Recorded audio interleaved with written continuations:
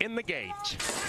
And they're racing. Another swift beginning, and Hell of the North pops out of the gate very nicely at 2-1 on the outside. Hell of the North, 1.5 from Dusty Ford.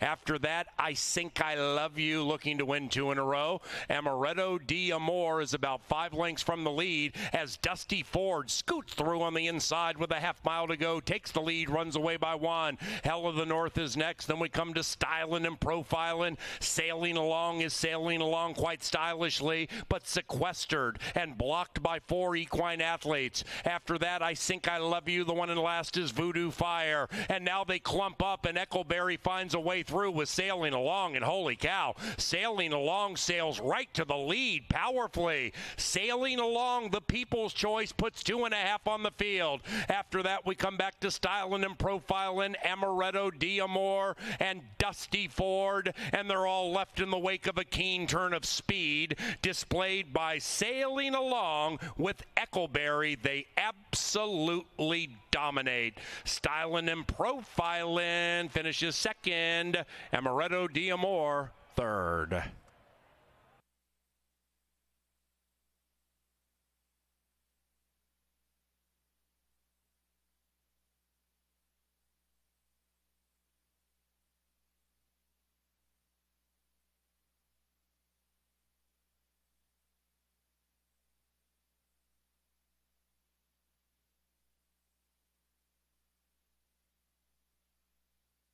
They all set. And away they go. From the center, Devoted to You flies out of the gate, puts 1 on the field early. Riviera Champ from the 8th spot, also showing speed. And Knievel from that evil outside barrier, showing terrific speed at 10-1. And with 1 lap to go, Riviera Champ at 50-1 puts the head in front, pace hot. After that, Mountain Pine about 3 lengths from the lead. Club Mesquite saves ground around the turn, about 5 lengths out of it, as Riviera Champ continues to show the way. In fact, cuts clear by 1.5 lengths.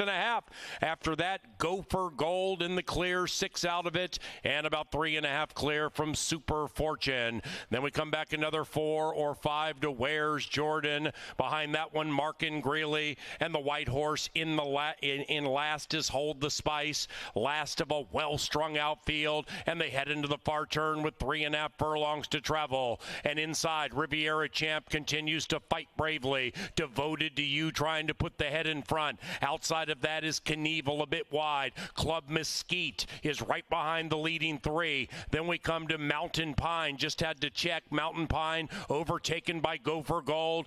Then it's way back to Where's Jordan, running on from about 10 out of it. And to the inside of Super Fortune. Still nothing from Hold the Spice, but he is running on. And we have about 6 in a line into the final 250. Devoted to You grinding away. Here comes Markin Greeley with a big-time rush on the outside. Markin Greeley and Mountain Pine slug it out with Club Mesquite. Mountain Pine fights back beautifully and wins. Mountain Pine at 3.5-1 fends the challenge of Markin Greeley in race 4.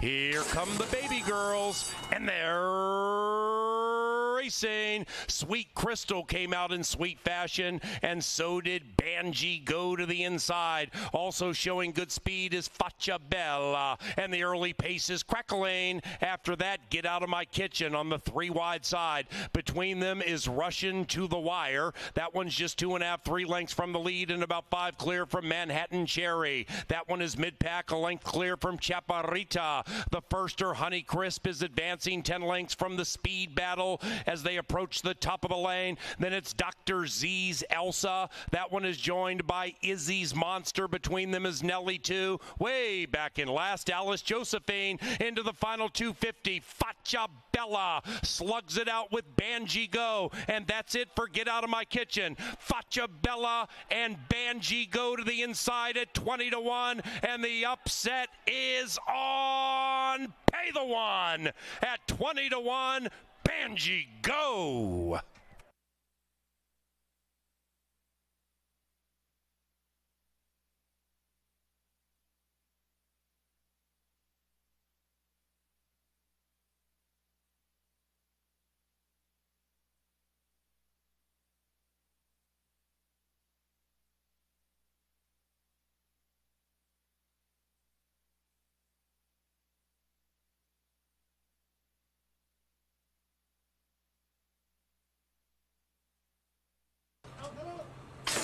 And they're racing. Make Me Believe tries to gain the elite edge in the early stages of race number 6 and pops out of the starting gate with good speed. But it's Ort's Dream firing up to the outside, and Ort's Dream at 80-1 wants the lead, and by golly gets it. After that, Icy Will Burn Ya, about 5 lengths from the hot early pace.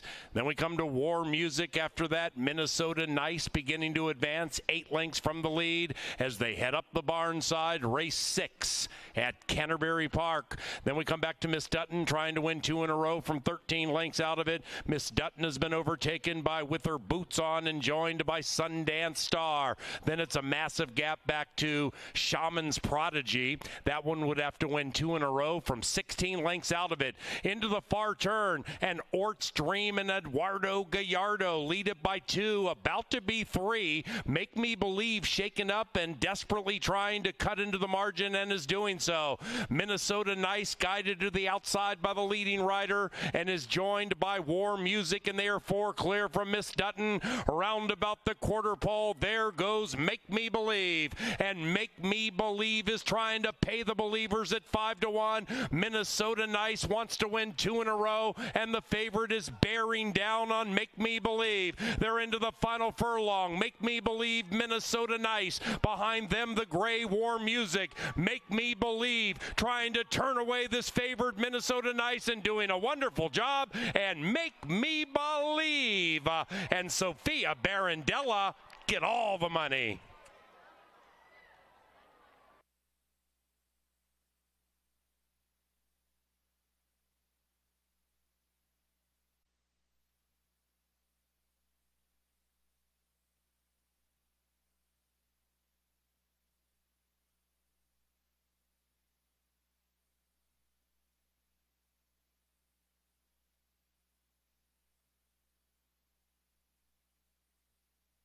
To go 6.5, and they're racing, and Tiz Wonderfully came out of the gate wonderfully. So did Cougar in the queue. Cougar in the queue, the white horse on the inside with really good early speed. It's 2-5 in the early stages. Into Win and Kelsey right in the thick of it, and between them is Cha. And in fact, Cha is a joint second and now joining the white horse Cougar. And we have a 3-pronged battle for the lead. Into Win puts the blinkers in front. Behind them is I Know Your Face, about 4 or 5 lengths out of it. After that, Nora's Legacy, a length clear from second to Grace, who's beginning to run on. Then we come to Moonshine Moxie. Meanwhile, Into Win at 11-1 is kicked clear by 2. Way back to Casilla, 12 lengths out of it, overtaken by She's Extremely Hot. Then we come to Brahms's Who, and in last is Bonita Rapids. The 8-year-old is 15 out of it. They come to the top of the stretch. Into Win, trying to win, and now joined by Tiz Wonderfully to the outside. Behind them is Cougar. After that, we come to Nora's Legacy. Not tonight for second Grace. Here comes Minnesotan Nora's Legacy with a rush at 14-1. Nora's Legacy established in the winner's circle.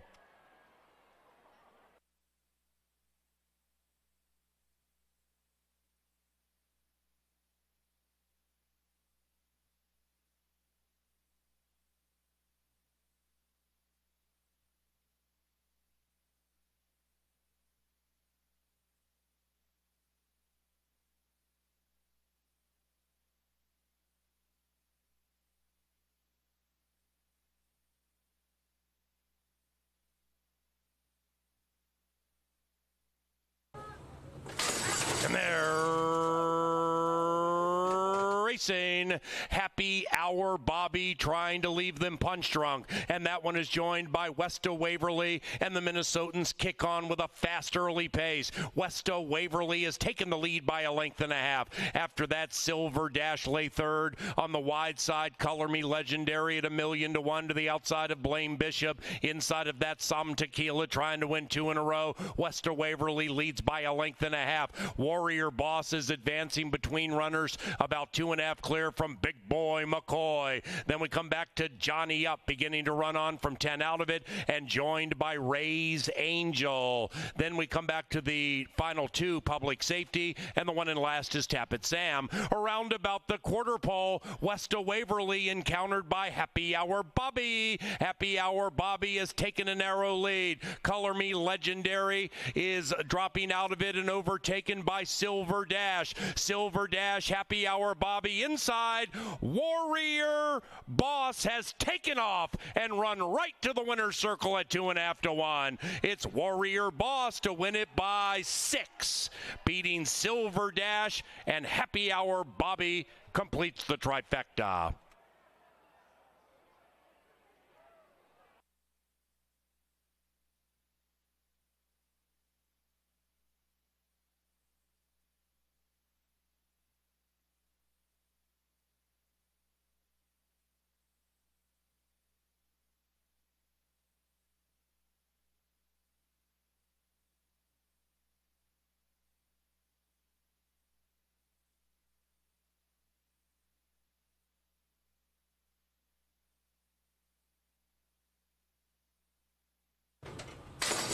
And they're racing from the 4 spot. Master Red flashes good speed, and outside of that, Devilish Hour is also prominent, and so is Tis Stellar Dude, and that gray Tis Stellar Dude takes the lead. Right behind the gray is fellow gray Prize Fighter. The rider's looking for 4. After that, Hurt So Bad beginning to advance, but doing so wide off the far turn. Then we come back to Boston Wally, 7 lengths from the lead, to the outside of Morant, about 7 clear from Ms. Gisela, and in last is Finbar Furry. They have a quarter of a mile to go, and 7 and 9 hook up. Up top, it is Hurt So Bad showing the way. Hurt So Bad leads it from Devilish Hour just off the heels, and that's it for Tis Stellar Dude. Then we come back about 4 or 5 lengths to Prize Fighter. That one's to the outside of Master Red. It is Hurt So Bad, Devilish Hour. Here comes Prize Fighter with the knockout punch at 2 to 1. Prize Fighter, Rye Eckleberry, 4.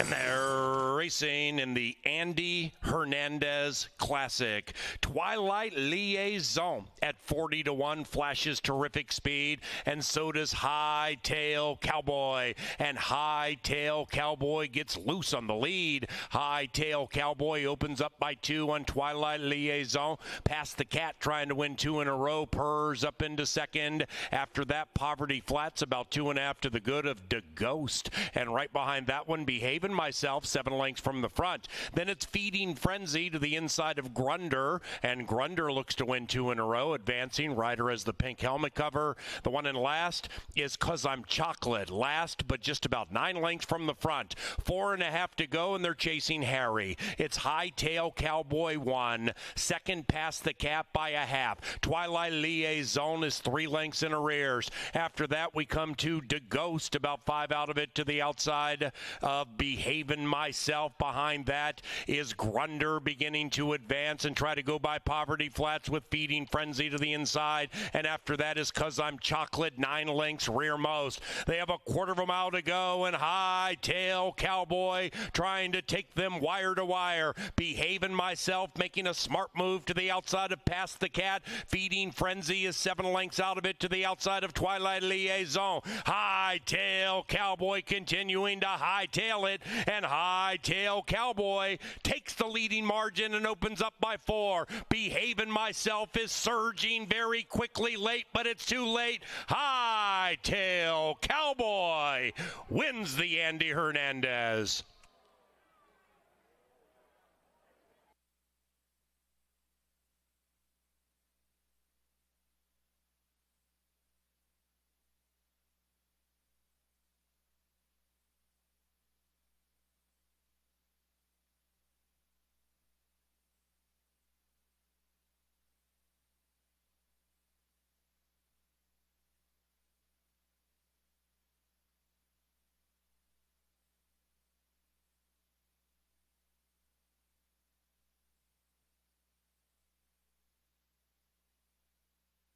Hang on.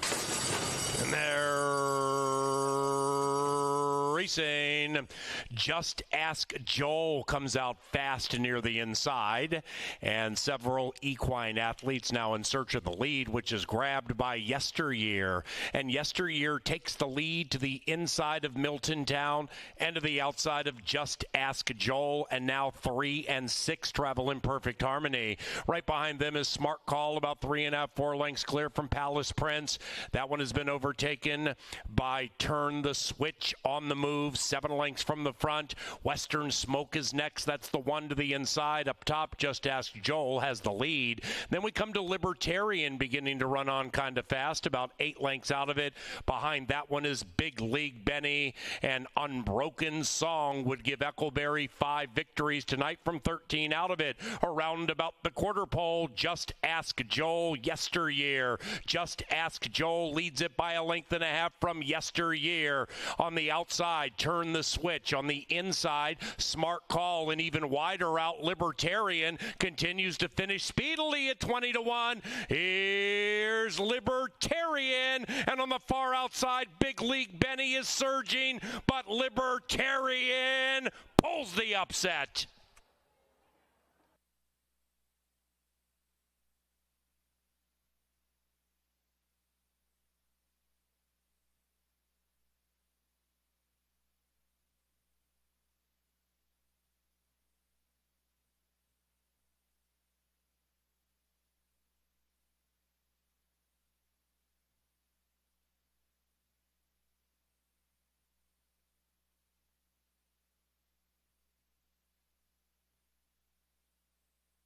In the gate, and they're racing. Sweet Analyzer popped nicely on the stretch out. The favored Calzone was pinched back to last.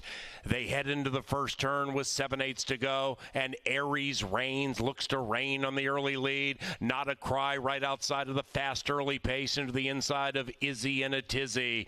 After that, it is Rowdy Red Glare at a fat price sneaking through to the inside. Calzone also on the move, about 2.5 to the good of Dakota Knight. That one is third last, now joined by Sweet Analyzer advancing to the inside, and Untold Story can see them all. Up the barn side they go in the lucky last Thursday at CBY. Aries Reigns and Sophia Barandella lead it by 1. Not a Cry is next, now on the inside. Calzone continues to advance. Calzone from last right up to join the lead into the far turn. Izzy and a Tizzy's being shoved on. Sweet Analyzer 7 out of it. Dakota Knight's beginning to run on fast from 10 out of it. Then it's Rowdy Red Glare, and in last is Untold Story. It is Aries Reigns fending the challenge of Calzone, and Aries Reigns opens up by 2.5, make it 3. Calzone is next. Then we come to Sweet Analyzer. Everybody else a mile behind Aries Reigns, and Sophia Barandella's looking for a double. Inside the final furlong, Aries Reigns from Calzone and Sweet Analyzer way back to Izzy and a Tizzy. Aries Reigns at a generous 12-1. dominates race 12. It's Aries Reigns by about 5. Calzone and Sweet Analyzer ran third.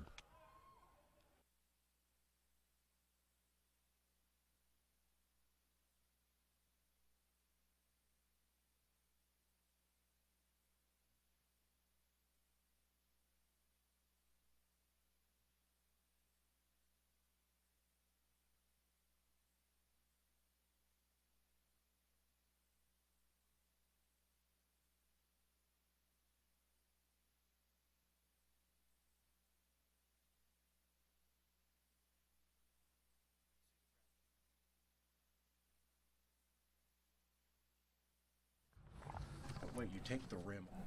Ladies and gentlemen, please rise and remove your caps for the playing of our national anthem.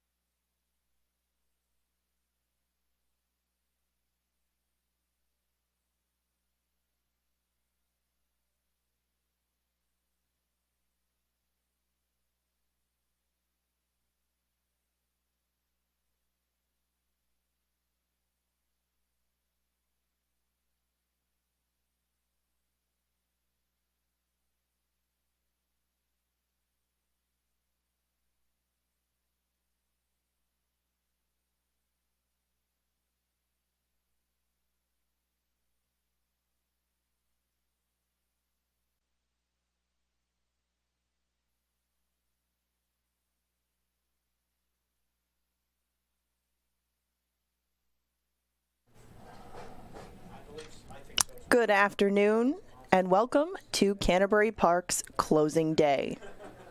Despite on and off rain on Friday, our main track is fast and the turf is firm, people. The turf is firm. We have 13 races for our closing night card. If you'll open your programs, we have quite a few changes beginning in race number 1. In the first, please make the jockey on number 8 option Zeke Lara. Ezekiel Lara will ride number 8 option in our first race. Race 2, scratch number 1, Conquest Cobra. With the scratch of the 1 Conquest Cobra, we have no superfecta wagering in the second.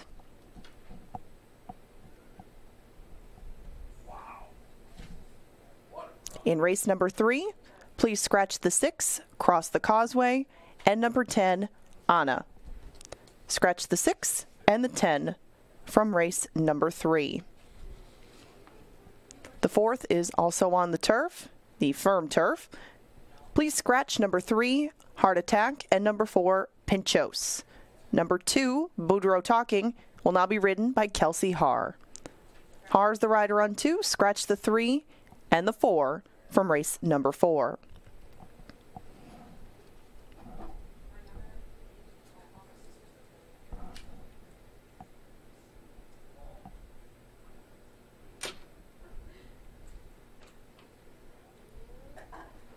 In race number 5, please scratch the 3, Trip Wildcat. Scratch the 3, Trip Wildcat, out of race number 5. And in race number 6, we have 2 scratches. Take out the 6, Full Bridled Phantom, and the 11, Miami Crockett.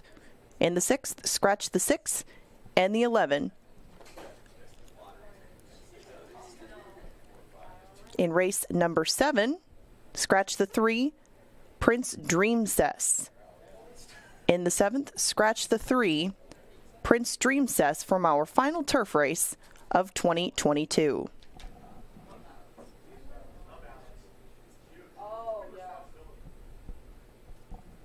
We have no changes in the 8th. Skip ahead to race number 9. And in the 9th, we scratch number 7, Summer Fireflies. In the 9th, scratch the 7, Summer Fireflies. Race 10, the first of a couple of stakes races, the Shakopee Juvenile. Take out the 2, Happy Dancer. Happy Dancer scratched in race number 10. Race number 11 is the Tom Metzen HBPA Sprint, and we make the jockey on number 2, Reef's Destiny, Alex Kinchari.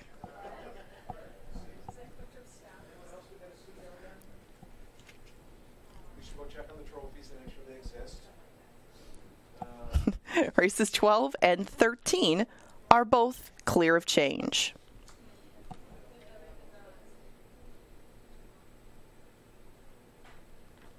Those are the changes for our 13 race card. And I'm up in the studio right now to welcome you to closing day. Now we have 13 races. We have a couple of pick 5s. Remember, those pick 5s and our post-time pick 4, both 10% takeout wagers.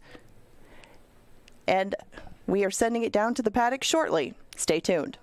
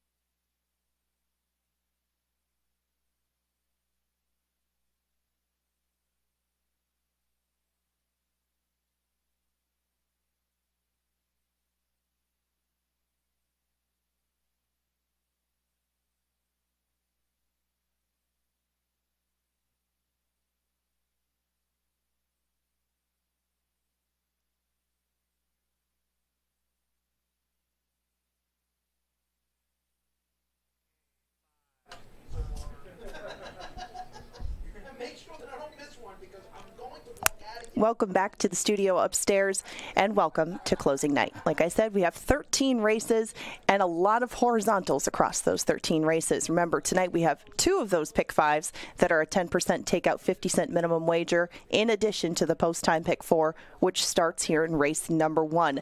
There's a trainer's title that's right down to the line, a lot of entrants for both barns, a lot on the line, and we say goodbye to one of our very favorite riders that we've got to know over the years over here at Canterbury. We want to thank everybody for joining us. We hope that you make a lot of money and enjoy the final night of racing in 2022. I'm 1/3 of the Steam team. The other 2 are down in the paddock. And let's start off this night right, boys. Give us some winners. Angela Herman from the Dark Star Press Box, thank you very much. Great job there, and a great job with Angela all season with the enhanced marketing role that went into analysis and picks and Steam Team and handicapping. So great job by you. Likewise for Kevin Gorg. And I'm Paul Allen, the announcer. Indeed, we have 13 for you this evening. This will conclude the 28th season here for me. So I've been here for all of them. Kevin's been here for most of them, working, that is. What lasting impression or impressions did you get on this season? It was a special one. You know, I've been on here for 22 years. I've had a lot of different hats, and getting back in the paddock and reconnecting with the trainers, owners, and jockeys, to me, is going to be the defining part of this meet, along with what we had in the press box. It's been very special with everybody up there. Very blessed to have the jobs we have, and I guess what will stand out from a racing perspective is the depth of talent we have right now with this jockey colony. It's as good as I've ever seen, and you know, I think from top to bottom, I like long shots. You like long shots. Used to be the bottom 4 or 5 jockeys were almost unbettable. It's not the case. You know, you look top to bottom in that room. We have talented men and women, and I've been super impressed with the way they've gone out there and displayed their talents, but also the way they've taken care of each other and been, I think, a very safe jockey colony on the racetrack and taking care of each other like we saw the other night when Jermaine went down. This is a very close-knit bunch, and it makes me feel good about our product. And to amplify that, Kelsey Haar. I mean, she's not going to be leading jockey at Canterbury, and quite honestly, Kelsey over the last X amount of years hasn't won a ton of races. She just started a little while ago. To the depth of the riders colony, in one of those stakes races later, I picked a horse named Deflator who's going to be all of 8-1, and I'm betting it to win. And that's in a $50,000 race with our best riders in it. Jareth Loveberry here from most recently Virginia, but out Chicago way, former leading rider here at Canterbury, and that plays perfectly into the depth. As you know, Kelsey winning stakes races has not happened either ever or much here. But so I'm going to bet Deflator later, and you know that Kelsey's, you know, she's in the top 10, but she's not in the upper half of the top 10, and I feel good about that bet. Yeah. But you look at, you know, again, some of the new names in the jockey colony, and I mean, Harry Hernandez steals the headlines, and rightfully so. He's been brilliant. He's going to win the jockey championship. But you mentioned Kelsey. I'll mention Sophia Barandella and Crystal Conning. I mean, listen, there are great jockeys that aren't going to be in the top 10, but are still going to win a lot of races. And you look at the other night, most recently, Sophia wins on a 5-1 shot, then comes right back and wins on a double-digit long shot. Multiple wins on a card. I mean, that's what you want from a handicapping perspective. You want depth of talent. So when you play that 25-1 shot in a trifecta or superfecta, you're going to trust that you're going to get the same type of quality ride you're going to get from the Harry Hernandezes, the Lindy Wades, the Rye Echoberries at the top of the list. And you get that here. And I think it makes for a much better betting opportunity. And in closing, before we handicap, this is narrow casting, and we are willing to concede that, A, not many either care about this or know about this, but like Johnny the Mouse Mickelson right there, and Zach and Kean in our television department, and the revamping of what we put out with our signal this year with Jeff and Angela on Wednesday and Thursday, kicking it off from Angela's angle to the power play, to the pick 5s, to the pick 4, to the chaser, to the way we've done things by the gate, the upgraded studio with the ability to have to work things behind us kind of in PowerPoint fashion. I mean, it's been the greatest TV production for what we disseminate to here, but everybody around the country in the history of this racetrack. And if you don't think that plays into the handle, you're a fool, specifically with the outstate part, because we see other tracks, and this is not to diminish other tracks, but they just don't put into it what we do. And it makes a difference, don't you think? Makes a huge difference. You know, when just turn the volume down, just look at our signal and how it looks and the information that you're given and the way the race plays out. When you watch a race from Canterbury, it's amazing the effort that goes into it. And what I love about our crew, and we'll start with Johnny the Mouse, and we'll work our way all the way through it, is the passion that people have for this racetrack and for this game. That's what it really kind of ties us all together, because guys like you and I are overwhelmed with the technology. And you get Angela and Jeff that are much better with technology. You get the Mouse trying to run the show and hand out the marching orders on a daily basis. But the tie that binds is we all love the game. And that, I think the one thing you have to say when you watch our product, whether you agree or disagree with what we do and how we do it, is we all love Canterbury and we all love the game. Just in closing, I got intimidated, speaking of older dogs liking new tricks but not necessarily always understanding new tricks. The Control Shift 4. Hey, I mean, I learned it in mid-April and mastered it in mid-June. Control Shift 4, I believe, is what it was for the chase. A lot of stuff. Race number 1, Zeke Laura rides number 8, Option. And we're on the turf to begin it. Turf payoffs have been terrific all year. I pick it 5-8-1, 5-8-1. I'm going to go with Harmon Killebrew. 2/3 of the Steam team have opted for Option. Yeah, outside speed with Zeke Laura. That's been a trend I've enjoyed all year. And yes, another handicapping angle today specifically is Mac Robertson and Joel Burnt are trying to win a training championship. They're deadlocked as we head into the final 13. And I've got Joel Burnt taking the lead after race 1. I think option gets loose. I think option is gone. I go 8, 6, and 5. Let's make a line. Okay, they're 60-60.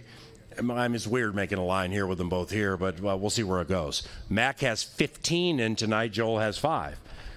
So does that make Mac a minus 280 piece? No, not that high. 15 against 5, though. He's got a couple of scratches. He's got a couple of horses that are entered in the same race. They can't both win unless they dead heat. Dead heat, though. I make Mac minus 165. 165? Yep. And at Canterbury, we always have a dime line. Yes, we do. It comes back 155 the other way. Race number 2, scratch number 1, Conquest Cobra.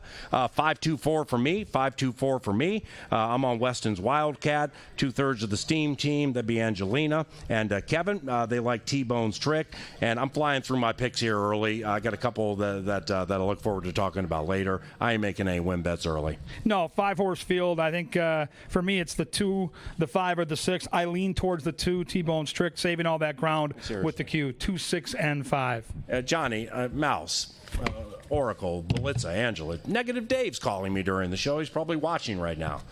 All righty. Race number 3, turf course. This one, scratch numbers 6 and 10. 6 and 10. I'm taking number 4. Chase the Chaos, 415. This will not be a win wager for me. Yeah, I see it. Nice little debut in the mud at 6.5. The distance suits. I've got the horse 3rd. I'm going to go to the outside horse to the 9. That race at Belmont Park, I know the horse finished 9th, but it showed me something. I went back and watched the replay. Horse came back to win another big race at Saratoga out of that race. I'm going to trust that this horse learned something last time, wants more ground. I'm going to try the 9 at a square price, 9, 3, and 4. Let's zip on to the next one now. Off the turf course and onto the main track to begin the middle pick 4. Post time pick 4 with race 1. Nation low 10% takeout. It's only 50 cents. Got that elite TV coverage. Put the pick 4 out there with elite handicappers and a nation low takeout. And boom, outstate players. Thank you very much. Specifically, my dear friend James O with Elite Edge. Man, you guys have been elite this year. Race number 5, scratch number 3, Trip Wildcat. We got 3 in here making debuts. I don't take any of them. I took West Island with Harry. We're going to be on the engine with West Island.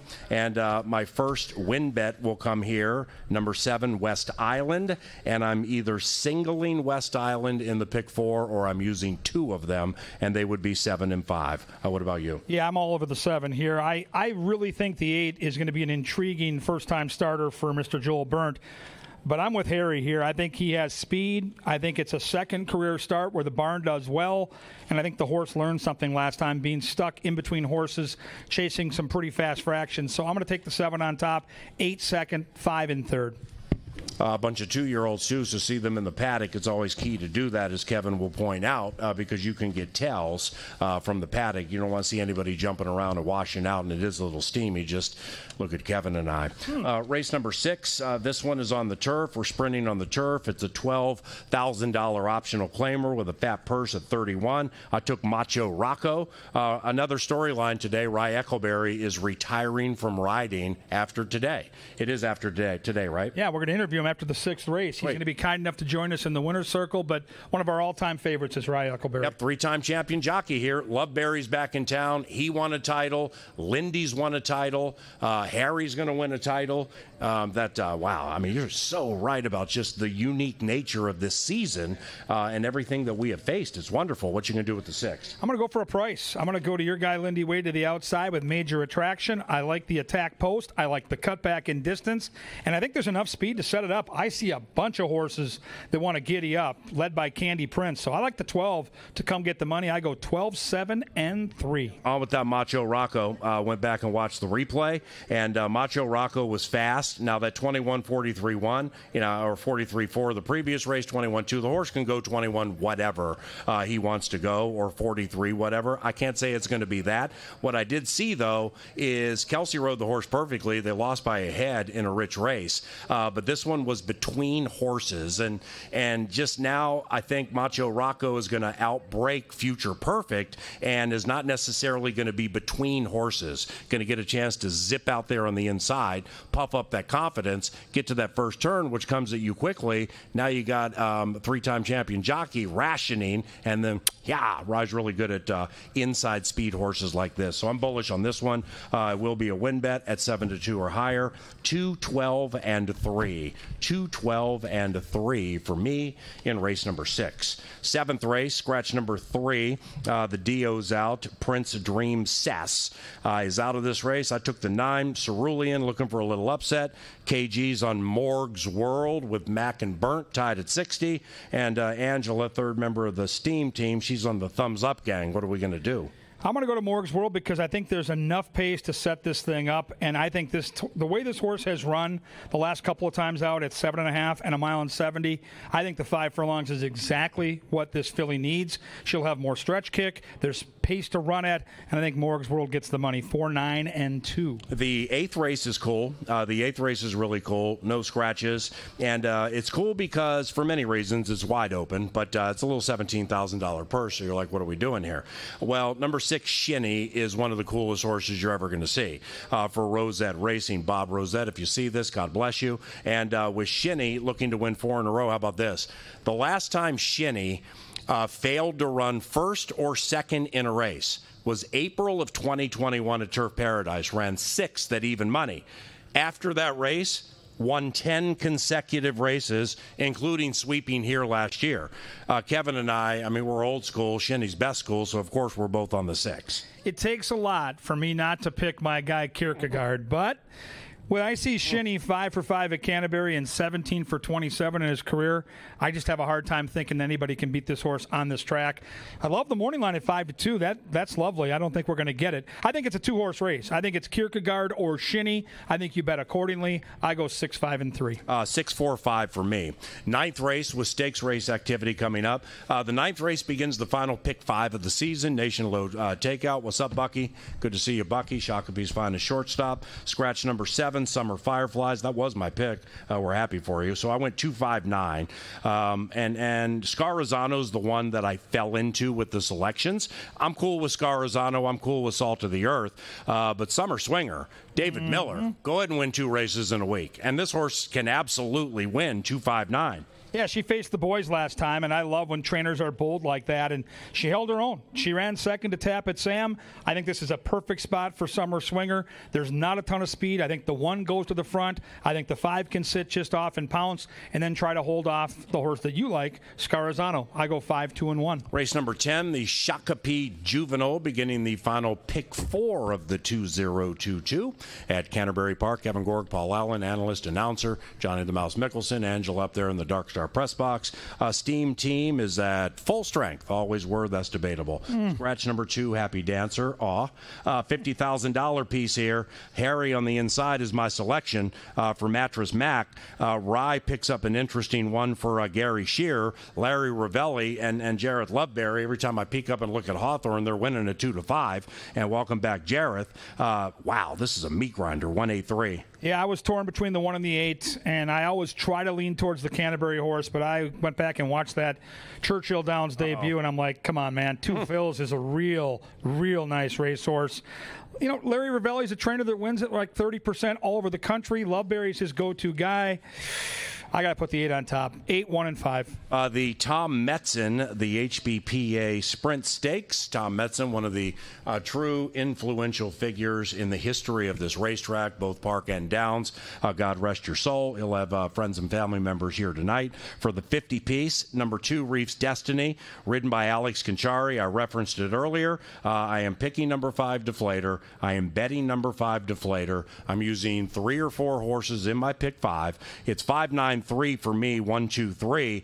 But Deflator, the way this veteran won last time, and I caught the horse right at the end of the Oaklawn meet too with Johnny the Mouse Mickelson on a Sunday at a good price. Deflator's going great guns right now. I mean, and it's going to get a wonderful trip too. And Kelsey is so good at coming through on the inside under all circumstances. So I'm on Deflator, hopefully at 8-1 or higher, 5, 9, 3. Yeah, 5 is super interesting because the pace is going to be hot. Excel Soul, Bodeheimer, Central Park, Minister of Soul. They're all fast. I think Central Park's the best of the speedballs, though. I'm going to use the 7 on top. I'm going to use your 5 underneath.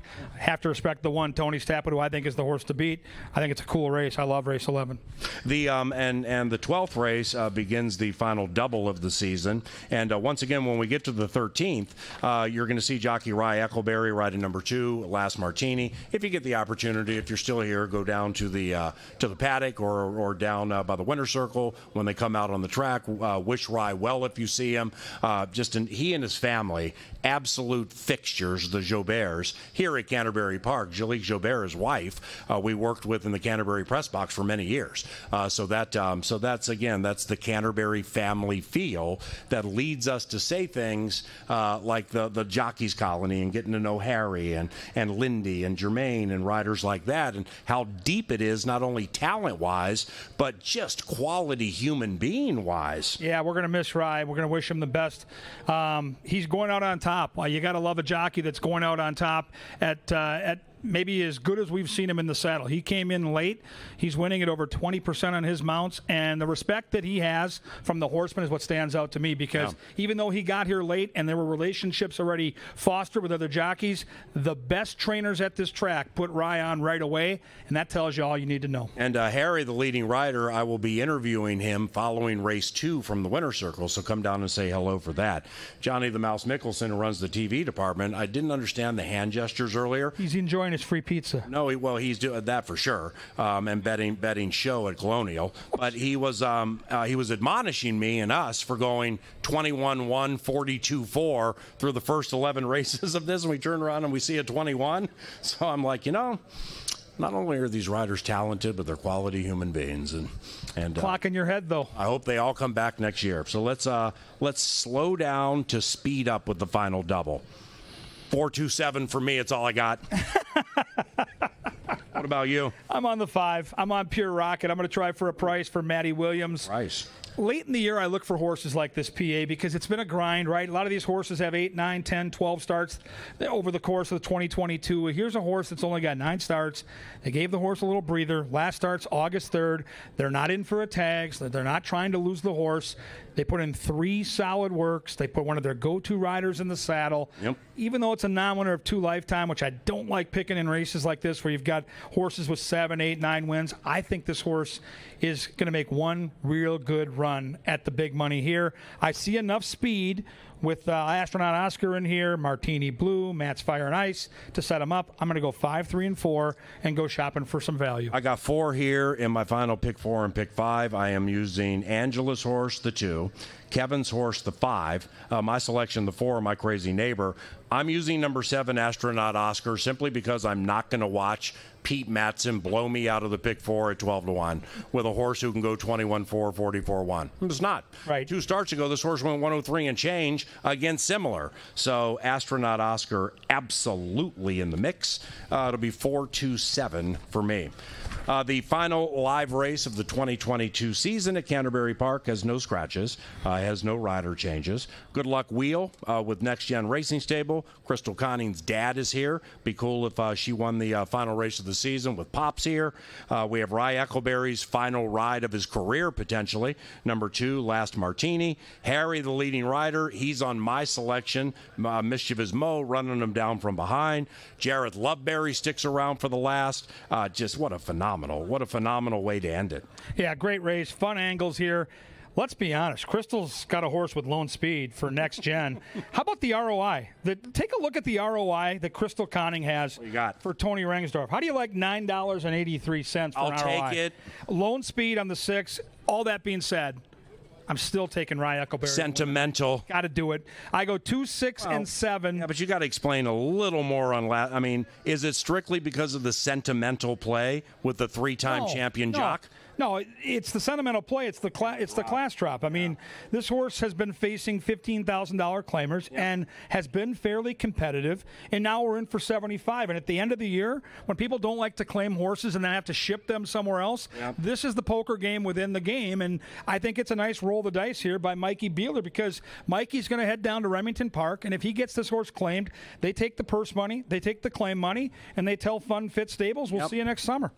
Mischievous Mo is sentimental. sentimental for me. Got to know Harry quite well this summer. Love him. Patrick Fields, the trainer, is dedicated to the Canterbury Chapel every Tuesday night. Does a lot to help us with food and everything. And I also cashed on this horse at 9-1 and put a dirty L on the snot-nosed kid in the last race of the day on a Sunday. I got a picture to prove it in the booth. Plus, if they, I mean, we're not talking about world beaters here, and if they back up a little bit, that final 70 yards goes the way of Harry, and because this horse will be finishing. So I take Mischievous Mo, 5-2-7 in race 13. Great having you back this year, man. So much fun, PA. That was awesome working with you guys. Round of applause for KG, please. Kevin Gorg, Valley Sports North. Angela also. You'll see her down here. And I'm Paul Allen for the best TV department in the country, along with our management team and everybody in the Dark Star press box. Thank you very much for coming to Canterbury when you did. Enjoy the card. Don't be afraid to bet more so you can win more. Take some stabs with the superfectas and the trifectas. God bless all of you, and thank you very much. Yes, sir. EA.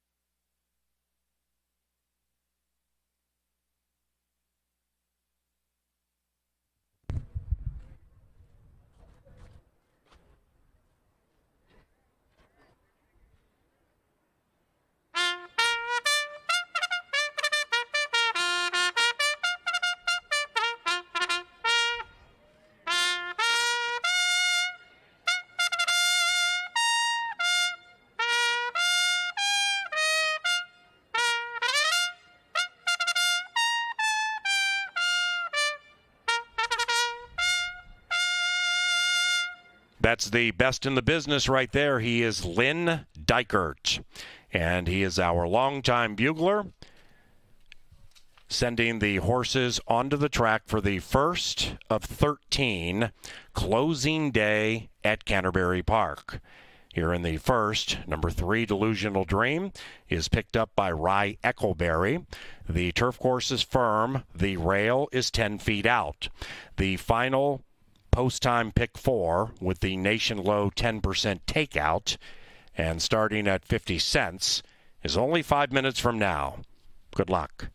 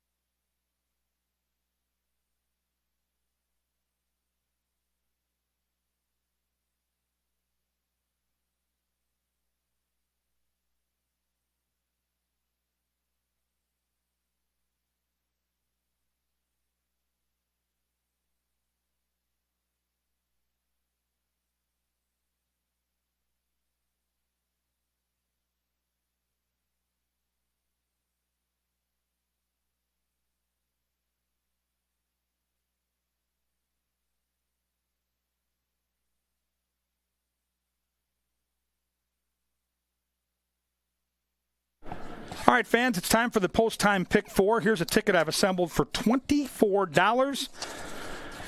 You know, the first race to me, you're either going to try to hone in on a single, which would be the 5, the most likely winner, or you're going to spread out. And I don't think the 5 is a stone-cold cinch, so I'm going to spread it out a little bit here. 4, 5, 6, and 8. Try to get a price.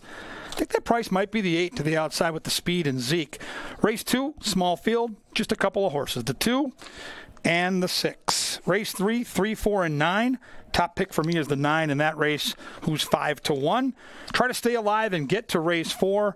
Just the 6, Northcutt with the speed. And I think the best chance to win this race would come to Tuco Bay, who, even though he's a closer, I think gets the first run on the deep closers in that race. 4, 5, 6, and 8 with 2, 6, with 3, 4, 9, with 6 and 8. Just a $24 ticket. It's the 10% pick 4. You can use my ticket. You can modify my ticket, but you can't win it if you don't get in it. Play that post-time pick 4. We start in 2 minutes.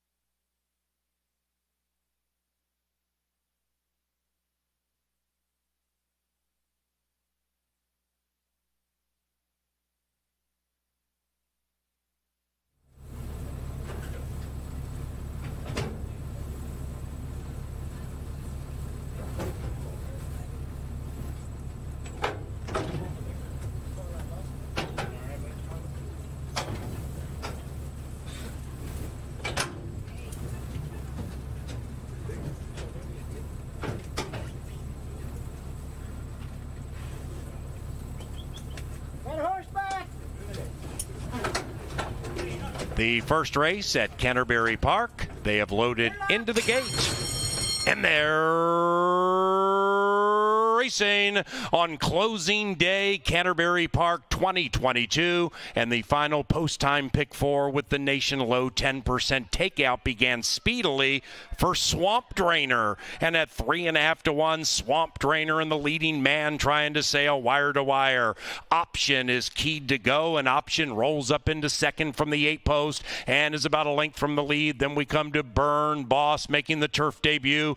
That one's to the inside of Slightly Crafty, very close, but now 4 out of it, and joined by Lee's Classy Dude, and overtaken by Cyber Monday on a closing night Saturday. After that, we come back to Harmon Killerbrew, second last, and the one at the rear is Eisendeck.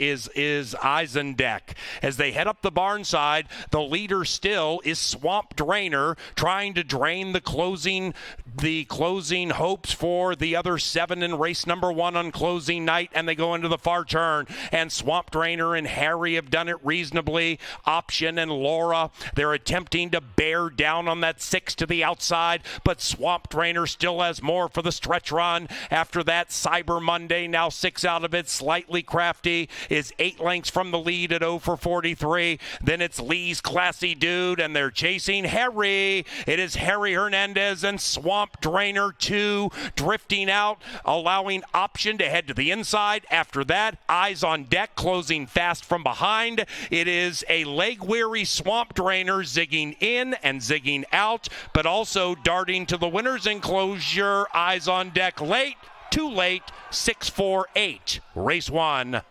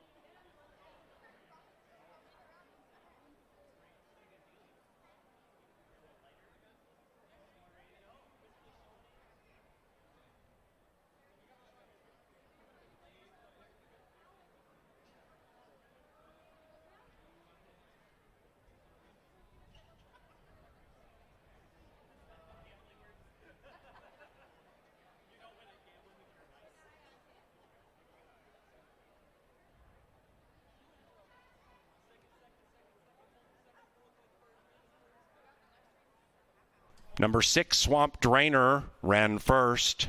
It is 6-4-8-1 in the first of the final 13. Number 5, Harmon Killerbrew, was claimed by trainer Tony Rengstorff for Linda and Leroy Arnaldi. That was a $15,000 claim on the Minnesotan. Harmon Killerbrew, Rengstorff, Arnaldi.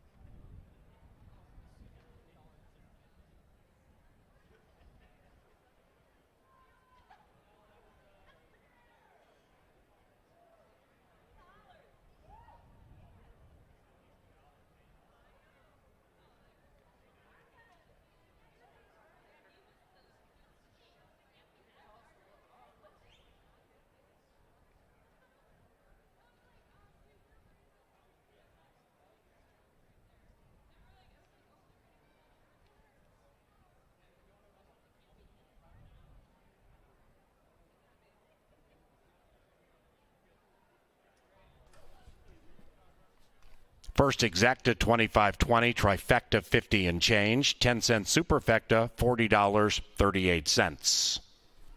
And to the winner's enclosure, Swamp Drainer and our leading rider, Harry Hernandez. The winning owner, Robin Lee Spencer, and the winning trainer, Paul Pearson. Race 2 is about 22 minutes from now, and we go to the fast main track. Scratch number 1, Conquest Cobra. No superfecta wagering in race 2. Good luck.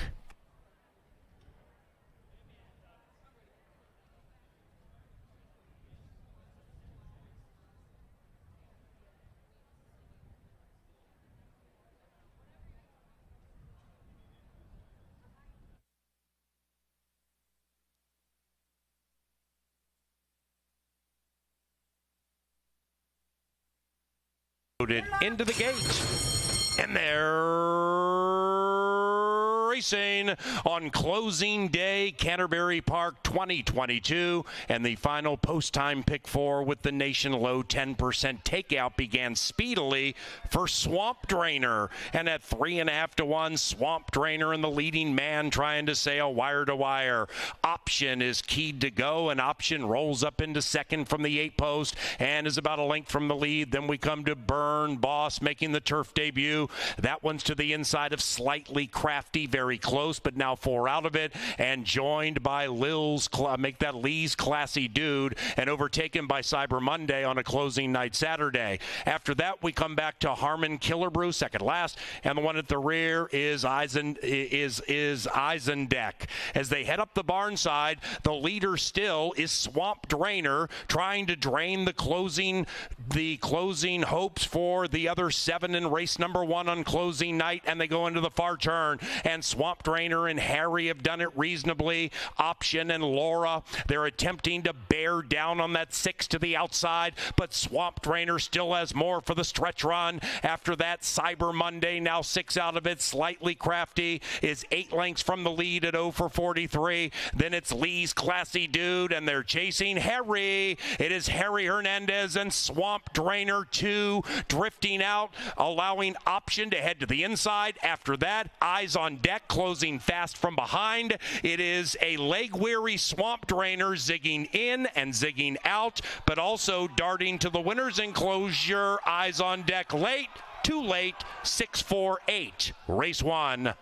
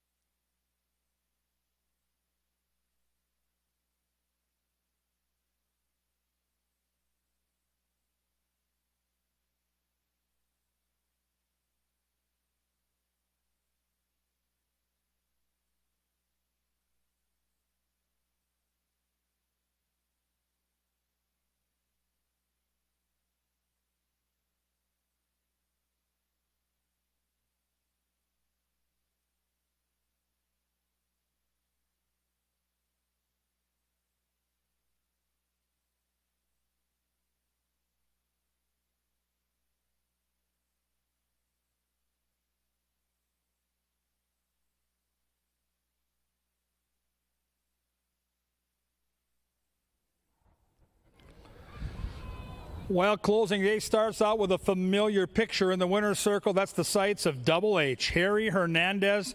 It has been quite the season and quite the summer for Harry Hernandez. Wire to wire on Swamp Drainer as he wins as one of the second, third, or fourth choices at around 7-2.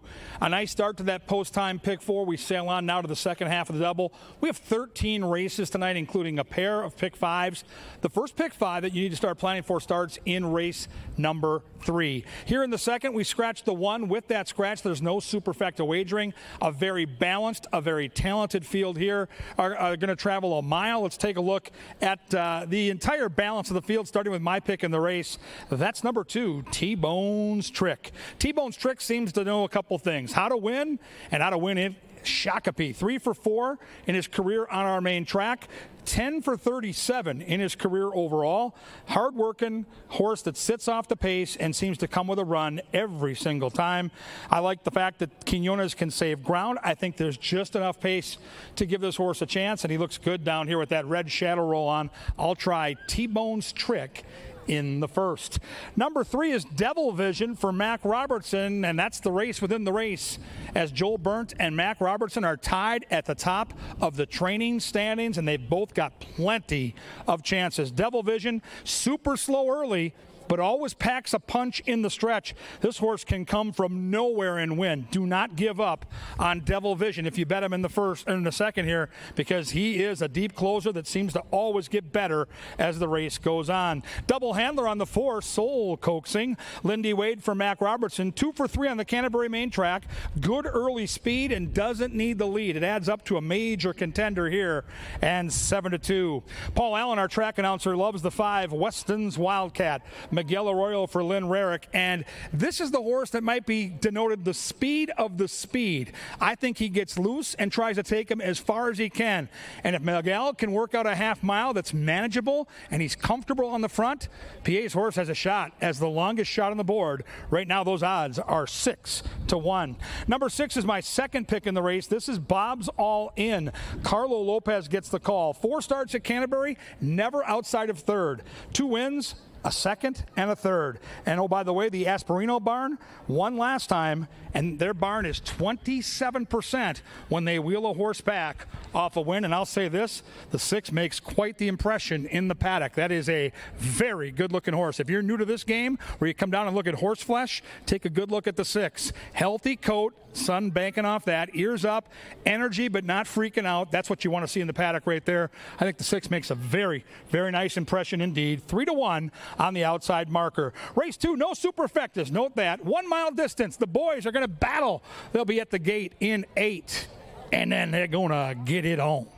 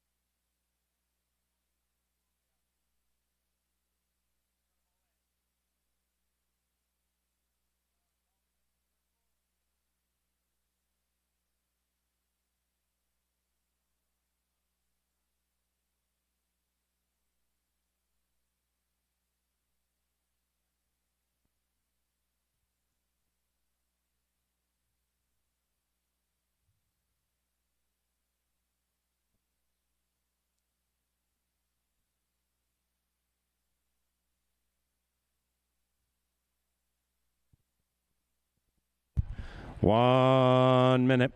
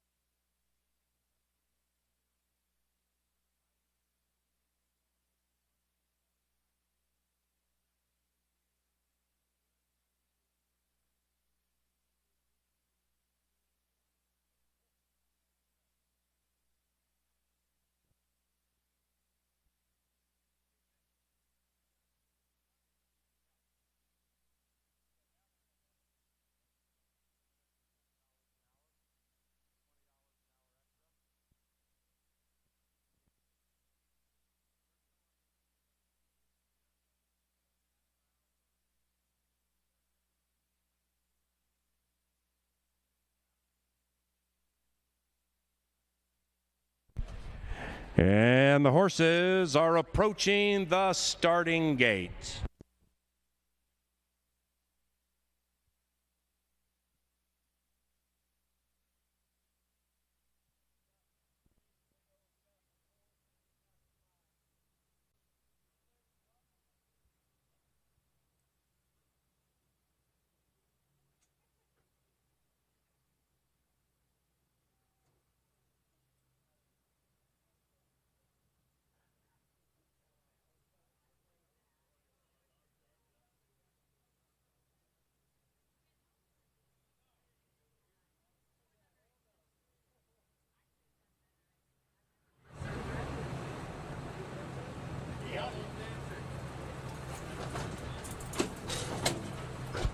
They've reached the starting gate. It's post time for the second of 13 closing day at Canterbury Park.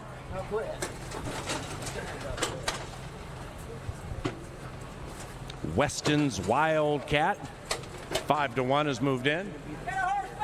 Last in line, Bob's All In, looking to win 2 in a row. A quintet for race 2, and here they are. And they're racing, and they've broken a line. Miguel Arroyo and Weston's Wildcat and Lindy Wade and Soul Coaxing. They shoot off to the early lead, and they are now joined by T-Bone's Trick and T-Bone's Trick and Alonzo Quinones, trying to win 2 in a row as the quintet heads around the first turn, covered by about 6 lengths, and they have 6 furlongs to travel. The 2 near the rear, Devil Vision, the one at the rear, Bob's All In, now 7 lengths rearmost. Up the barn side they go, race 2 of 13, closing day at CBY, and on the lead it's T-Bone's Trick calling the shots by a length. In second is Soul Coaxing, and that duo has gone 5 clear from Weston's Wildcat, who's to the outside of Devil Vision, and that Minnesotan is on the move, 4 lengths, maybe 5 out of it, about ready to be joined by Bob's All In, and they cut up the far turn. Soul Coaxing trying to put some pressure on T-Bone's Trick. Q still chilly. Lindy all over Soul Coaxing. After that, Devil Vision and Roman to the inside, about 4 lengths from the lead. Bob's All In is shipping All In to the outside of Weston's Wildcat, and they're coming home now. Quinones is all over T-Bone's Trick, and the speed trick still is working. Devil Vision goes to second. After that, Soul Coaxing goes back to the barn. Then it's Weston's Wildcat and Bob's All In. It is T-Bone's trick, Devil Vision, finishing in heavenly fashion. And at 9-5, Devil Vision wins it with a ride from the Book of Roman.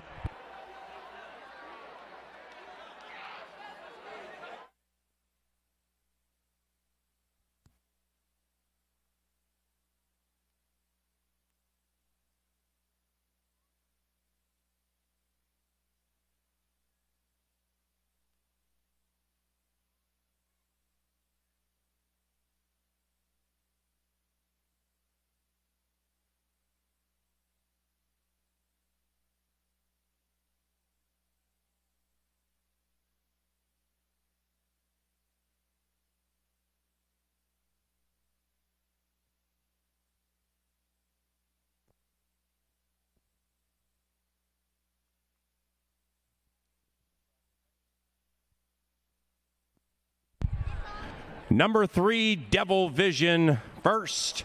It is 3-2-5-4 in 138.93. Race number 2, unofficial.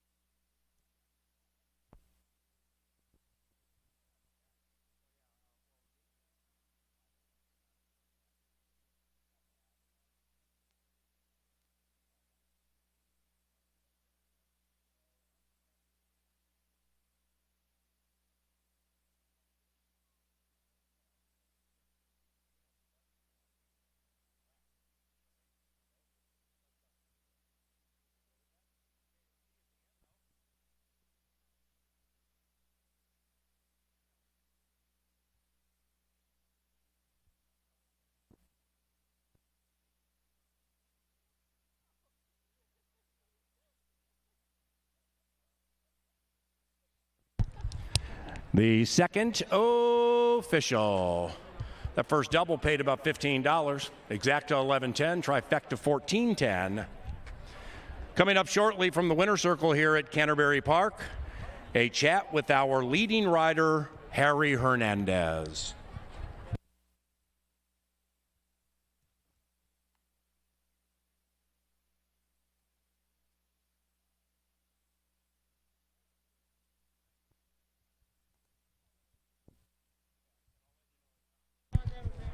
In the winner's enclosure, it's Devil Vision and Constantino Roman with wife and child. The winning owner, John Mentz, the winning trainer and leading trainer, Mac Robertson.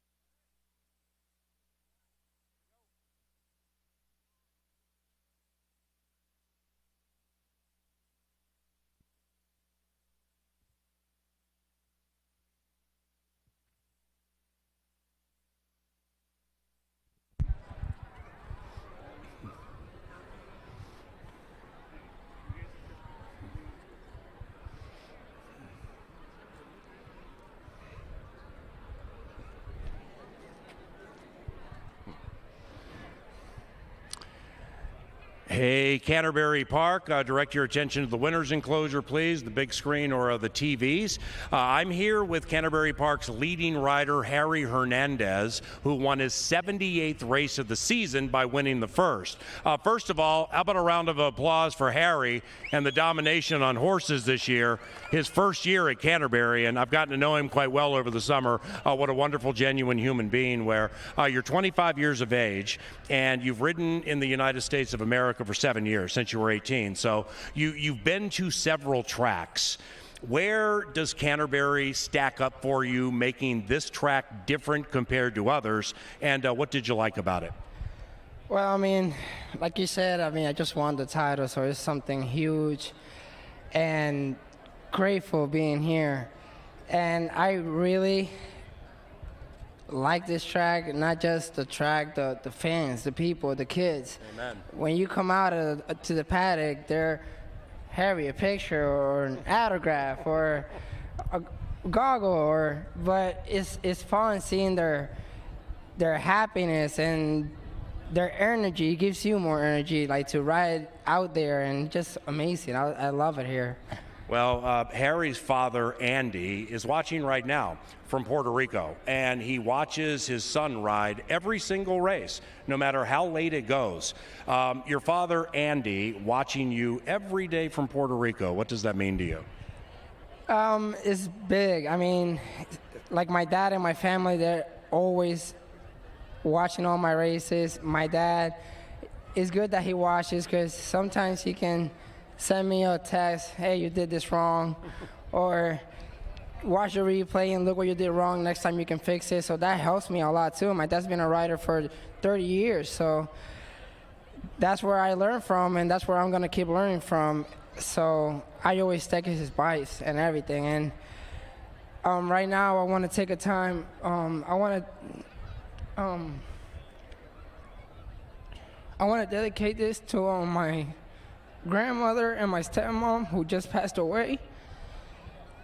This title's for you, and just thank you for being part of my life. Thank you for everything you guys teach me, for being there for me, and I am not gonna stop. There's a lot of more for me to come, and I just want God to give me health to just keep going on forever. So thank you, appreciate it. Oh, how about that? Amen. God bless you, Harry. Give me a hug, man. God bless you. Here's the trophy from his girlfriend for being the champion jockey. What's your name, young lady?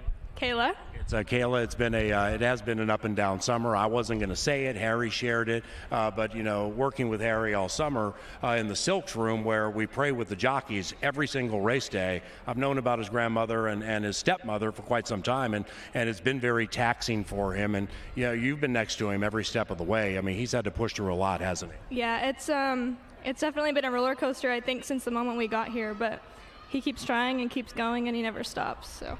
That's awesome. Once again, ladies and gentlemen, Harry Hernandez, 25 years of age. He's the third winningest rider in the country. I really hope he comes back here next year, because this man's career is on the fast track.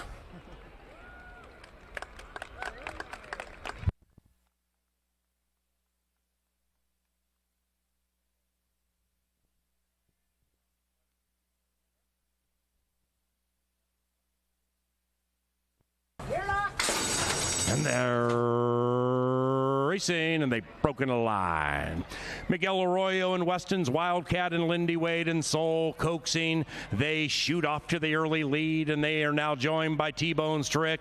And T-Bone's Trick and Alonzo Quinones trying to win 2 in a row as the quintet heads around the first turn, covered by about 6 lengths, and they have 6 furlongs to travel. The 2 near the rear, Devil Vision, the one at the rear, Bob's All In, now 7 lengths rearmost. Up the barn side they go, race 2 of 13, closing day at CBY, and on the lead it's T-Bone's Trick calling the shots by a length. In second is Soul Coaxing, and that duo has gone 5 clear from Weston's Wildcat, who's to the outside of Devil Vision, and that Minnesotan is on the move, 4 lengths, maybe 5 out of it, about ready to be joined by Bob's All In, and they cut off the far turn. Soul Coaxing trying to put some pressure on T-Bone's Trick. Q still chilling early. Lindy all over Soul Coaxing. After that, Devil Vision and Roman to the inside, about 4 lengths from the lead. Bob's All In is shipping all in to the outside of Weston's Wildcat, and they're coming home now. Quinones is all over T-Bone's Trick, and the speed trick still is working. Devil Vision goes to second. After that, Soul Coaxing goes back to the barn. Then it's Weston's Wildcat and Bob's All In. It is T-Bone's Trick, Devil Vision finishing in heavenly fashion. And at 9-5, Devil Vision wins it with a ride from the Book of Roman.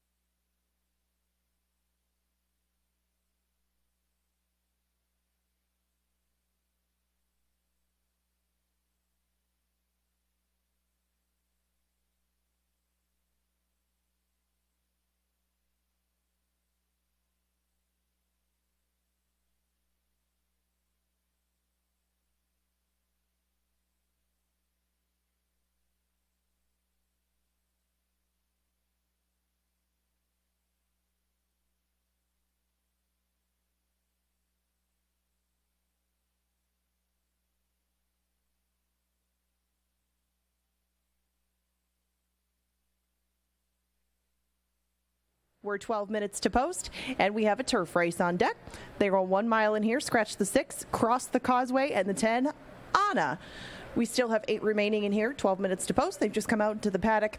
My top pick in here is making his second start. That's Chase the Chaos. Chase the Chaos is by a horse who's 19% with turf sprinters, not quite as effective with turf horses going long, but they wanted this horse to go on the grass in his first start. It came off, went onto the main track, and it was 6.5 furlongs in the mud.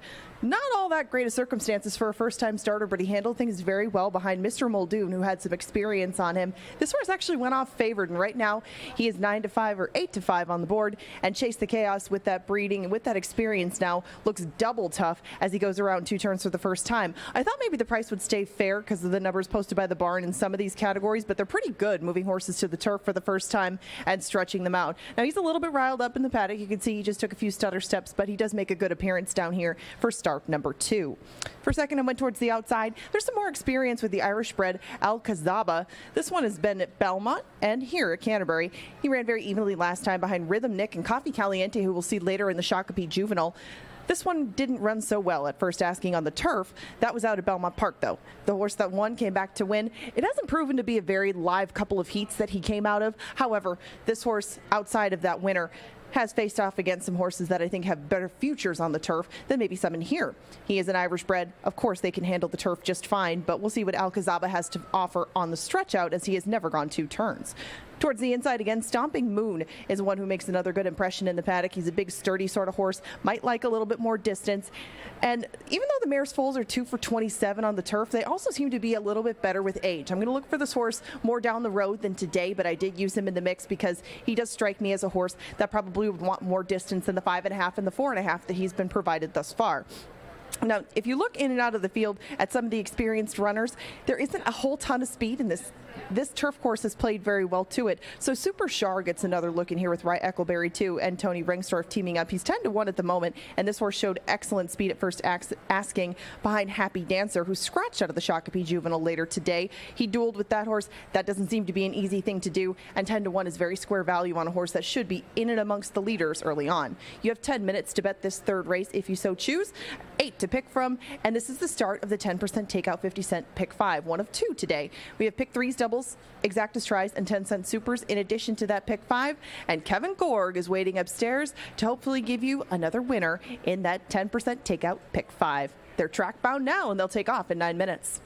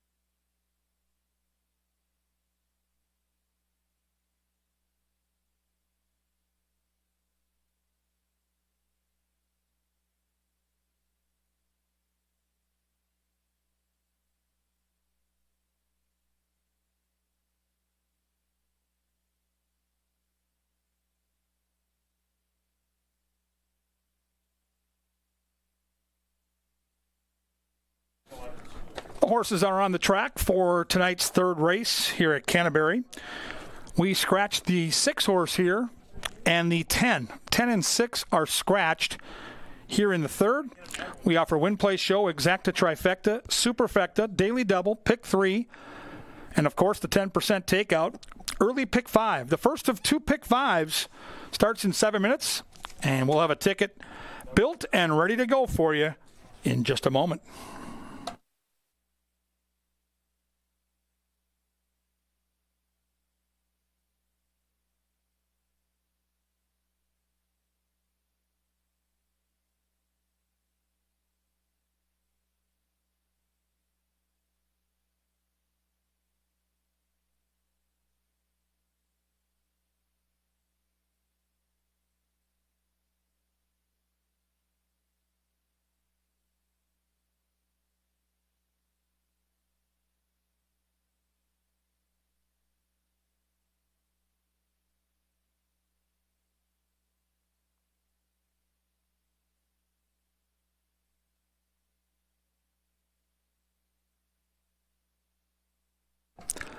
All right, fans, pick 5 time here. Let's take a look at the ticket I've assembled. It's a $36 ticket.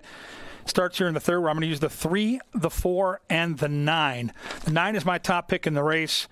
I think that Belmont turf race is much better than it looks on paper, and I think that horse gets the money here. Second leg of the pick 4, race number 4, just 2 horses. The Speed of Northcutt and Tuco Bay, who should get first run on that lone speedster, so just 6 and 8. In the fifth, the 2-year-olds got to spread a little bit. 5, 7, and 8. My top pick is the 7, who's 10-1 with Double H on the morning line. Race 6, we're going to go 3, 7, 8, and 12. 12 is my top pick. The 12 has a nice morning line of 8-1. We'll close it out with good old Morg's World and my friends with Extreme Racing. I'll be singled to Constantino Roman for Mac Robertson.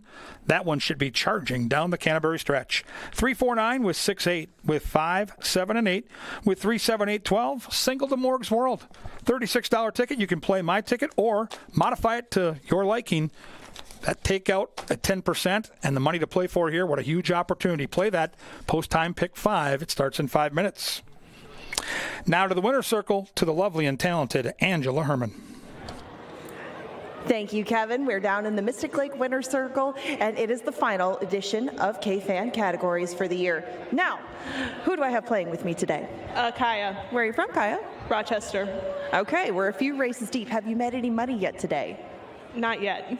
Well, you have an opportunity to win a Minnesota Renaissance Fair ticket, or a couple of tickets to this Renaissance Fair, if you can get more things with wheels than Kelsey Haar. So we're going to give you 15 seconds. Megan's going to be keeping score over there and keeping the time. Things with wheels. Are you ready? Yeah. All right, 15 seconds on the clock. All right, name them. Things with wheels. Go. Cars, trucks, semi-trucks, strollers, scooters, bikes, trains, wagon, chairs, trailer. All right, we're done. How many did you get? 8. Okay, the mark to beat is 8. Now we're going to turn around and see how many Kelsey got.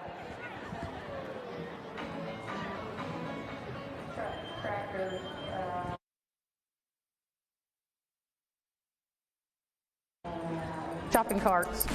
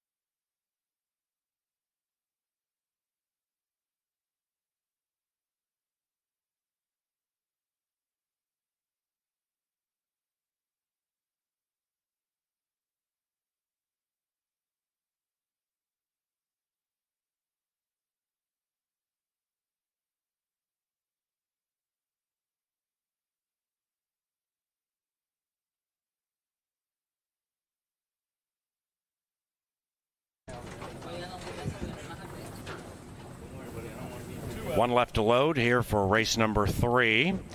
It is Chase the Chaos to enter the center, the 9-5 favorite. The Irish has gone in. Turf time, and they're racing.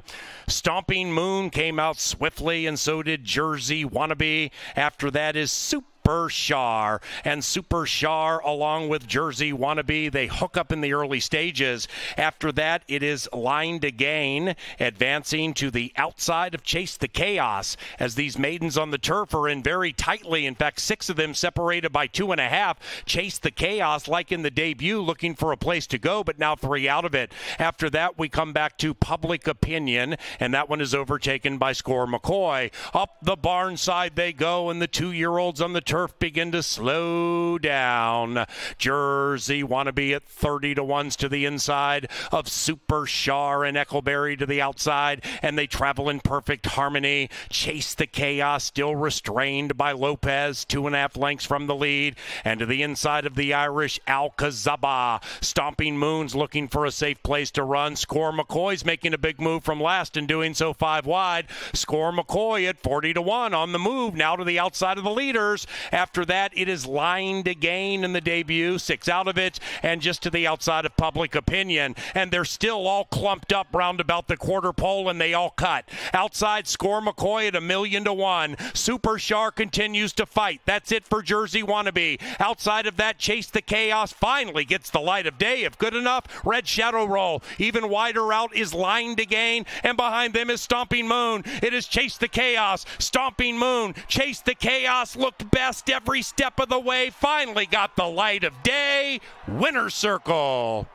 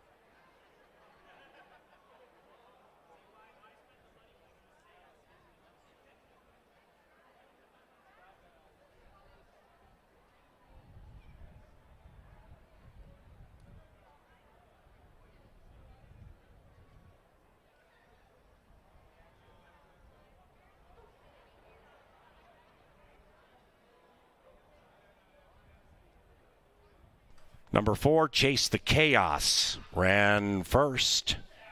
Photography for the rest. Please hold all tickets.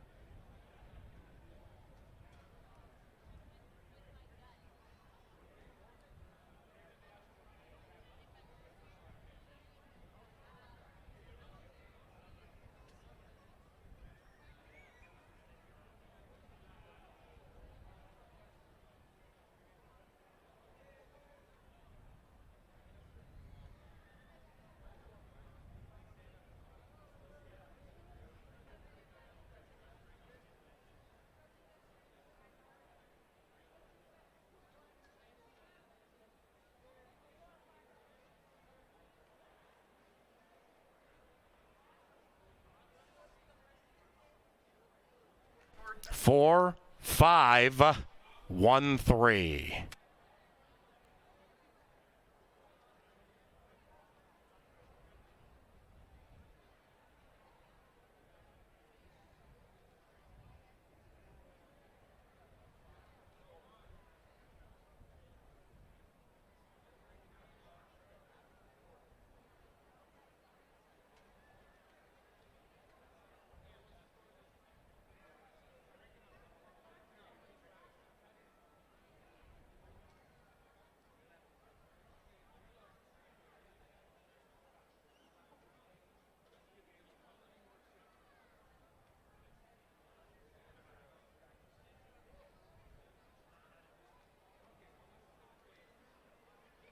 Race 3 official. First pick 3, 34.35. Trifecta 41.85. And it was chalk all odds. Superfecta $30.64. Race number 4 keeps us on the firm turf course, and it closes the post-time pick 4 on this shiny, sunshiny, goldish Canterbury closing day, where the turf is firm, people. For race 4, the turf is firm. Scratch numbers 3 and 4. Number 2 picked up by Kelsey.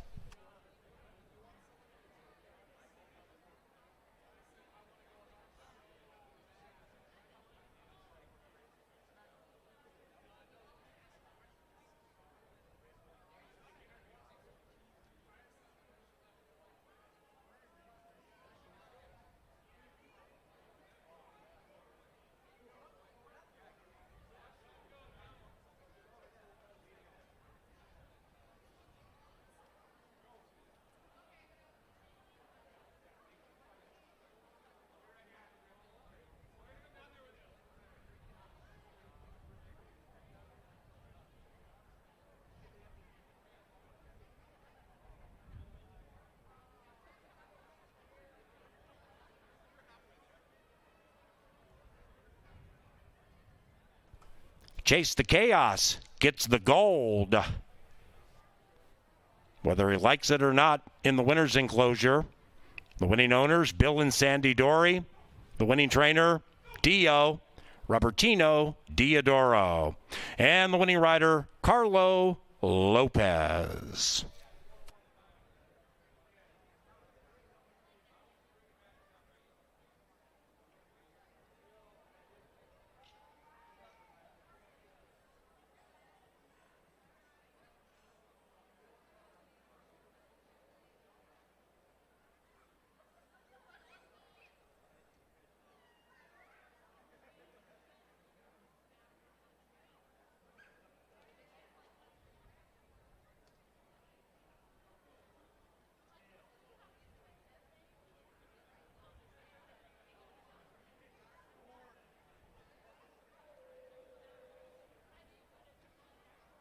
Time, and they're racing. Stomping Moon came out swiftly, and so did Jersey Wannabe. After that is Super Shar, and Super Shar along with Jersey Wannabe, they hook up in the early stages. After that, it is Line to Gain, advancing to the outside of Chase the Chaos, as these maidens on the turf are in very tightly. In fact, 6 of them separated by 2.5. Chase the Chaos, like in the debut, looking for a place to go, but now 3 out of it. After that, we come back to Public Opinion, and that one is overtaken by Score McCoy. Up the barn side they go, and the 2-year-olds on the turf begin to slow down. Jersey Wannabe at 30-1s to the inside of Super Shar and Eccleberry to the outside, and they travel in perfect harmony. Chase the Chaos still restrained by Lopez, 2.5 lengths from the lead, and to the inside of the Irish Alcazaba. Stomping Moon's looking for a safe place to run. Score McCoy's making a big move from last and doing so 5 wide. Score McCoy at 40-1 on the move now to the outside of the leaders. After that, it is Line to Gain in the debut, 6 out of it, and just to the outside of Public Opinion. And they're still all clumped up round about the quarter pole, and they all cut. Outside, Score McCoy at 1,000,000-1. Super Shar continues to fight. That's it for Jersey Wannabe. Outside of that, Chase the Chaos finally gets the light of day. If good enough, Red Shadow Roll. Even wider out is Line to Gain, and behind them is Stomping Moon. It is Chase the Chaos, Stomping Moon. Chase the Chaos looked best every step of the way, finally got the light of day. Winner's circle.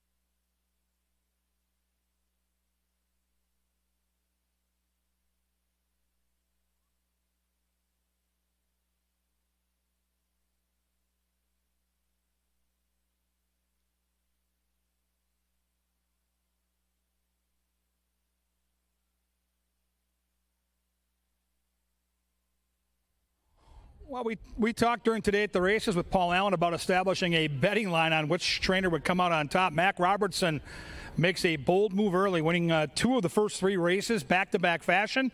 And the 14-time champion trainer says, come and get me, to Joel Burnt and company. He leads by 2. A lot of racing left, 3 down, 10 more races to go. Should be a lot of fun to see how that plays out. Let's take a look at the 4th here.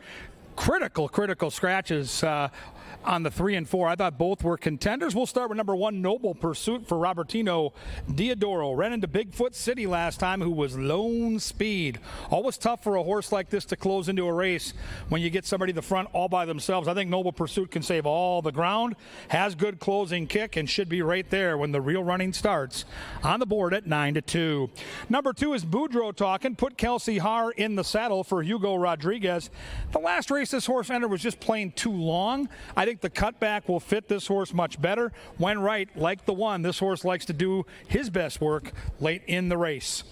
Number 5 is Zumura D. Lindy Wade gets the call for Chip Woolley. Ran into Drama Course. Drama Course, one of the nicest horses we've seen on the turf in a long time. So you can excuse that one.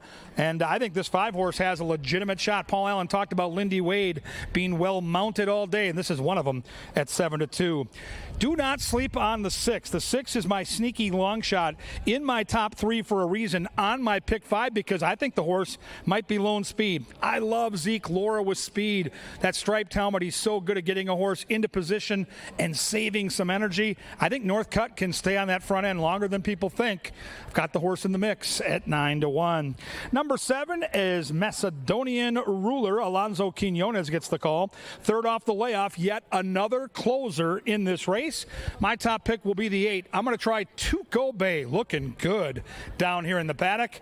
This is a Minnesota bred, ridden by Rye Eckleberry, trained by Gary Shear. And I think this horse gets first run. If the 6 is the best speed horse, he probably doesn't have the best turf numbers.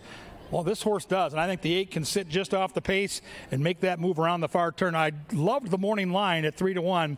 8-5, not the price I was shopping for. We'll see if that number goes up as we get closer to race time. 9 is Derby Code with my good buddy Alex Conchari. There he is. The double handler in play. Can Mac Robertson win 3 races in a row? Gorgeous looking horse.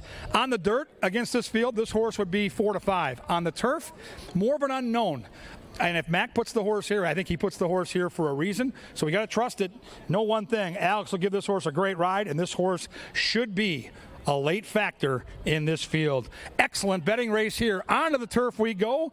Inside 9 minutes to get those bets in. We're in the middle of our first of 2 pick 5s. We have still 10 races to go. Fun and games like no place else. Right out here at beautiful Canterbury Park.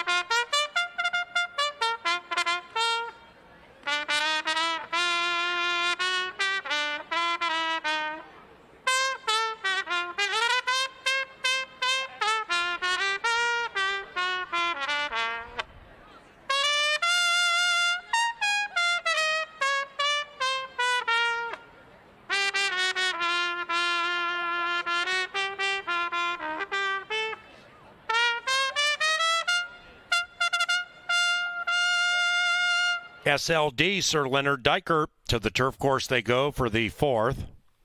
Scratch numbers 3 and 4. Number 2, Boudreaux Talking, picked up by Kelsey Haar.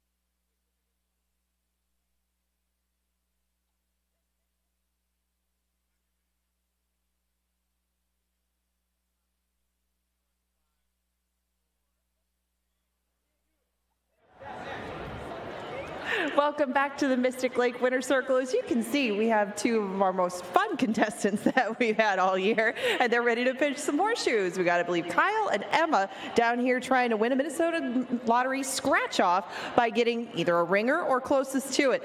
Now, Megan, I say if they get a ringer, they probably just get all the prizes that we have, but whichever one of you can get closest to that post with your horseshoe wins. The loser, he gets something, but not a scratch-off. So do your best. Ladies first. Emma, take your step up.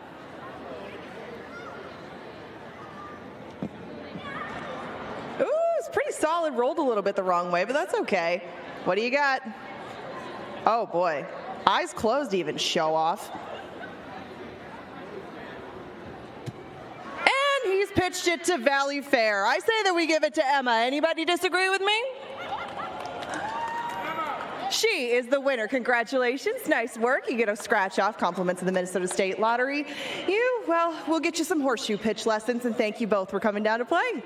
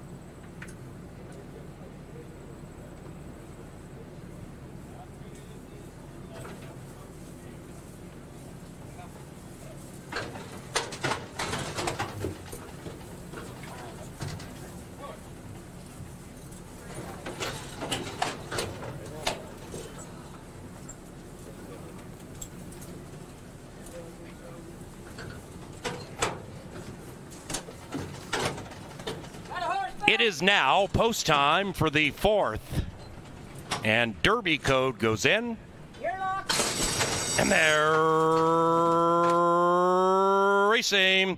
The garage door opens smoothly for Northcutt, right to the lead at 9-1. And outside of that is Derby code. Between them, the veteran Tuco Bay at even money. And with 1 lap to go, after that is Macedonian Ruler. The Aussie is racing well off the inside and about 7 from the front, 3.5 to the good of Zuma Rudy. After that, we come back to Noble Pursuit, in pursuit from 10 out of it. And the one in last is Boudreaux Talking. We have a breakneck pace battle in race 4, closing day at Canterbury, and slugging it out nose to nose. We have Derby code to the outside of Northcutt, and with a half mile to go, those two right together, about 5 lengths clear from Macedonian Ruler, who now takes third. That one's to the outside of Tuco Bay, and they're creeping up on the leading 2. Behind them is Zuma Rudy, 5th and 7 out of it. 2.5, 3 to the good of Noble Pursuit, and Boudreaux Talking still lopes along in last and is about 12 lengths from the speed. And up top, it might be Derby code by a nostril. Inside of that is Northcutt. Now Tuco Bay is guided to the outside by Rye Eccleberry on his big retirement day. They're 3 wide. Behind them, Macedonian Ruler. Zuma Rudy has nowhere to go. And on the far outside is Noble Pursuit, and up goes Tuco Bay. And Tuco Bay, the Minnesotan, is anything but Minnesota nice to the others. It is Tuco Bay and 3-time champion jockey Rye Eccleberry. They are gone. 8-5-9 in race 4.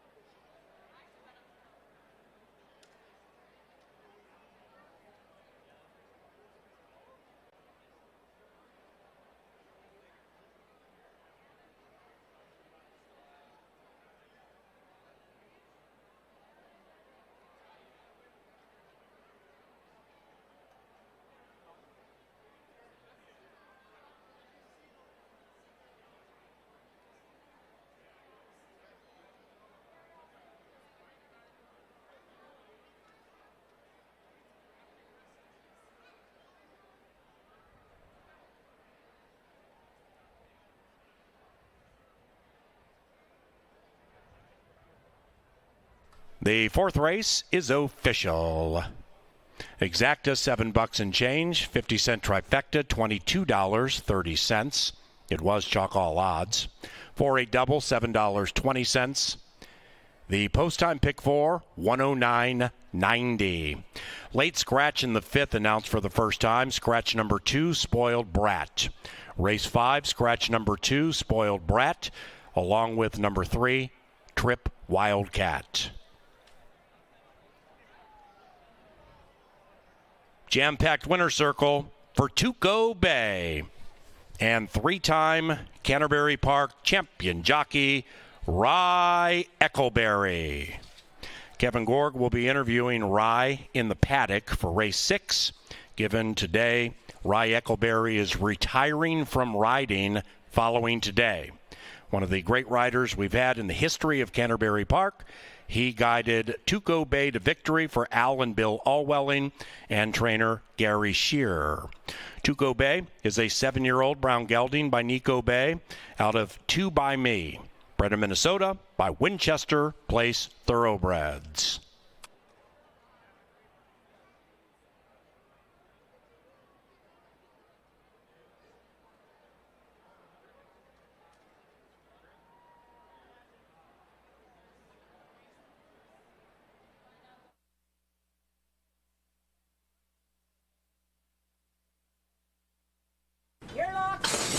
And they're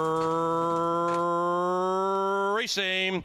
The garage door opens smoothly for Northcutt, right to the lead at 9-1. And outside of that is Derby Code. Between them, the veteran Tuco Bay at even money. And with 1 lap to go, after that is Macedonian Ruler. The Aussie is racing well off the inside and about 7 from the front, 3.5 to the good of Zuma Rudy.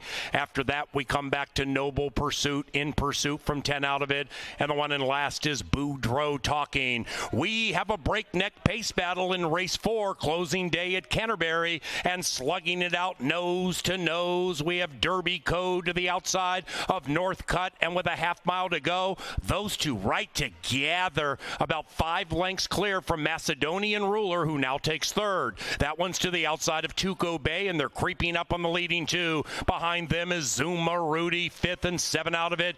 2.5, 3 to the good of Noble Pursuit, and Boudreaux Talking still lopes along in last and is about 12 lengths from the speed. And up top, it might be Derby Code by a nostril. Inside of that is Northcutt. Now Tuco Bay is guided to the outside by Rye Eccleberry on his big retirement day. They're 3 wide. Behind them, Macedonian Ruler. Zuma Rudy has nowhere to go. And on the far outside is Noble Pursuit, and up goes Tuco Bay. And Tuco Bay, the Minnesotan, is anything but Minnesota nice to the others. It is Tuco Bay and 3-time champion jockey Rye Eccleberry. They are gone. 8-5-9 in race 4.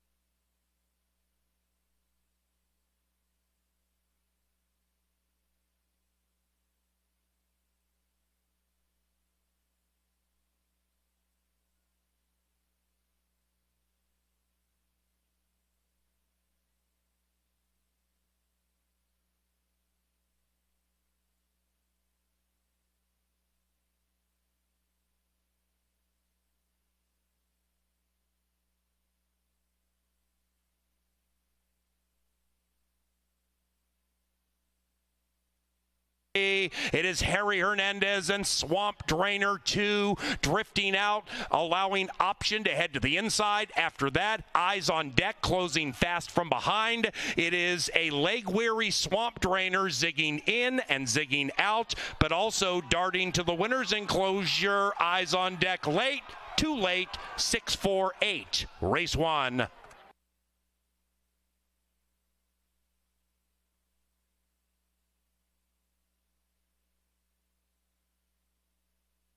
Now, Quinones is all over T-Bone's trick, and the speed trick still is working. Devil Vision goes to second. After that, Soul Coaxing goes back to the barn. Then it's Weston's Wildcat and Bob's all in. It is T-Bone's trick. Devil Vision finishing in heavenly fashion. And at 9-5, Devil Vision wins it with a ride from the Book of Roman.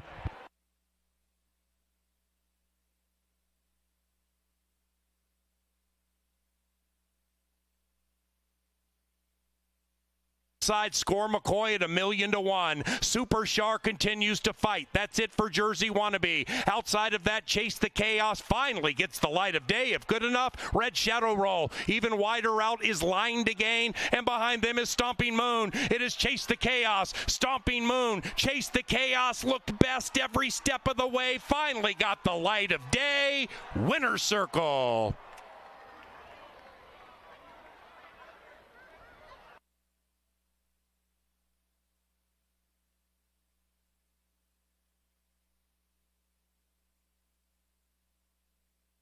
Behind them, Macedonian Ruler. Zumarudi has nowhere to go. And on the far outside is Noble Pursuit. And up goes Tuco Bay. And Tuco Bay, the Minnesotan, is anything but Minnesota nice to the others. It is Tuco Bay and three-time champion jockey Rye Eccleberry. They are gone. 8-5-9 in race 4.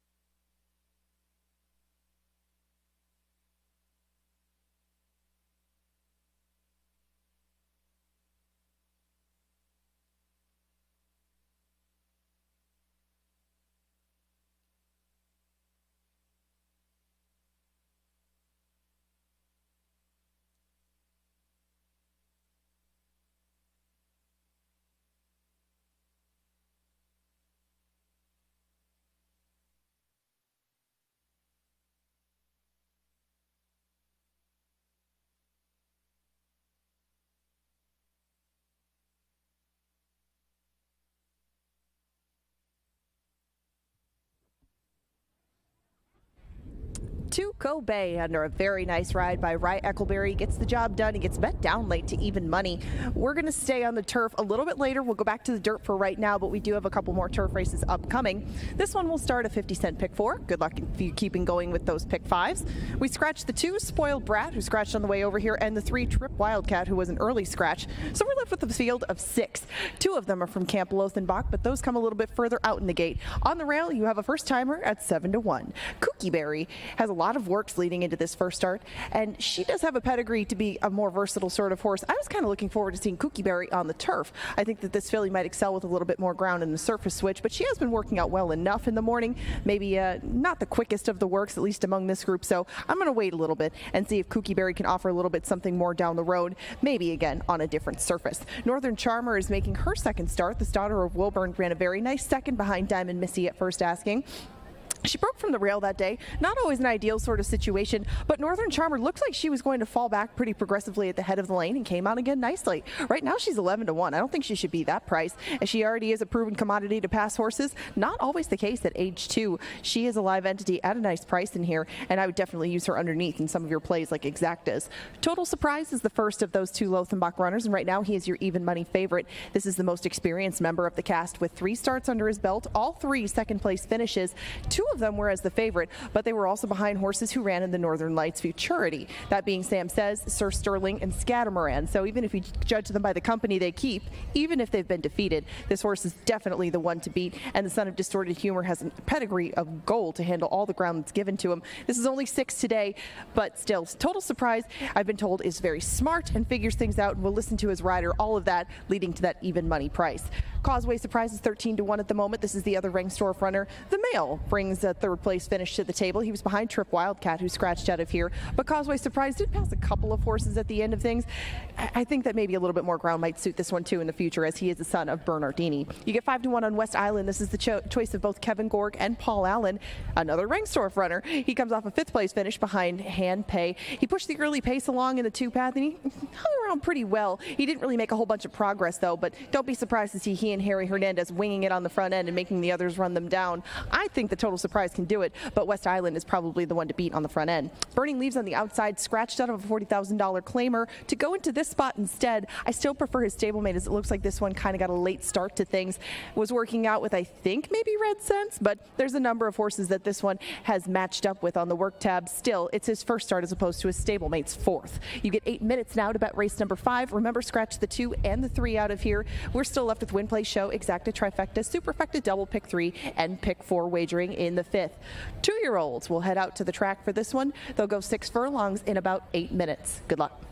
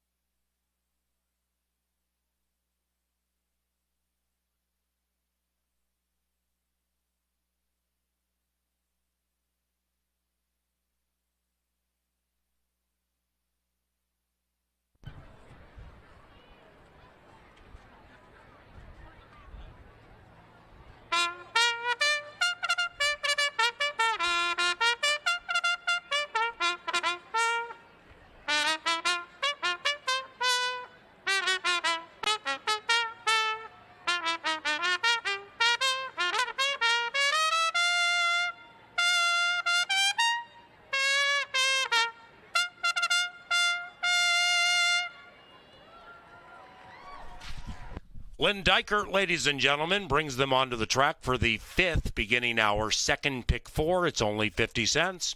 Scratch numbers 2, Spoiled Brat, and 3, Trip Wildcat.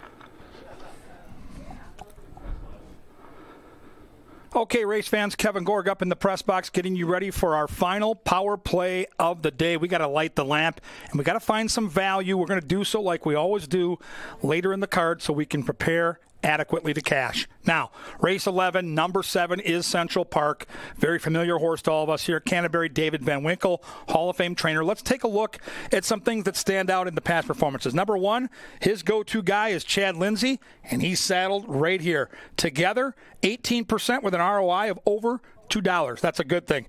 I like this too. Late in the season, horse isn't just grinding it out race after race, week by week. A little breather. Last seen August 27th. A nice workout since. And here's the thing I also like. Loves to win.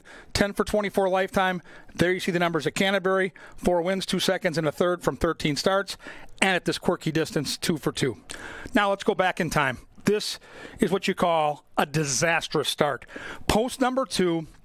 And really, this horse honestly loses all chance, stumbles down to the nose, then gets checked for racing room, and there's nothing Chad can do. Now you got to take a horse that's normally on the front or near the lead and pull him way, way back.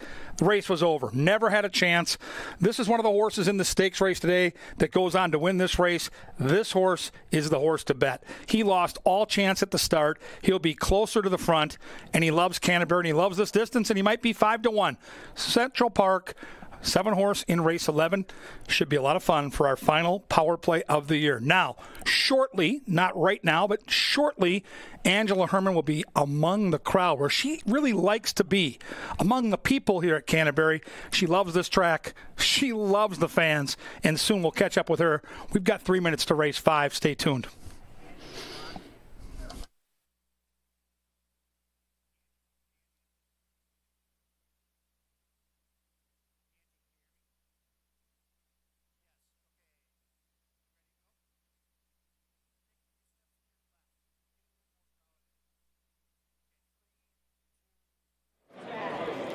Hello, everybody. Hello, race fans, and all of you out there in our telesimulcasting network. I am in one of the most fun parts of Canterbury Park. I'm out with the fans. It's a beautiful night out here at Canterbury Park. We've got a great crowd out here, and for those of you watching elsewhere, it's really hard to bottle up all this great energy and all the great fans that we have here at Canterbury Park. We set an all-source record handle of approximately 97 million today. That's the highest in track history since 102 million in 1989, the Downs days, with 121 racing days. Our highest single-day handle at history at Canterbury Downs and Park was 4.7 million, which was on Northern Stars Turf Festival tonight. 3 of our top 6 handle days in Canterbury Park history happened in 2022. That was that Northern Stars Turf Festival, Hall of Fame night, and Thursday night, just this last Thursday night. We want to thank all of you guys for being out here. You guys are the very, very best fans in racing. Give yourselves a round of applause, because this would not be going out with each and every one of you. From all of us here at Canterbury, thank you so much for being here and for supporting this wonderful game. Thank you, thank you, thank you.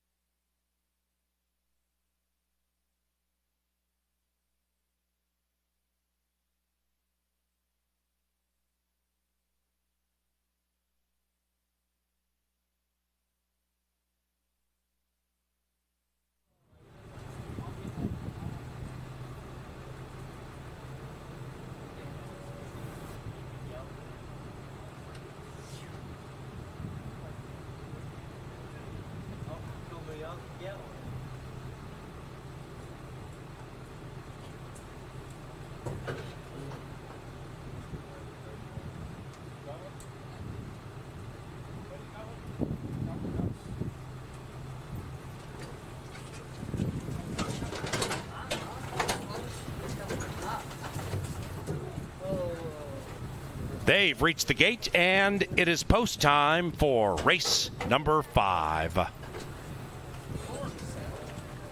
A cast of 2-year-olds moving in.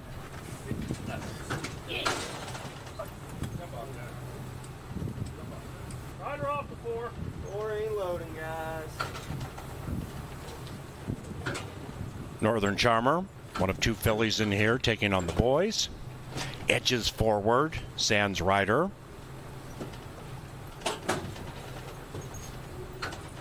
Total Surprise, 1-2 in favor. That guy goes in. You on, Crystal? We got a horse back. We're on. Burning Leaves. The bookenders or firsters. Here they are. And they're racing. And one of those firsters, Kooky Berry, began okay on the inside. West Island has really good speed. And West Island and Harry put 2 on the field early. Burning Leaves debuts with speed outside of the stablemate Total Surprise. Then we come back to Causeway Surprise, 5th and 5 out of it. And 7 clear from Northern Charmer. Into the far turn, and it's West Island by a half. Total Surprise in second by a half. Burning Leaves in third by a length and a half. Then it's Causeway Surprise, Kooky Berry, and Northern Charmer is far out of it. West Island hoping to not head south. Total Surprise and Roman bearing down on that one. After that, Burning Leaves shaken up by Eckleberry, 3 wide. They have a quarter of a mile to go. West Island still in front. Total Surprise right there. After that, Kooky Berry's running on, and Burning Leaves is still 3 wide, and they're coming home now. The blue blinkers belonging to West Island still in front. Total Surprise and Burning Leaves trying to catch this tearaway 7, and we now have 3 in a line into the final football field. West Island between them, Total Surprise, and Burning Leaves to the outside. Tight photo, it's a burnt Civil War.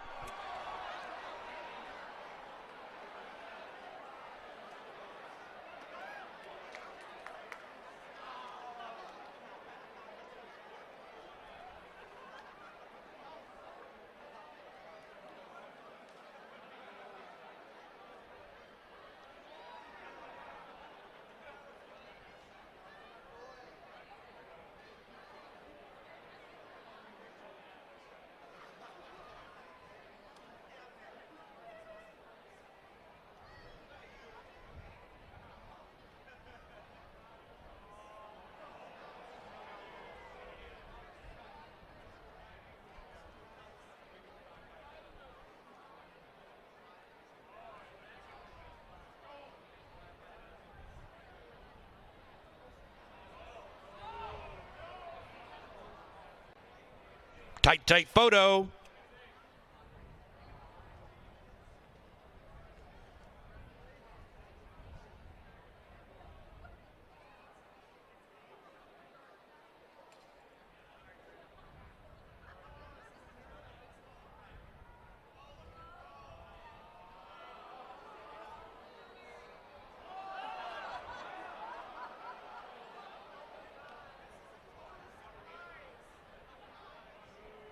We have an answer.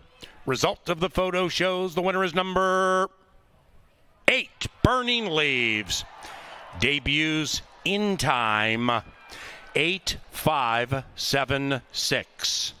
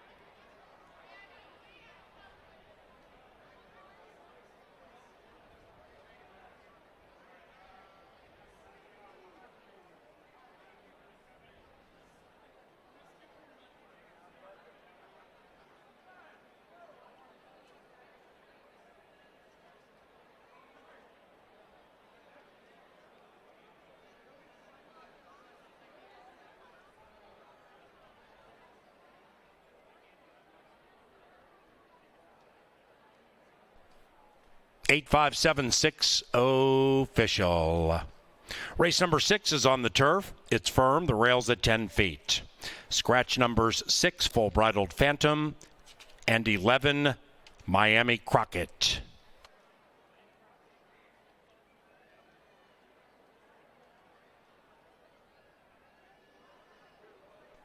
Into the winner's enclosure very shortly with our second false winner circle alarm.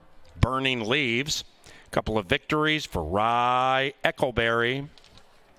Burning Leaves is a 2-year-old brown gelding by Summer Front from the Street Sense mare Streaming Fire. Owned by our leading owner, Bob Lothenbach, and bred by Bob Lothenbach in Minnesota. The winning trainer, Joel Burnt. That is 61 victories this season for Team Burnt, tied for most at Canterbury.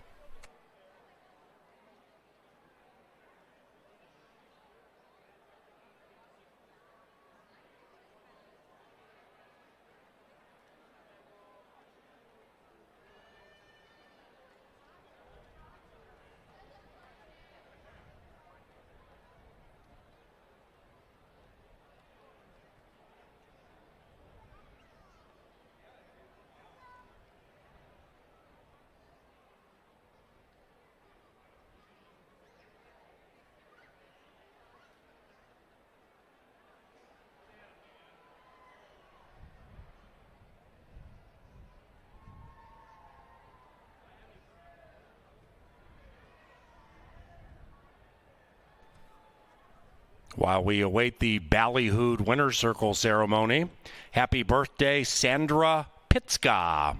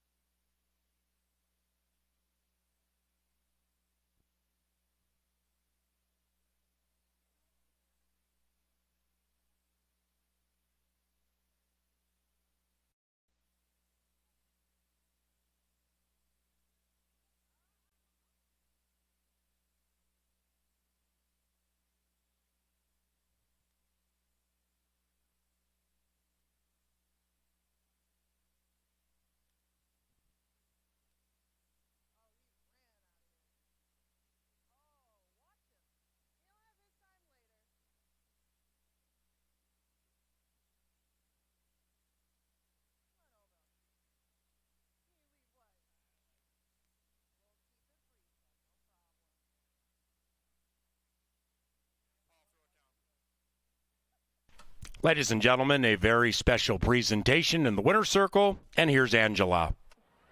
What perfect timing to talk to our meet's leading owner, Bob Lothenbach. Now, from start to finish, you have had a strong stack of runners, now a couple more for the future. Tell us what Minnesota breeding, owning, and running at Canterbury means to you. Everything. I love the horse business, and I want to support Minnesota. And I said, if I ever get a horse that's competitive in the Derby, it will run here. And I mean that just love it. The way that things are going right now, it sure looks like that could be in the near future. I've been close, just haven't got there. So we've had a great year, and I truly have to give Joel the credit. I don't like to give him any credit. Most of them I tell him it's the jockeys, it's the breeding, but Joel Burnt has done an incredible job. He's the one that wanted to change the program the last 2 years, and we didn't, and we did this year, and this is the results. It's an excellent team. You guys have put out some excellent racehorses and some of the most thrilling moments of the season. Thank you so much for all the support that you've shown racing here at Canterbury, and we look forward to a lot more in the future. Yeah, I'd like to thank Rye Eckleberry for what he's done, and for him to win on the night he's retiring, special.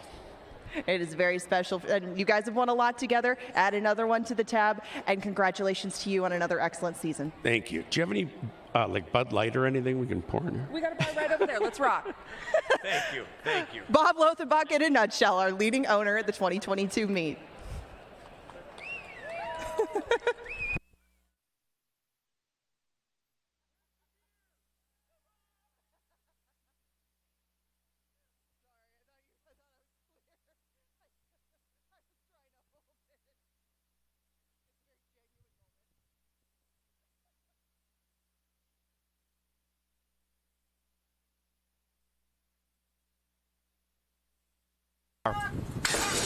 And they're racing. And one of those firsters, Kooky Berry, began okay on the inside. West Island has really good speed. And West Island and Harry put 2 on the field early. Burning Leaves debuts with speed outside of the stablemate, Total Surprise. Then we come back to Causeway Surprise, 5th and 5 out of it. And 7 clear from Northern Charmer. Into the far turn, and it's West Island by a half. Total Surprise in second by a half. Burning Leaves in third by a length and a half. Then it's Causeway Surprise, Kooky Berry, and Northern Charmer is far out of it. West Island hoping to not head south. Total Surprise and Roman bearing down on that one. After that, Burning Leaves shaken up by Eckleberry, 3 wide. They have a quarter of a mile to go. West Island still in front. Total Surprise right there. After that, Kooky Berry's running on, and Burning Leaves is still 3 wide, and they're coming home now. The blue blinkers belonging to West Island still in front. Total Surprise and Burning Leaves trying to catch this tearaway 7, and we now have 3 in a line into the final football field. West Island between them, Total Surprise, and Burning Leaves to the outside. Tight photo. It's a burnt Civil War.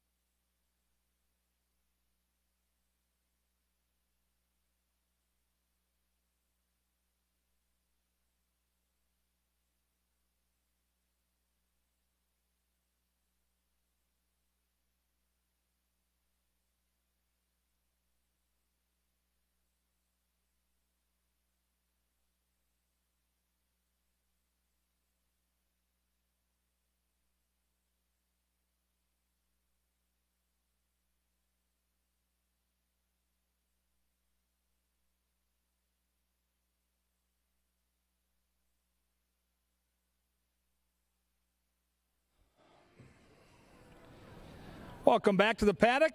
Joel Burnt runs 1-2 and ties it back up atop the trainer standings. I gave Mac an extra win earlier, so he was down one going to that race. His two horses hit the wire together, and the outside horse wins the bob. So Mac Robertson, Joel Burnt tied. Now as we head to race 6 of 13, and the intrigue continues to grow. Great betting race here. Turf sprints have been phenomenal here at Canterbury all summer long. They've offered some big prices in terms of the trifecta and superfecta. This one looks like another race where you can find your way to the tri or super. You're going to get paid. Two key scratches, the 6 and the 11 stay in the barn. Number 1 is Future Perfect with the Shakopee kid, Alex Conchari, riding for Mac Robertson. Should save every inch of ground. Has a nice turn of early speed, too. So I expect Alex to be up near the pace. He's a good gate jockey. He'll find his way into contention early, along with number 2, Macho Rocco. I'm looking forward to talking to Rye Eccleberry after the race. It'd be even more fun if he can win it on this good-looking gray. He's got loads of speed. The horse is third time off the layoff, and you saw it last race. I've been here for 22 years. There haven't been many jockeys that are as strong as Rye Eccleberry in that final furlong. He gets a little something extra. Such a talented rider. He showed it in race 5. He'll try to duplicate it here in race 6. Number 3 is Sierra Hotel. Loveberry back in the saddle. Fun to see this guy, a former champion, back here. And he rides for Carl Broberg, so you get potent connections. You get a horse that's raced on the Canterbury turf 14 times. 10 for 14 in the trifecta. Keep that in mind when you're making those exotic wagers.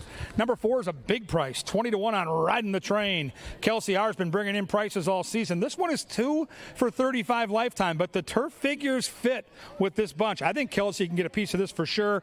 Really good long shot rider, and 20-1 on the board. 5 is Lonely Private. Robertino Diodoro looks for his second win on the card. Carlo Lopez gets the call. Should be a little bit off the pace, but should get a really good stalking trip with his running style and that post position. I think this horse is going to be loaded for bear, turning for home. So should the 7. This is the horse to beat, in my opinion. This is the Bayou Colonel. Harry Hernandez for Gary Shearer.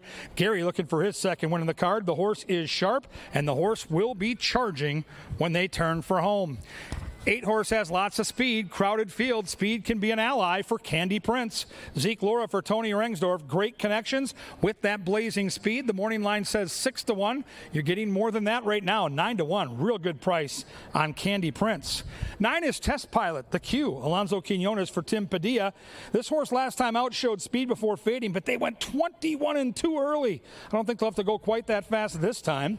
10 is Hurt So Good. Another Mac Robertson horse. His horses are well positioned here the rest of the day. Good outside tracking speed. I think a perfect post to use that speed, and a very fair price on a trainer who's clearly motivated to win another championship.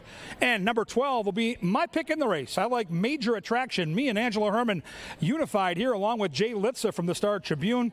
I love the post. I love the closing kick in a race that's filled with speed. The only worry I have is from this post, will this horse have to give up too much ground? That is a very difficult post to win from, but guess what? We got Lindy Wade. He'll work it out. That's his job, and he's really good at it. So I trust my guy Lindy, salt of the earth here on the turf. What a fun race to handicap. 5 furlongs on the grass. This looks like a race where you want to find your way to that trifecta or superfecta. You might need a wheelbarrow to get out of Canterbury. They'll be at the gate in 8. Right now, down the tunnel they go, and soon the bugler for the call to the post. Good luck and enjoy.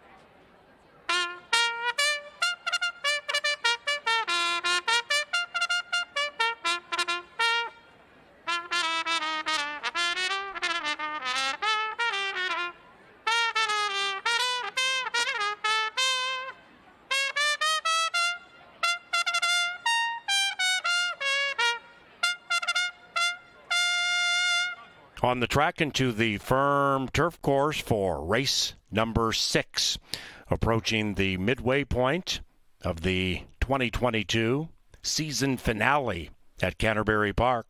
Scratch numbers 6 and 11.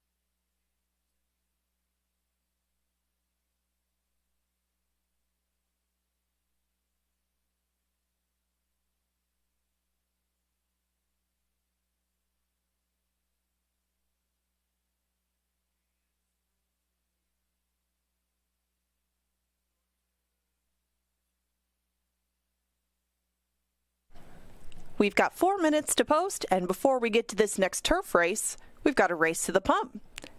Direct your attention to the winner's circle right now.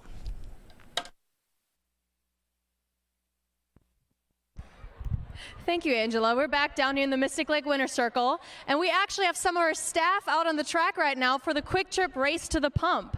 We have Jake from Guest Services, and then back there we have Jacqueline, our marketing intern, and Megan, our entertainment intern, and they're going to be racing each other for, honor, I guess.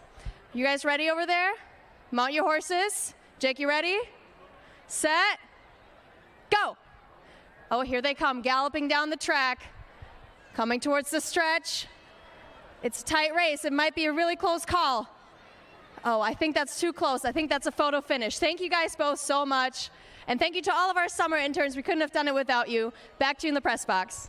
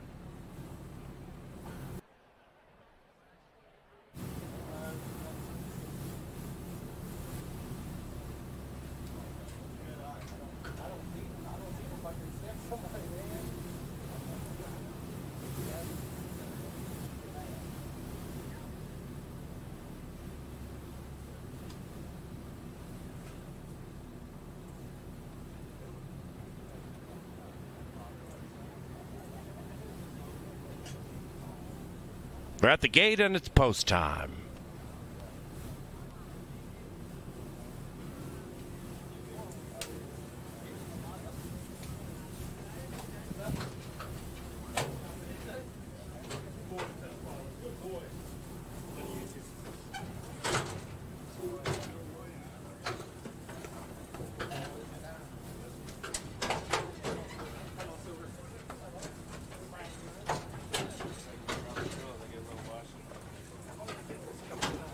Candy Prince goes into the inside of Test Pilot. Riding the train.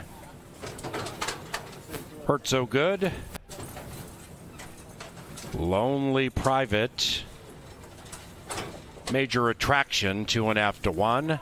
Last in line, currently favored. Turf Dash, and there they are.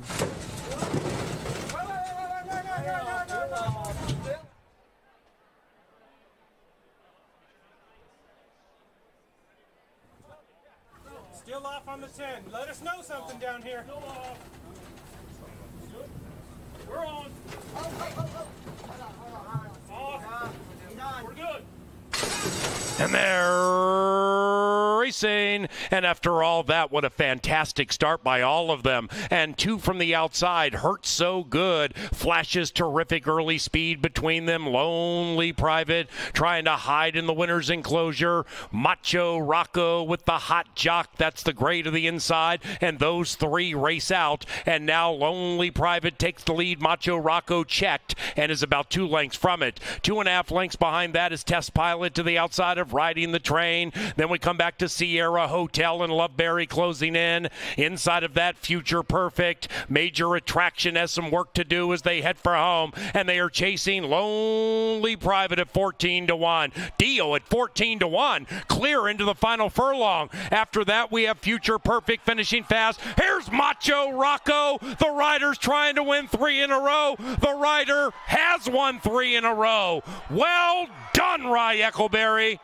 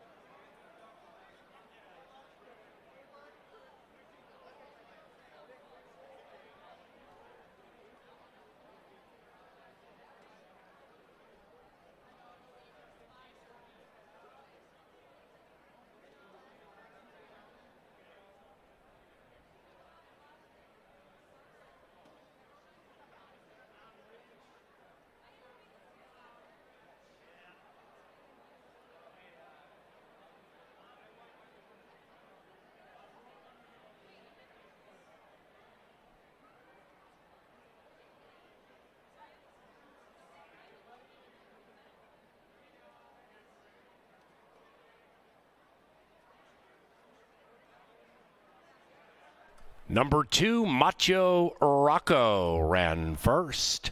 It's 2-5 and a photo for the show.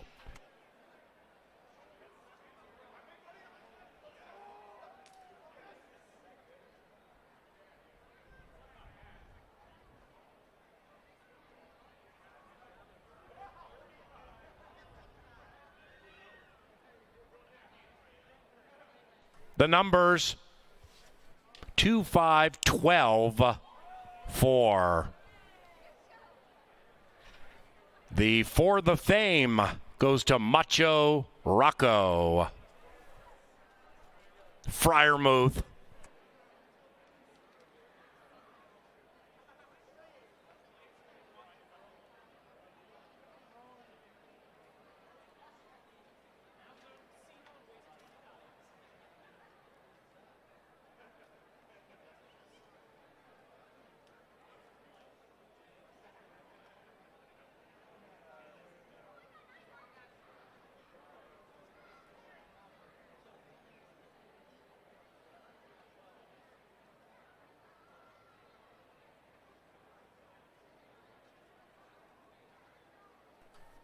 Race 6 official.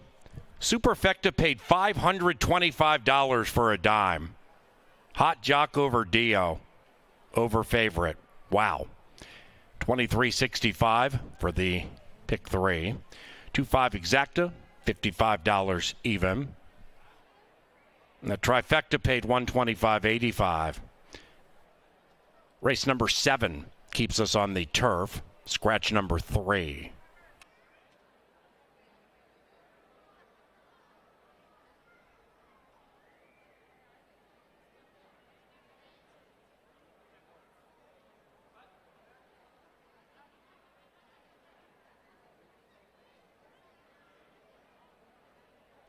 Now entering the winner's circle, Macho Rocco, 3 wins in a row for Rye Eccleberry. The winning owners, Big Dog Racing and John Libby Thiel. Chris Richard's the winning trainer of Macho Rocco. Gather around the winner's enclosure for a celebratory video and interview with 3-time Canterbury Park champion jockey Rye Eccleberry.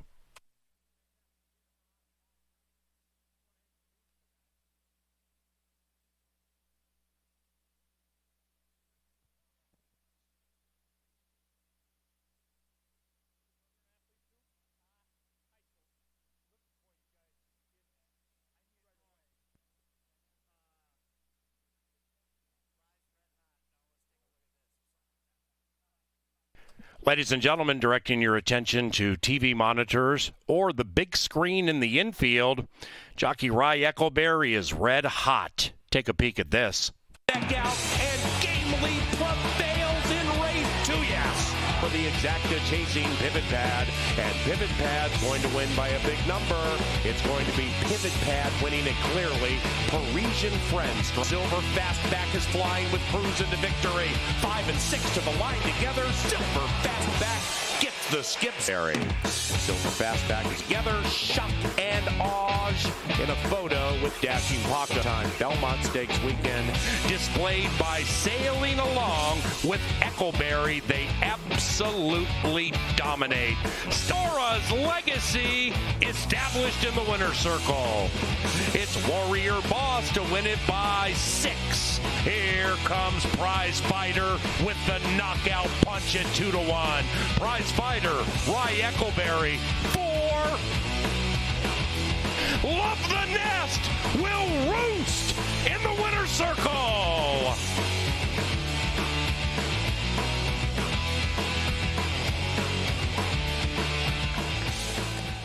Yeah, let's give it up for Rye Eccleberry out here in the winner's circle. He's got his entire family in town to see this final day in the saddle. And Rye, we just picked this race out because it's one of the few races where you didn't have a mount in the next race. You don't say no to anybody. You ride horses for all the different trainers.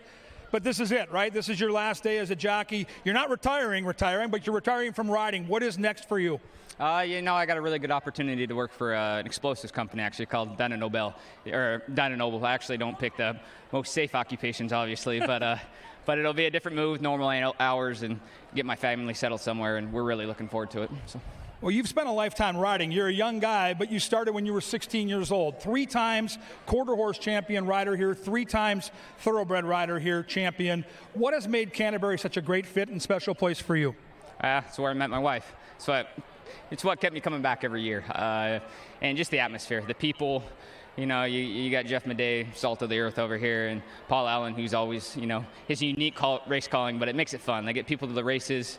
And, it's my second family. I got the Eccleberry family, and my girls got the Joe Bear family. So it's just a really special place to be here. Knowing you and knowing how hard you work and how honest you are, whatever you do, whether it's explosives or whatever it is, danger, yes, but you'll get the job done. But going back to what you've done as a jockey, what is it about this job that you're going to miss so much? Because I've talked to a lot of the men and women that do this. It's unlike any other job. So for you, once you get started in this new endeavor, what are you going to miss? It's the horses, the peoples, and the camaraderie in the jocks room. You got to give a lot of credit to those guys out there. Not only the physical part of it, people see. Some people don't even realize how dangerous it is. A lot of people do that, but it's a mental game too. And you got to take your hats off to the guys. We catch a lot of heck for a bad ride or whatever, and things happen. But you got to understand that we all have families and we all have people, and we try to support each other down there, even though we're competing every day. And that's an atmosphere you don't see in any other sport, where we go back to the same locker room and we console with each other. And that's something I'm going to miss. I've watched you for 22 years. You're as good a guy as I've met, but the thing that stands out to me is just how hard you work. It shows up come race day, and Rye, you're going out on top. You've still got half a race card to ride. 3 consecutive winners, retiring maybe, but still one of the best riders in the history of the track. Congratulations on an amazing career as a jockey. Thank you very much. Appreciate it. Ladies and gentlemen, Rye Eccleberry, a Canterbury treasure, no doubt about it.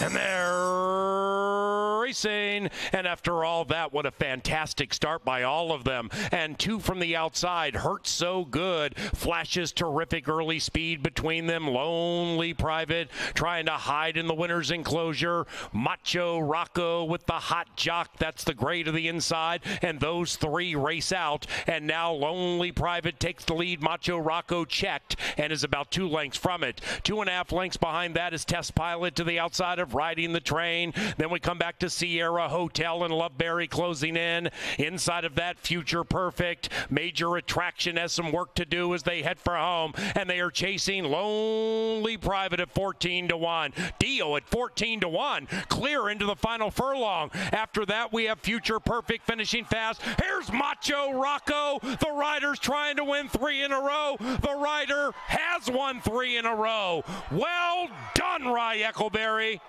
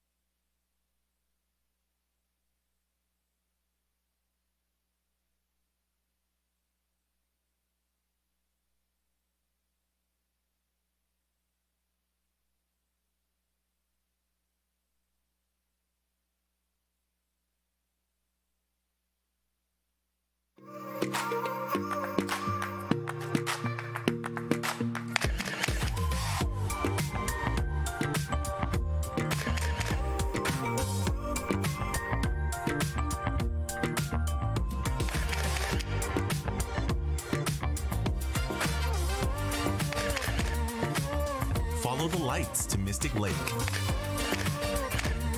where every day is play day.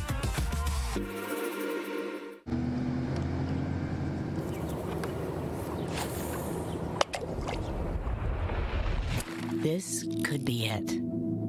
The one you tell your friends about. Is it a walleye? A record-breaking muskie? No. It's a stick. But it's a 30-incher. A day on the water is always a win. Know what else is? Proceeds from the Minnesota Lottery that help improve the water quality of our lakes. So, go fish.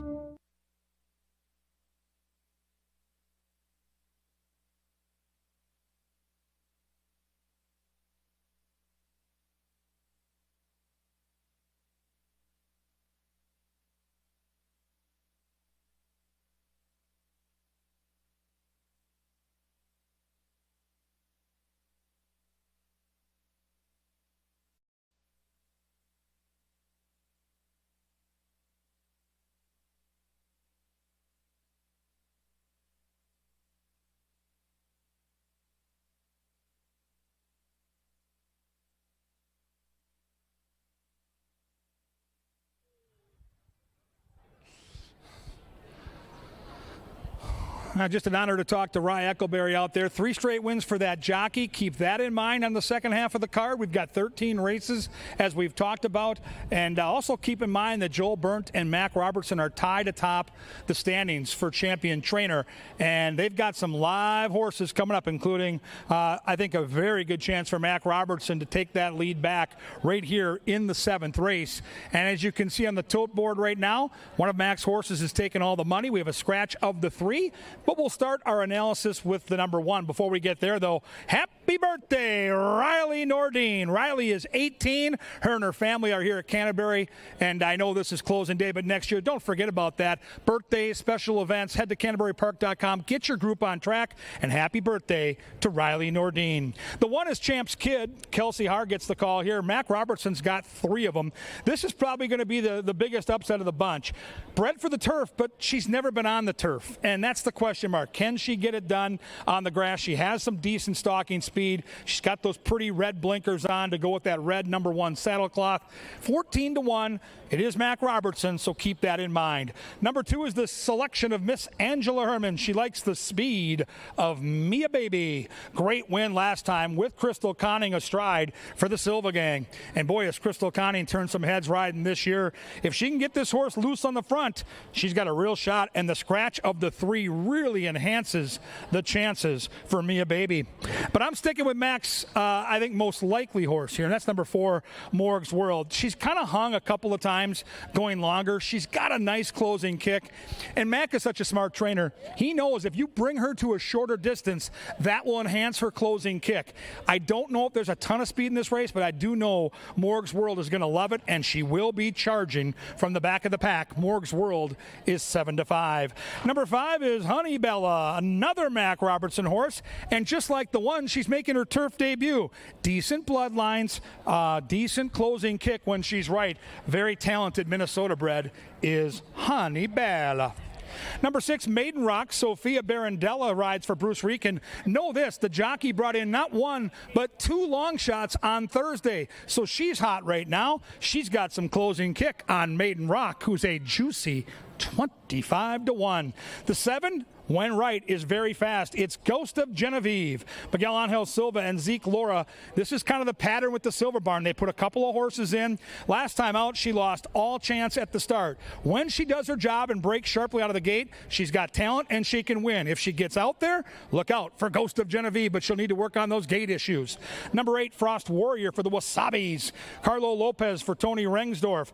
Good stalking speed and an attack post. Very good-looking horse down here in the paddock. And here comes Paul Allen's tout. It's Cerulean. Lindy Wade for Kerry Raven. Outside post, looking to charge from the back of the pack. We'll see if the speed backs up for PA's tout. It's turf sprinting. It's race 7. It's another terrific wagering race. And the race within the race is Joel Burnt and Mac Robertson are tied. And Mac has 3 here, including the favorite. Who are you going to like? Who are you going to bet?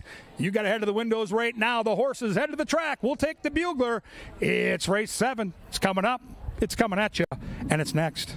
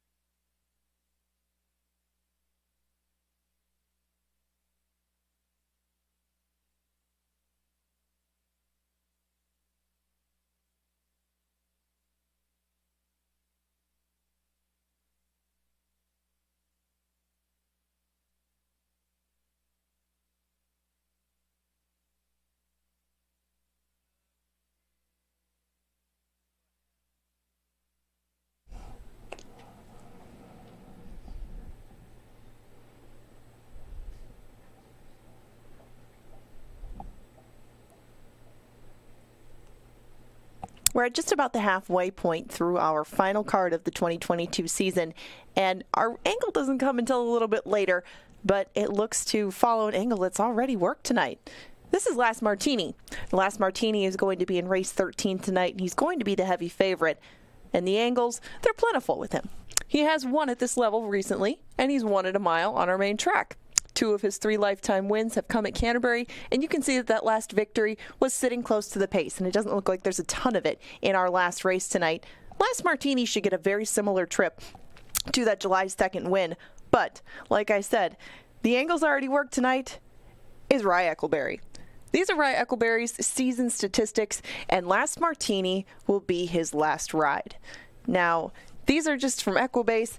This is a closer look at this year and the career put together by one Rye Eccleberry, a familiar face all around the park, but especially in the winner's circle. It's the last angle of the year, and it might be the very best one.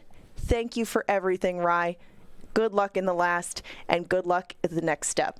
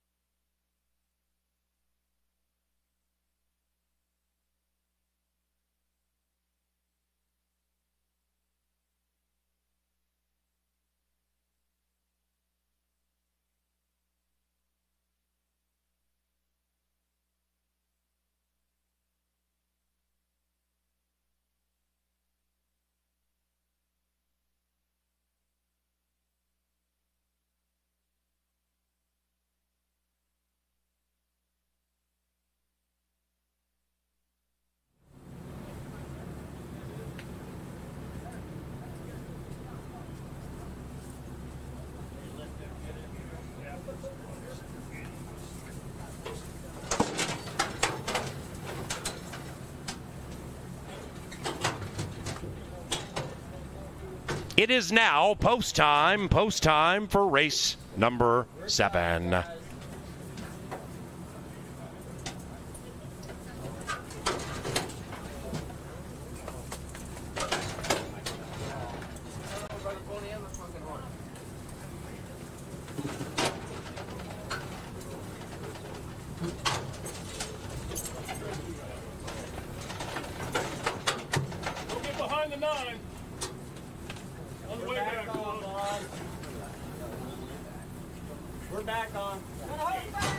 Cerulean, last in line.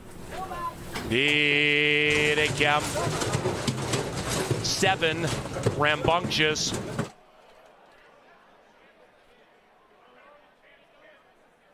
Rider off. Zeke Laura off the Ghost. Also, Lopez off Frosty.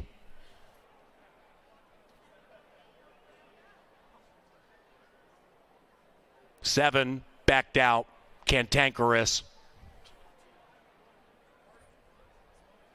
Spinning about. Track veterinarian analyzing said 7. And now they backed out the 1. Stand by.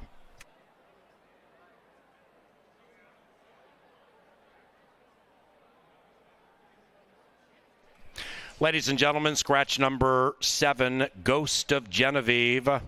Number 7, Ghost of Genevieve, a late scratch. Refunds available right now for Win Play Show, Exacta, Trifecta, and Superfecta wagers, along with doubles beginning in race 7 involving number 7, Ghost of Genevieve. For horizontal wagers, including number 7, Ghost of Genevieve, pick 3s, 4 or 5. Your wager will head to the starting favorite in race 7. There will be a consolation double paid to number 7, Ghost of Genevieve, from the winner of race 6, number 2, Macho Rocco. So number 7, Ghost of Genevieve, a late scratch. If you had a wager on that 7 and you would like to get your refund right now and re-wager, you can do so. But you better hustle. They'll be back to the gate shortly. If you'd like to get your refunds on number 7 and re-wager, gone with it now.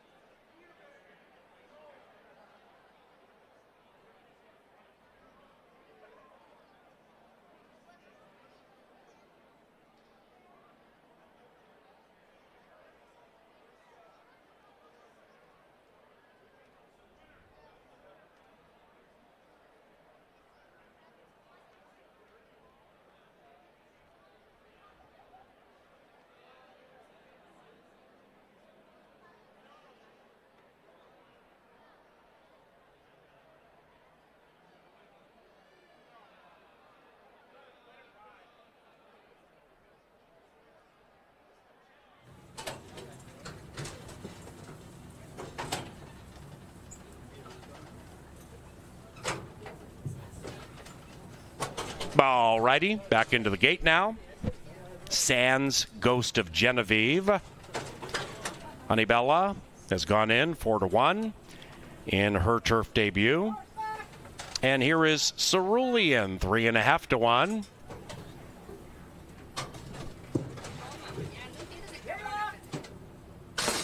And they're racing in the Katie Dempsey Classic.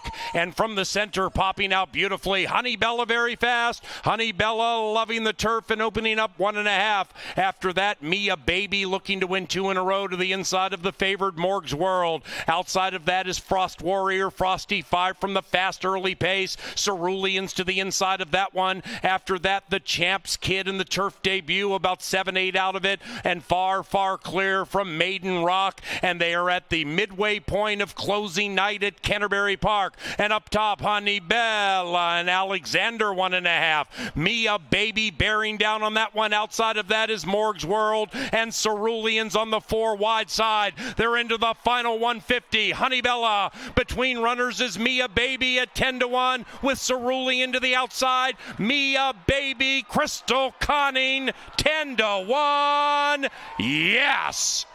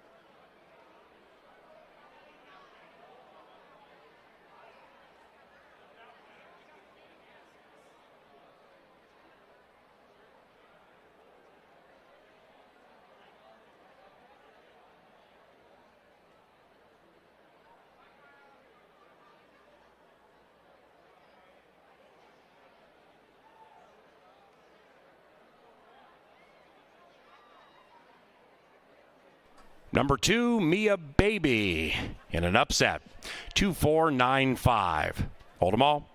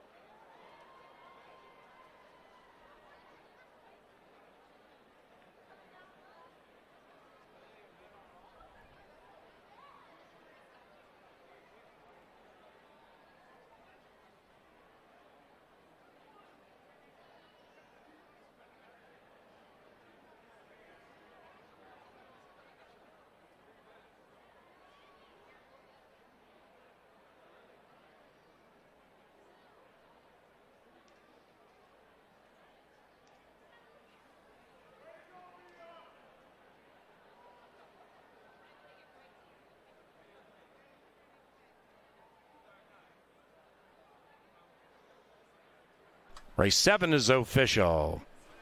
The pick 5 paid $1,339. Pick 3 paid $119. Exacta $21.20. Trifecta $26.90. 10-cent superfecta $10.79. Double $56.50. That's the 2-2. 8th race, fast main track. 20 minutes from now. Into the winner's circle, Mia Baby and Crystal Conning. 2 in a row for Mia Baby, owned by Silva Racing and trained by the leader of the Thumbs Up Gang. He is Miguel Angel Silva. The Thumbs Up Gang, Silva.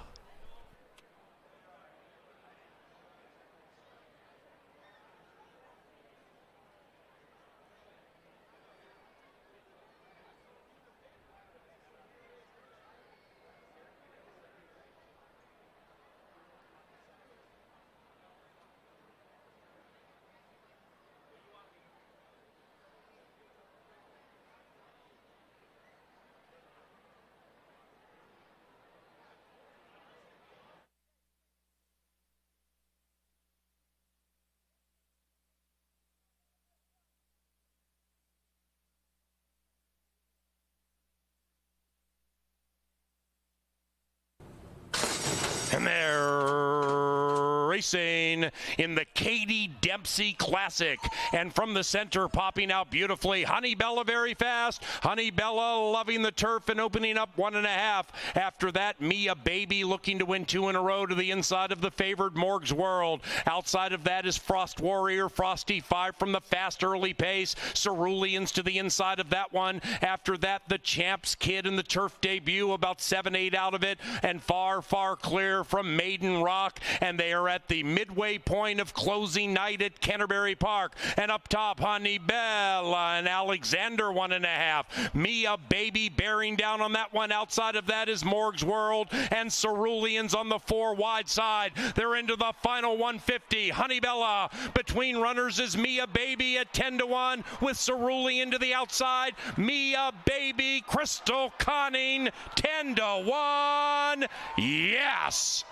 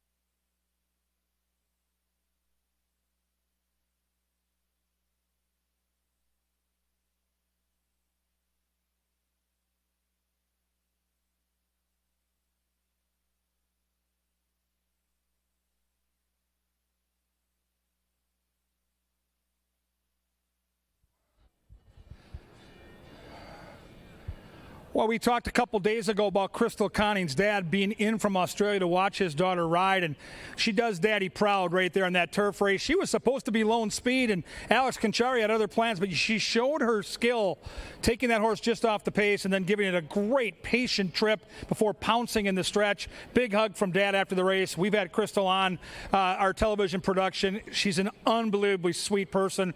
You saw the talent on display. What a great rider she is, and I'm really happy that Dad got to see that as the father of 3 daughters. Nothing better. Way to go, Crystal, and fun to see Mia Baby score. Now, we sail on to the 8th, and these are the races that kind of made Canterbury Downs in the 80s and now Canterbury Park in the 2000s. What this track is, the hard-knocking, talented, claiming type of horses. This is the bread and butter of the game we love, and we've got 2 of my all-time favorite horses that are going to be tackling together in this race. We got a field of good ones, starting with number 1, Perfect Wager, Loveberry. At the glitzy tracks, Mr. Jareth Loveberry in for Kyle Broberg. Keep that in mind. Big closer. Out of the chute they come, and we'll try to make his best run in the Canterbury stretch. Number 2, Mr. Navigator, Constantino Roman for Jonathan Wong. Ears are up, good looking muscle on this speedball. I expect the 2 to show some speed here. There's other speed in the race, but I think the 2 will be a part of it early at double-digit odds currently. Number 3 is 1, Son of a Chief. Alonso Quinones gets the call. How about his numbers at Canterbury? 4 starts on the main track, never out of the exacta. Keep that in mind, especially when you take a look at some of the prices in this race. 6-1 right now on 1, Son of a Chief. In fact, this horse, 12 consecutive races in the exacta. It'll be an upset if he ends up there here, but boy, that is a really nice run for that racehorse. Number 4, Johnny the Mouse Mickelson talked about this horse at breakfast this morning. He couldn't wait to bet King Nate. He said he's going to come down here, take a look at the horse in the paddock. I don't know what he sees, but I'll tell you what, the horse looks spectacular, and with Kelsey Howard astride, should be rolling when they turn for home. Now, I talked about 2 horses in here being 2 of my very favorite horses at the track. Well, here they are, Kierkegaard and Shinny. It's like picking between 2 of your kids, and Kierkegaard's burned me twice in a row, but man, he's a good horse. He's always there. He's got natural speed. He's got the hot jock. Riding into the sunset tonight with 3 wins, and I still didn't pick Kierkegaard. Shame on me, because I went with Shinny. I went right next door with Shinny. He's never lost on our main track. He's 5 for 5. How do I not pick Shinny? Oh, it's going to be a humdinger. I can't wait to see these horses lock up at some point in the race. They are 2 of my all-time favorite race horses, and right now, Shinny is 5-2. Okay. Number 7, Lolly Express. Crystal Conning looks to go back-to-back with Dad in the house. Don't count her out. She'll be sitting outside in an attack post mode, looking to pounce when they turn for home. And number 8, Hi-Ho Cheerio. Double H has landed there, the top jockey for Valerie Lund. Never, ever, ever put together a Trier Super without at least considering our top jockey. Harry Hernandez has a consistent horse, has an outside post to give him options, and there is speed in the race, so you've been warned. Horses are going to take one more lap because they're beautiful horses, and they want to show off their good looks here in the paddock. Go get him, Shinny. Go get him, Lindy Wade. What a fun race this will be. Hard Knockers, 6.5, coming up, coming at ya next.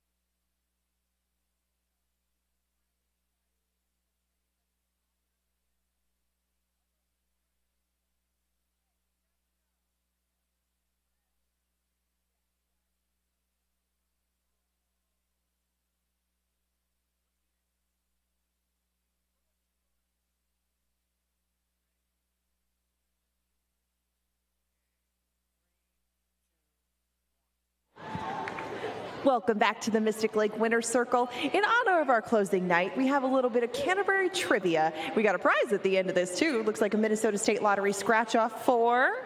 Ty Nickerson. Ty.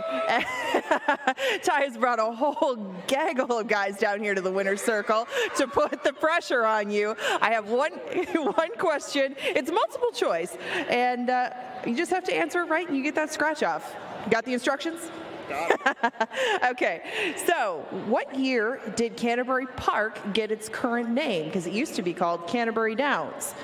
Was it 1990? 1999, 1995, or 2001? If you know the answer, feel free to shout it out. They told me to pick number 5, but that's not an option. So I'm going to go with 1990, number 1. I'm going with C. The crowd is telling me C. Okay, the crowd says C. You're going to go along with them. Is it C, 1995? Yeah! See? They didn't lead you astray. Okay, now you might have to split the winnings from that scratch off. But now that you got one right, can you get another one right? Do you have a horse that you like in this upcoming race? What was that? I said, now that you got one right, can you get another one right? Do you have a horse that you like in this next race? Oh, a horse I like in this next race? Yes. Oh, I like Mr. Navigator personally. Okay, he likes the long shot, number 2. His posse does not like it, but you are the one that's the winner of the Minnesota State Lottery scratch-off. Congratulations. Thanks for playing. Thanks for having me. Good luck the rest of the night. Enjoy.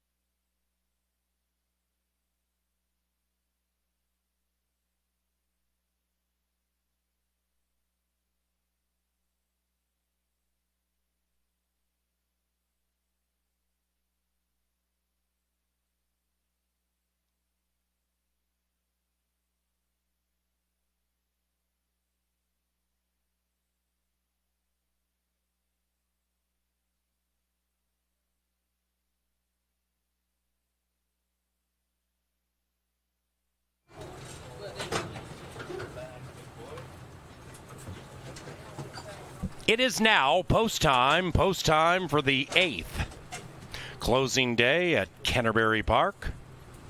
Hi ho, cheerio, last in line, Kierkegaard, the even money favorite. 8 in the gate for race 8.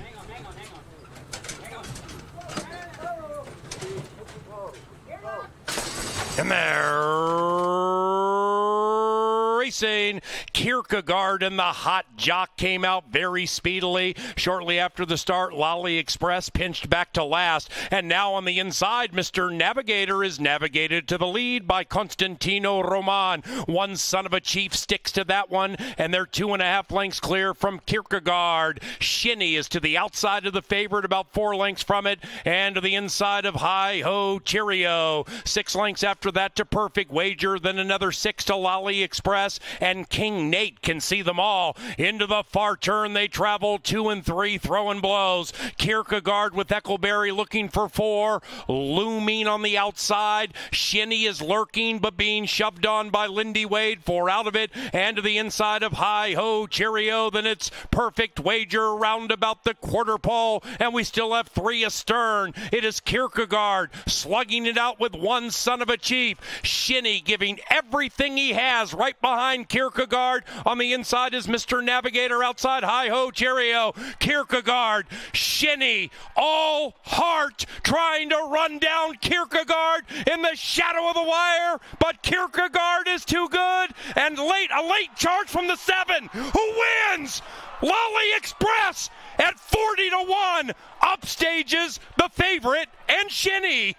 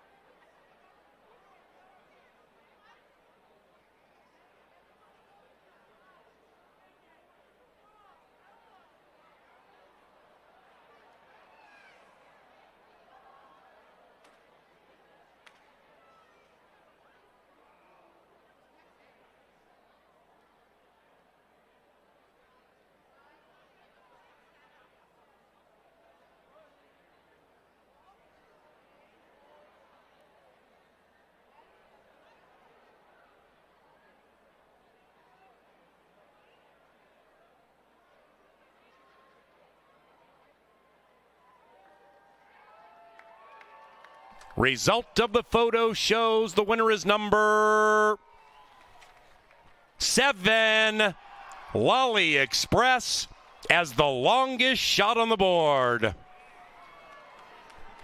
Crystal Conning, with her father here from Australia, has won back-to-back races. What a night. Well done, Crystal.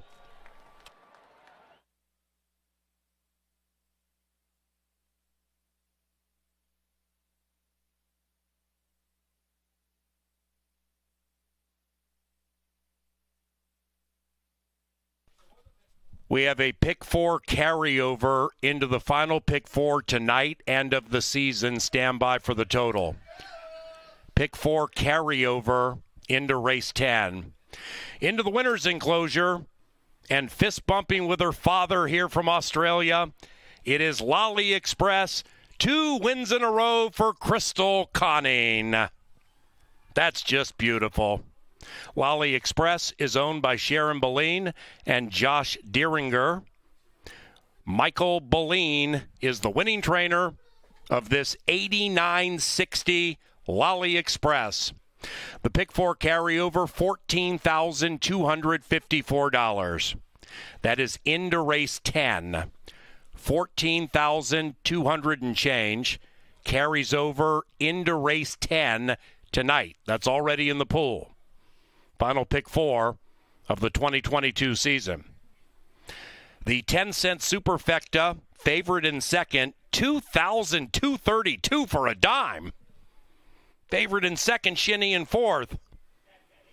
3 of 4 in the pick 4, $26.95. The 9th race, closing night, begins the final pick 5 of the 2022 Canterbury season. Scratch number 7, Summer Fireflies. Race 9, about 22 minutes from now. Once again, pick 4 carryover, 14,000 and change into race number 10 tonight.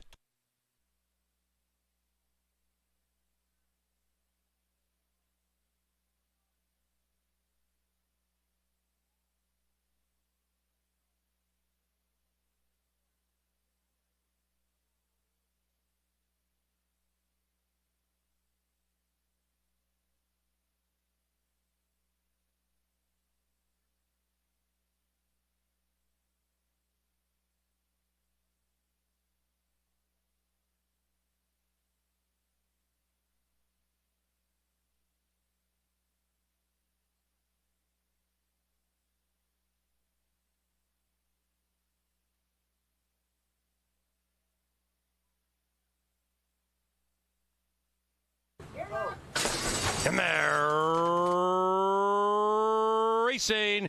Kierkegaard and the Hot Jock came out very speedily. Shortly after the start, Lolly Express pinched back to last. And now on the inside, Mr. Navigator is navigated to the lead by Constantino Roman. One Son of a Chief sticks to that one, and they're 2.5 lengths clear from Kierkegaard. Shinny is to the outside of the favorite, about 4 lengths from it, and to the inside of Hi Ho Cheerio. 6 lengths after that to Perfect Wager, then another 6 to Lolly Express, and King Nate can see them all. Into the far turn they travel, 2 and 3, throwing blows. Kierkegaard with Eckleberry looking for 4, looming on the outside. Shinny is lurking, but being shoved on by Lindy Wade, 4 out of it, and to the inside of Hi Ho Cheerio. Then it's Perfect Wager round about the quarter pole, and we still have 3 astern. It is Kierkegaard slugging it out with One Son of a Chief. Shinny giving everything he has right behind Kierkegaard. On the inside is Mr. Navigator, outside Hi Ho Cheerio. Kierkegaard, Shinny, all heart, trying to run down Kierkegaard in the shadow of the wire, but Kierkegaard is too good, and a late charge from the 7, who wins? Lolly Express at 40-1, upstages the favorite and Shinny.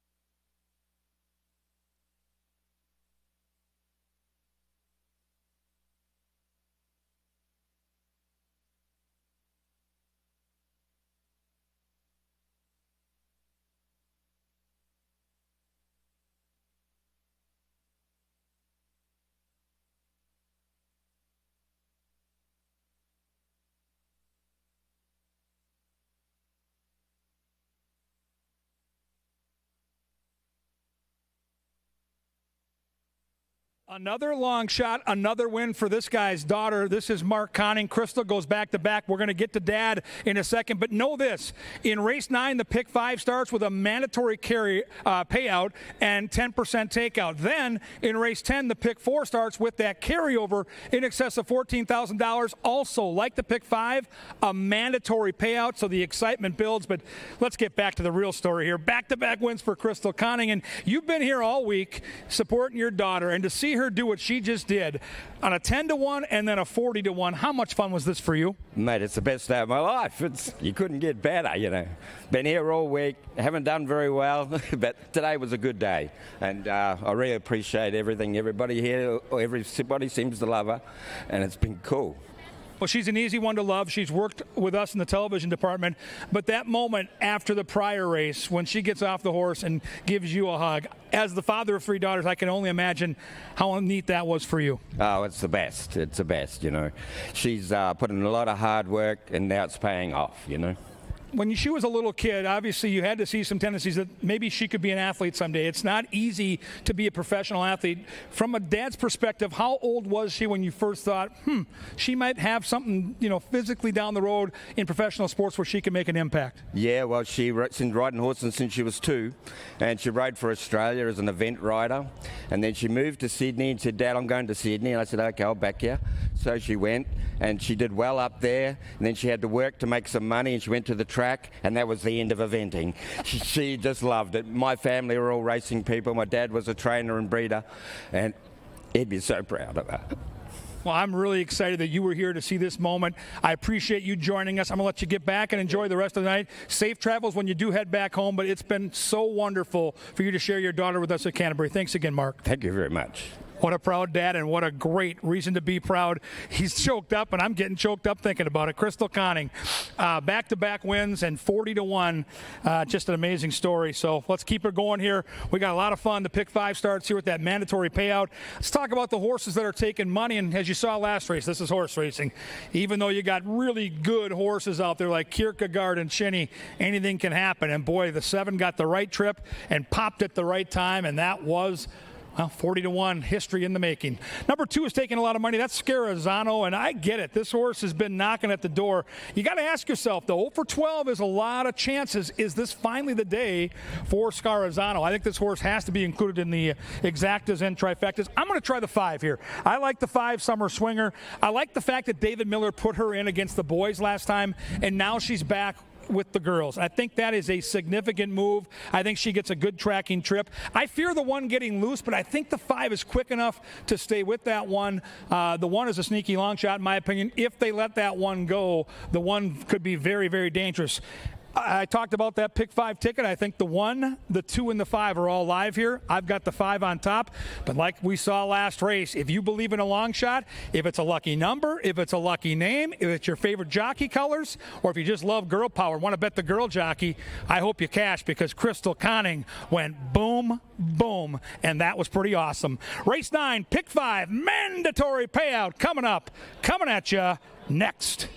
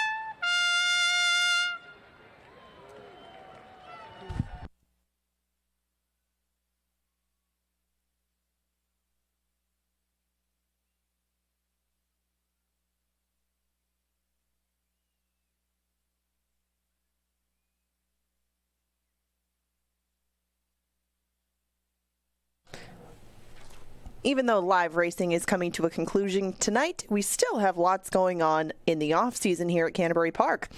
Get ready for Canterbury Park's Oktoberfest weekend happening October 14th through 16th with live music, a brat eating competition, German food options, cornhole tournaments, and a lot more. Get your tickets for Oktoberfest now at canterburypark.com. Now, at the end of September, through the night of Halloween, you can witness Canterbury's first ever zombie rampage. It's the only monster bus paintball hunt on Earth. Hunt live zombies with paintball guns from onboard 14-foot tall zombie rampage monster bus. Who could say no to monster trucks, zombies, and paintball covered in a mashup only a mad scientist could think of? Get your Canterbury Park tickets for the zombie rampage at canterburypark.com. The Junk Bonanza is coming back. It's truly the best vintage shopping for your home, garden, and more. After live racing is complete for the season, come back for the Junk Bonanza September 22nd through the 24th.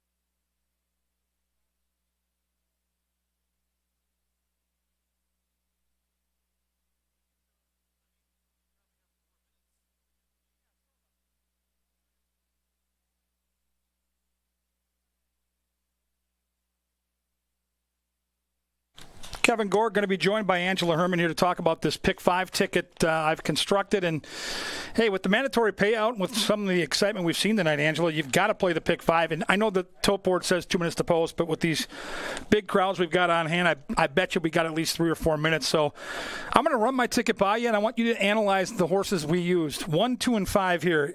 Do I have any horses that can burn me, or do I have the race covered? I think you've got a pretty good grasp on it. I know that you had liked You So Money Baby previously, and right now for 11-1 for a filly that was leading at the top of the stretch, even with her kind of erratic antics, I think that that's fair value. That would be about the only one that I would add to the ticket. I'm not a huge fan of Scarazano sprinting. If they were going longer, I'd like her a little bit more, but at 4-5, I guess that I would pass on her. Leg 2, as you can see, folks, I've got the 1 run today, and I've got the 8, the Glitzy Shipper from Colonial. Angie, I believe I've got the right 2. I think that you definitely have the 2 horses to beat. Just one interesting note, because if you are using these numbers and you're taking a look at them, remember we have that carryover in the Pick 4 the next race. Maybe write these down. If you like them, you're going to want to play that back as well. Mac Robertson's won the last 5 Shakopee Juveniles. 4 of them were with fillies. He's got Magic Glass in there who will be a price. That would be about the only note I'd make there. We can't talk about all the horses I've got, but just know that in race number 11, you got coverage. Yeah, 1, 3, 5, 7 is what I wrote down. Mm-hmm. And that's who we've got something cooking there. That makes sense. Race 12, 3, 4, and 5. I got the middle of the field. I'm worried about the 1. I would be more worried about the 2, just the speed. Speed combined with Harry Hernandez, even if it looks like there's going to be a duel, sometimes ends with him shaking clear. That horse is going to be a fair number. That was my top pick in there, but we'll talk a little bit more about that later. I think you got a pretty solid ticket put together right up to that point. Last race, 2 and 6. I know 2 is Rye Echoberry. I know the horse is going to be odds on. I just can't overlook Northern Woods with Lone Speed. That's very fair. He and Crystal Conning having 2 of the best nights that they've had all season long, and they're going to go head-to-head with 2 horses that should be fairly close to the lead. I think Northern Woods will be leading them. I think Glass Martini will breathe down his neck, but I think you got it narrowed down nicely. It's a $72 investment. All right, $72, fans. Get that ticket in, modify it. All I know is you don't want to get shut out. So go to the window right now, play the Pick 5 with that mandatory payout, then come right back. Race number 10, over $14,000 in carryover money, and another mandatory payout. We're giving money away. It's like Christmas here in September at Canterbury on closing night. Enjoy.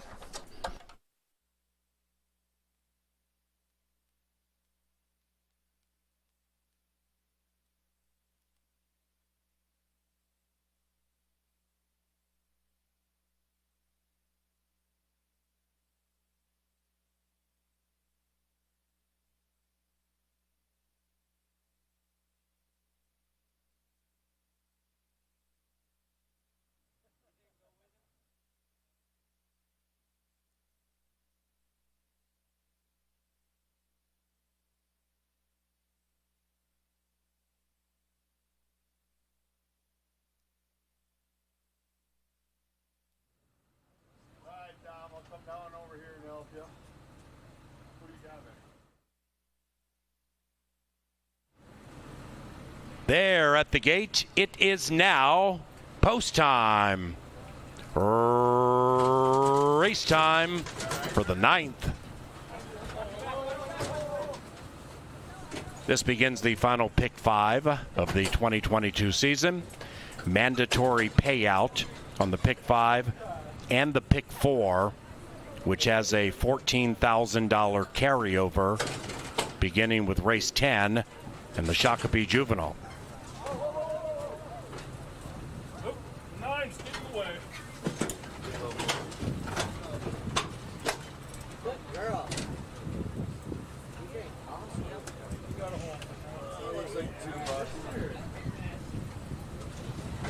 Dreaming of Bling goes in.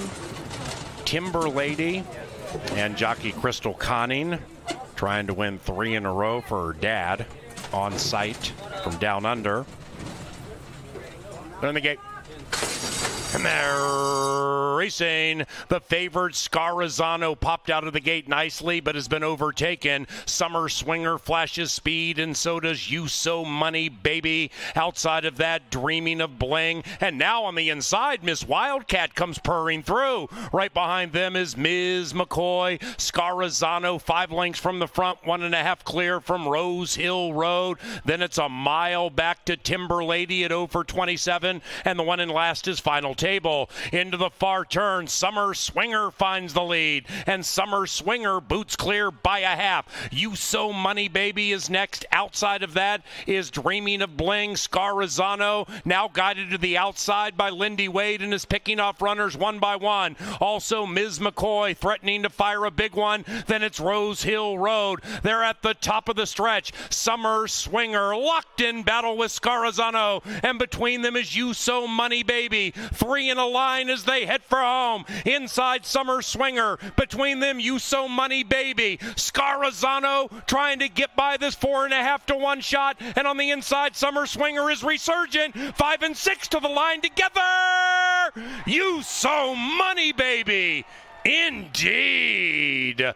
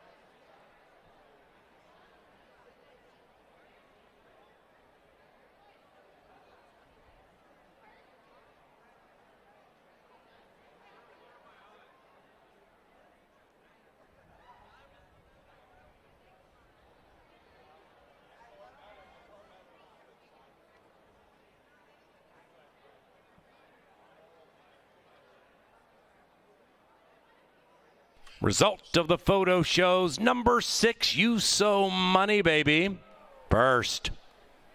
Summer Swinger, a very game second. 6'5", 210.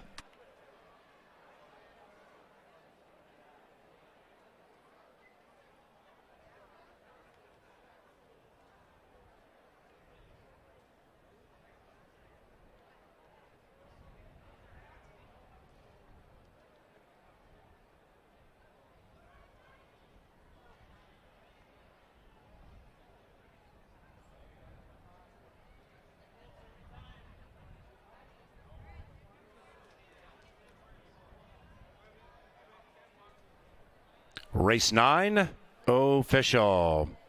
6.5 exacta $17, trifecta $13.50. The 10-cent superfecta $53.09.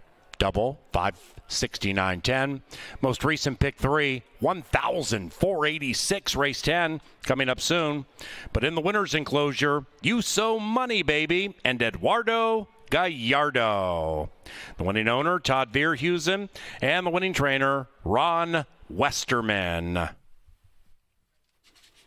Race number 10 is the 10th running of the $50,000 Shakopee Juvenile.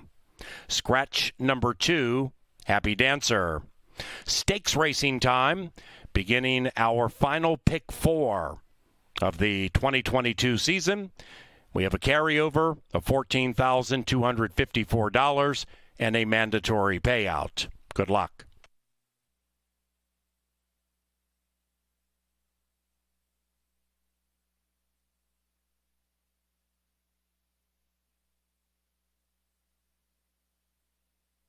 The gate. And they're racing. The favored Scarazano popped out of the gate nicely, but has been overtaken. Summer Swinger flashes speed, and so does You So Money Baby. Outside of that, Dreaming of Bling. And now on the inside, Miss Wildcat comes purring through. Right behind them is Ms. McCoy. Scarazano 5 lengths from the front, 1.5 clear from Rose Hill Road. Then it's a mile back to Timber Lady at 0 for 27. And the one in last is Final Table. Into the far turn, Summer Swinger finds the lead. And Summer Swinger boots clear by a half. You So Money Baby is next. Outside of that is Dreaming of Bling. Scarazano now guided to the outside by Lindy Wade and is picking off runners one by one. Also Ms. McCoy threatening to fire a big one. Then it's Rose Hill Road. They're at the top of the stretch. Summer Swinger locked in battle with Scarazano, and between them is You So Money Baby. 3 in a line as they head for home. Inside Summer Swinger. Between them, You So Money Baby. Scarazano trying to get by this 4.5 to 1 shot, and on the inside, Summer Swinger is resurgent. 5 and 6 to the line together. You So Money Baby. Indeed.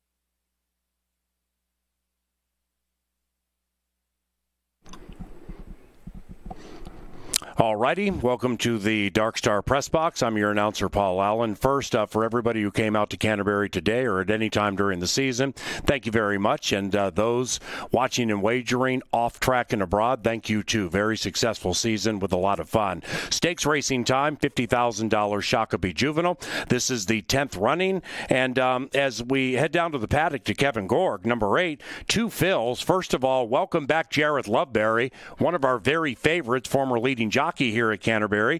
This one is prohibitively favored, under even money right now. They supplemented to get into the race. Larry Ravelli wins at a super high percentage. What do you think of number 8, 2 fills, KG? And can this guy get beat?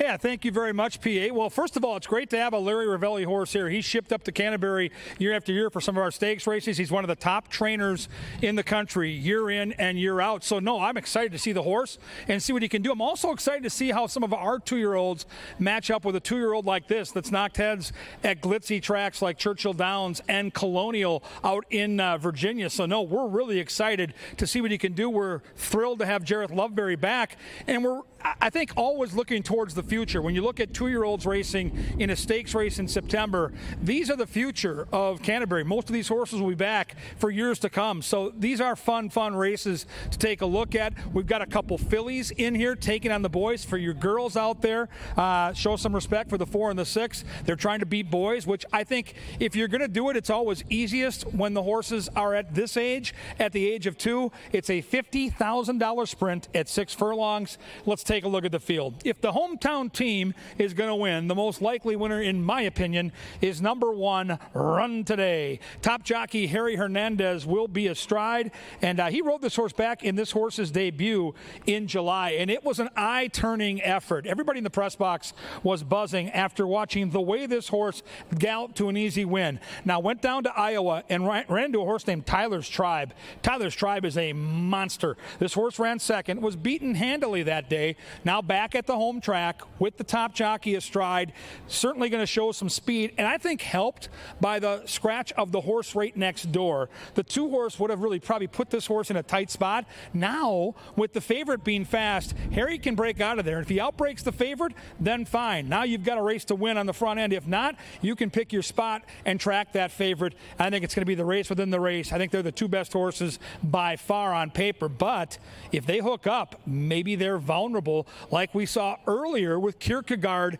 and Shinny. So sometimes the 2 most fancied horses are worried about each other, and their jockeys battle each other, and somebody else reaps the benefits like we saw with that 40-1 shot. Maybe it's the 3. Maybe it's Summer All Year. Alonso Quinones for Tim Padilla. I love the breeding. I love the fact that the horse has run 2 races and has been right there at the wire both times. Debuted, lost by a head, came back, won a photo, and has some great workouts since. Summer All Year, to me, is very playable at 14-1. Here comes one of the fillies. Angela talked about Mac Robertson's success in this race, primarily with fillies. He gets Magic Glass in here. Constantino Roman.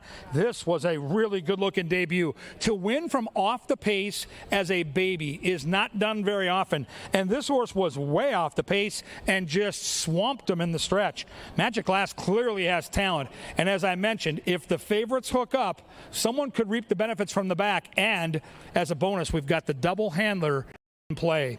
Number 5 is Rockin' the Dad Bod. I know all about that, unfortunately. In from Iowa for Wade Rarick. Good races down at Prairie Meadows. Another horse that tackled Tyler's Tribe. Has good stalking speed. Figures to get a good trip from just off the pace. Filly time, number 6, Unrivaled Queen. Zeke Laura gets the call for Valerie Lund. This horse has gotten better with each and every start. And in career start number 3, she put it all together, taking them all the way on the front end. Now Hernandez jumps off to ride the 1, but you get Zeke Laura, and that's always a good thing. Number 7 is Coffee Caliente. Alex Conchari for Cody Rosine. 2 career starts, still a maiden, but ran second in both those races, so absolutely has some talent. Number 8, let's take a look at this favorite. Ooh, big, strong-looking 2-year-old. There it is, 2 fills. Loveberry gets the call for Ravelli. Flat out has faced some really tough competition. Debuted at Churchill Downs, had kind of a troubled trip, then went to Colonial and just crushed. outside attack post, good-looking horse. Ravelli, you know all about him. You recognize the silks. And, oh, yeah, Mr. Loveberry can ride him up fair and square. I think it's going to take a monumental effort to beat this one, but it's the first time this horse has run at Canterbury, so the hometown horses have that advantage. Number 9, Black Tekka for the Allwellings. Uh-oh, Rye Eccleberry, he's red hot, trying to ride off into the sunset with a bunch of wins. He gets the call here for Gary Shearer, another horse that I think drew beautifully to the outside because he's got speed. He's got enough speed to stay within touch, but Rye can put him in the race when he chooses, and he can keep an eye on that 8 horse and try to figure out when to make a move. And if Rye gets into a battle in mid-stretch, pack a lunch. This guy's as good as it gets. Fun race, $50,000 on the line. The first of back-to-back stakes, the Shakopee Juvenile. And yes, the pick 4 has a carryover. And yes, the pick 4 is a mandatory payout. You can't leave now. You can't get shut out. You got to head to the window. You got to get your action right now. The pick 4 and the Shakopee Juvenile is headed your way next.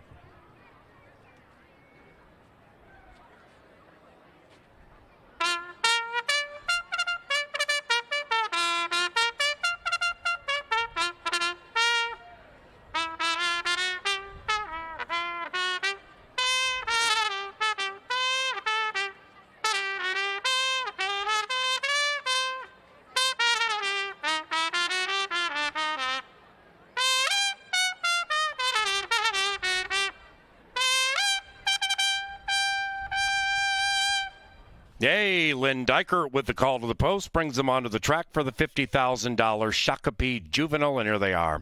Number 1 is Run Today, ridden by our leading jockey, Harry Hernandez. The owner, Mattress Mac, James McInvale, and the trainer, Chris Richard. Number 3 is Summer All Year, and Alonzo Quinones. The owners, Pete Matson and Tim Padilla. The trainer, Tim Padilla. Mac Robertson trains number 4, Magic Glass, for Novogratz Racing. In the irons, Constantino Roman.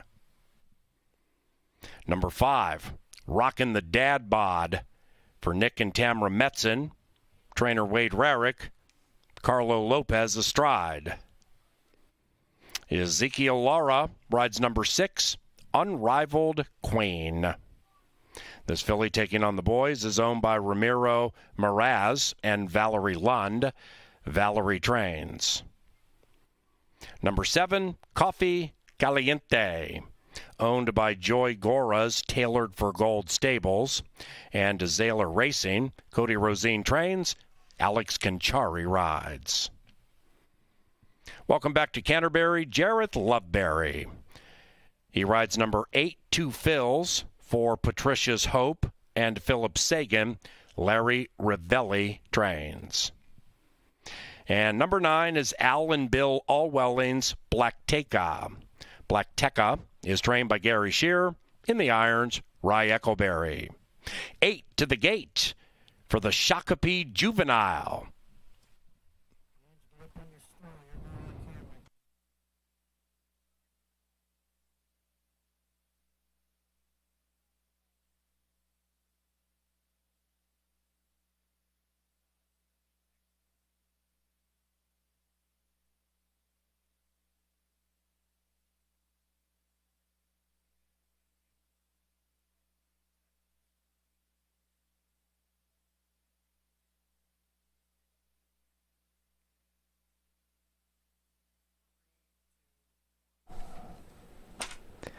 We've got 4 to go and a big carryover in our final pick 4 of the season. 14,254 to be exact, and a difficult stakes-filled sequence. Now, I made a smaller ticket, but I don't blame anybody for adding on to this, especially if you don't like Last Martini in the last race. That would probably be your best place to maximize value. He might be the heaviest favorite in this entire sequence, but there's a lot of quality to be found, especially in these 2 stakes races that kick things off, including the Shakopee Juvenile. Even though I took the horse on the inside who's currently 5-2 run today, there's so much potential with these quality 2-year-olds. Anybody that you get at a price other than 2 Phils, who I used in second, but I'm not like overly in love with, otherwise I would have taken him on top and singled. I thought that maybe 2 Phils might get let go at about, 3-2, 2-1, but right now at even money, not that interested in him. Magic Glass at 8-1 is the value for me, and she is on that ticket that you see on the screen. Kevin mentioned it. Mac has won 5. His last 5 Shakopee Juveniles, 4 of them were with fillies. Magic Glass, even if you weren't blown away by her maiden win, has to be respected on that fact alone. They know how to take their shots well in this race. Now, the HPPA Sprint is next. Lots of experienced and different pace sort of foes. It seemed like a very balanced pace scenario, even though I think the main contenders will be close to the front, and that's where you wanted to be. I took Central Park, and I couldn't narrow it down past 1, 3, and 7. Tony's Tappet spanked a lot of these last time at 6.5, but they go back to 6 now. And Minister of Soul and Central Park might give him more to do in the lane, so I used them both towards the front end. My top pick is Matt's Fire and Ice in race number 12. I think that he can get clear. I don't know how far clear he'll get. He might still take some pressure from Martini Blue, even Astronaut Oscar, but I envisioned a race where he and Harry Hernandez make them all run him down, and that's not easy to do when you get Harry Hernandez on the lead coming for home. My Crazy Neighbor shipping in from the outside wasn't all that impressive the last time at Ellis Park on July 8th when he was on dirt, but he wasn't that far behind either. It was just kind of an even run, and I think that a move to this sort of competition will definitely benefit him. I singled Last Martini. We talked about him in the angle. This horse, I think, is primed to at least end Rye Eccleberry's night and career in the saddle with a win. He's already had an excellent night as it is, and Last Martini, I think, is definitely in a good spot towards the last. And remember, we do have 14,000 just in the carryover. This pool will continue to grow. It started seated with a carryover of over $14,000. You've still got a few minutes to get into that pick 4. And remember, it starts with 2-year-olds. Keep an eye on them on the track. Keep an eye on them on the board. There's 2 clear-cut contenders who are taking a lot of the money right now. Everybody else outside of there, regardless of their actual talent quotient, is at an excellent price, and you might not catch them at any time in the near future. But they are headed towards the gate right now for the Shakopee Juvenile. Take advantage of the mandatory payout carryover pick 4 that we have going from races 10 through our finale the 13th. You've only got 2 minutes left. Get them in now.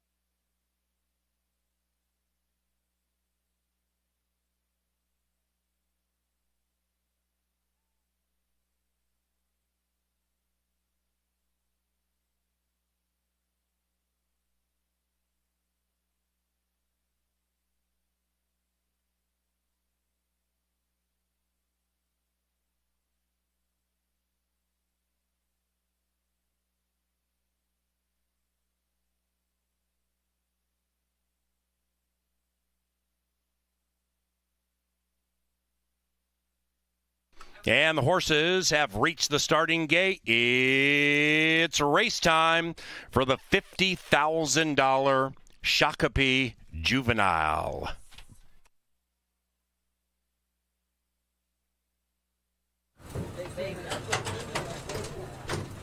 This one was won last year by Missy Needs a Cocktail. Trainer Mac Robertson has won this race 5 years in a row. The first running in 2013 scored by General Jack for Mike Maker and Victor LeBron. Amy's Challenge with earnings of more than $750,000 won this race in 2017 with jockey Jareth Loveberry, formerly our champion jockey, now based in Chicago. Jareth back to ride number 8, Two Fills for Larry Ravelli. Jockey Rye Eccleberry rides number 9, Black Tekka. And this is Rye's swan song as a jockey. He is retiring from riding after our 13th tonight. Two Fills, even money. Run Today for Mattress Mac, 8-5 on the inside. And they're racing, and they broken a line in the 10th Shakopee Juvenile, and Eccleberry and Black Tekka outbreak the field, and with a killer crossover, the hot jocks right up on the lead. The bookender Run Today for Mattress Mac and Harry. They're just to the inside of Black Tekka, who leads it by 1. Behind them, Two Fills and Loveberry. This one is revving up coyly to the outside of that 9, and about 2.5 lengths clear from Unrivaled Queen. The fillies beginning to make a move to the outside of Run Today.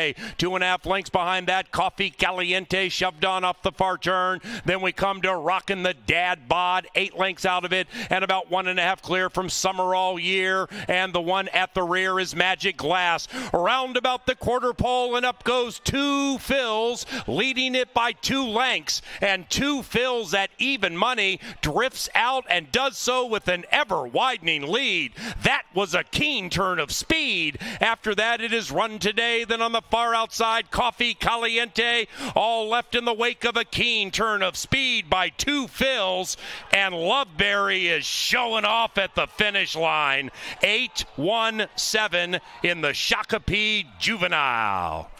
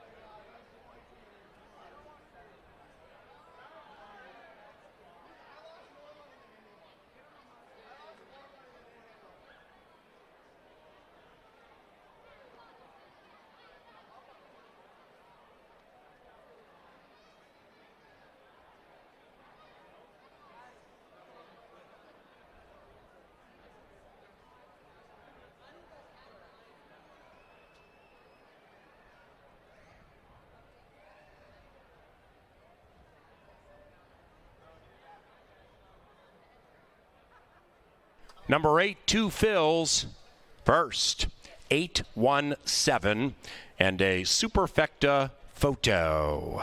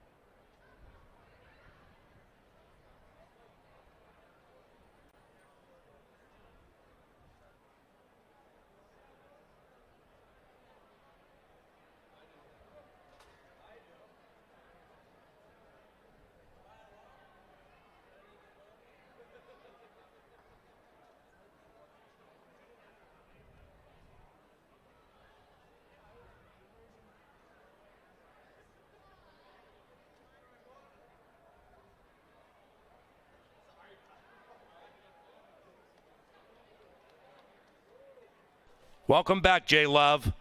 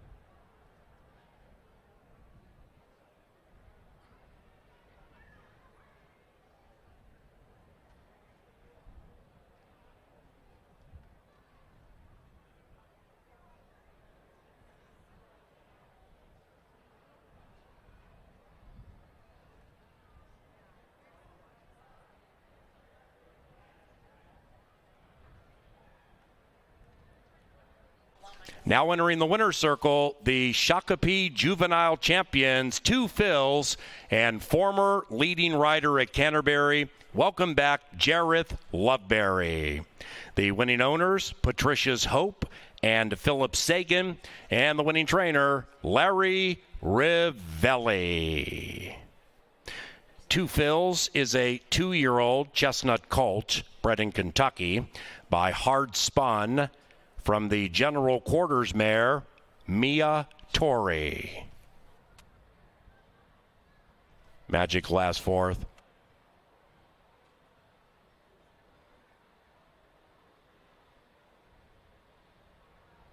We welcome to the winner's enclosure to make the trophy presentation to the winning connections of the Shakopee Juvenile, Andrew Offerman, our Senior Vice President of Racing Operations. And the 10th is official. Pick 3 paid $7.48. Exacta, $4 and change. Trifecta, $15. It was chalk all odds. The Superfecta, 12 and change. Double, 14 and change. The 11th race is the $50,000 Tom Metzen HBPA Sprint. Number 2, Reef's Destiny, is picked up by Alex Kenchari. The final stakes race of the 2022 season is 23 minutes from now.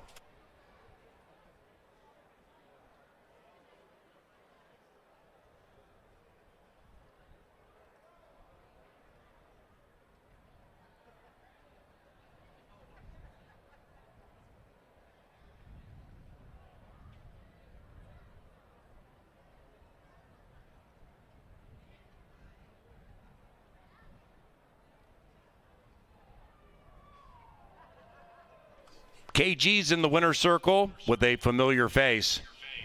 You mentioned it, PA, former champion, good friend of ours in the press box. He's Jareth Loveberry. And this is a horse that went wire to wire last time, so you knew that he had some speed. You watched the break out of the gate, and all of a sudden you're looking back and you're 4th or 5th. No panic?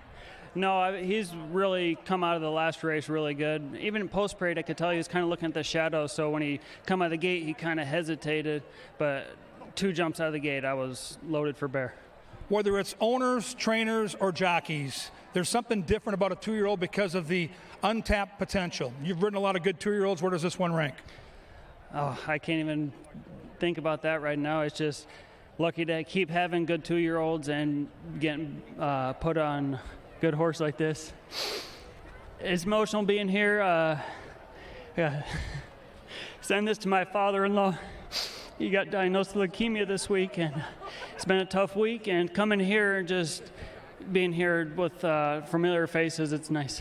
We'll be praying for your father-in-law, and I can tell you that all of us here at Canterbury are very attached to you. We watch you on a national stage every single weekend. We bet you, we cheer for you. So with that in mind, where are we going to be watching you here the rest of the fall and into the winter?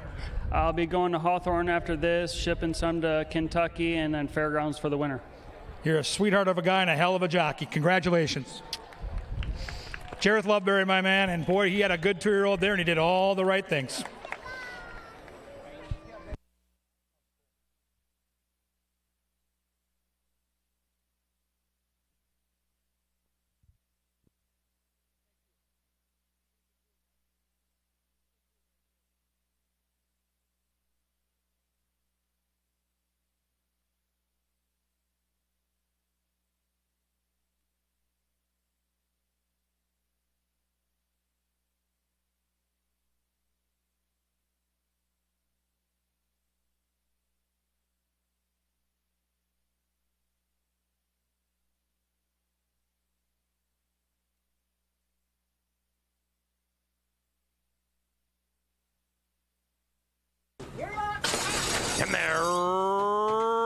racing, and they broken a line in the 10th Shakopee Juvenile. And Eccleberry and Black Tekka outbreak the field, and with a killer crossover, the hot jocks right up on the lead. The bookender Run Today for Mattress Mac and Harry. They're just to the inside of Black Tekka, who leads it by 1. Behind them, 2 Phils and Loveberry. This one is revving up coyly to the outside of that 9, and about 2.5 lengths clear from Unrivaled Queen. The fillies beginning to make a move to the outside of Run Today.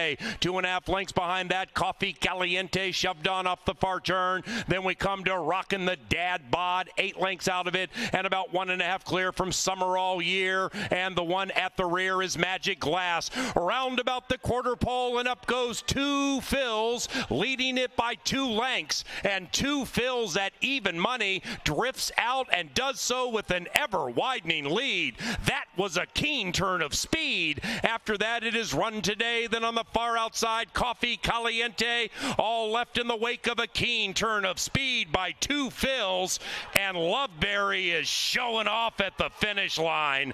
8-1-7 in the Shakopee Juvenile.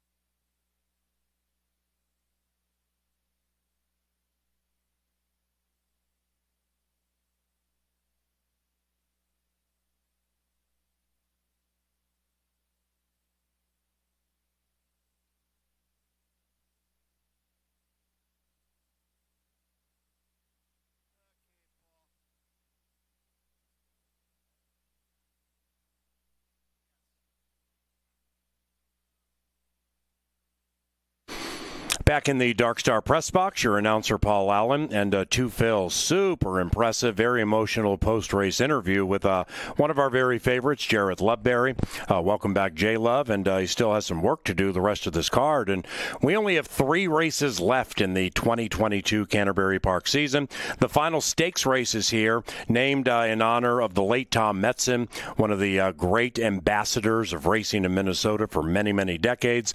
God rest your soul, Tom Metzen, his wife Karen, friends and family are here too. Let's handicap the race. Tony's Tappet is the favorite to the inside, and we'll handicap it with 2 of the best handicappers in the country. 2/3 of the Steam team in the paddock. Angela Herman and KG, take it away. Thank you, PA. Yeah, we're excited to handicap this one. Angela and Tom Metzen was such a great friend of Canterbury. We do this race in honor of him. We just saw a rising superstar in the juvenile. What'd you think? Oh, wow. I knew that he was going to be very tough to beat, but once you got him up to about second, I don't know, a couple furlongs out of the gate, that was done. It was really, really impressive. Larry Ravelli picks his spots well with his 2-year-olds. He brings that one all the way over from Colonial off a layoff, but you wouldn't know it. He ran a huge race and put that field away pretty handily. I think this race, one of the more difficult races to handicap. I'll just speak to what I did on my pick 4 ticket that I put together in hasty fashion with the carryover. I go 5 deep, but I still don't know if I have enough horses covered. To me, this looks like a race where anything can happen. I think pace is really going to get magnified, and I see a bunch of speed. I don't know about you. I do see a lot of speed, but I also see a track where I don't think that coming from about 25 out of it is necessarily the way that you want to go. It seems pretty fair, to be honest, but I thought that Central Park held the aces in here, and we talked about this race actually a few days ago, and you've changed your mind a couple of times. Why did you end up on Central Park? Well, you know, I think the horse has some versatility, and I think this is a race where, to your point, you want to be within touch of the leaders, but you want to have enough natural speed to make some imprint into the race. And I don't think this horse is fast enough to clear off at any point early, but I do think this horse from that post will get a really good trip. Now, I wanted to go with XL. I've been fascinated by this horse since we first saw him at Canterbury, but with the presence of a couple other speedballs, and you know, you look at the horse right next door, his barn mate, Bodenheimer, then you look at, you know, another speedball and Minister of Soul, and I'm like, I don't know how this horse is going to get loose. So if he doesn't get loose, maybe he can track, and I used him, but I didn't think he'd be 7-1. So right now, that kind of stands out to me. Our horse is 5-1. He's square.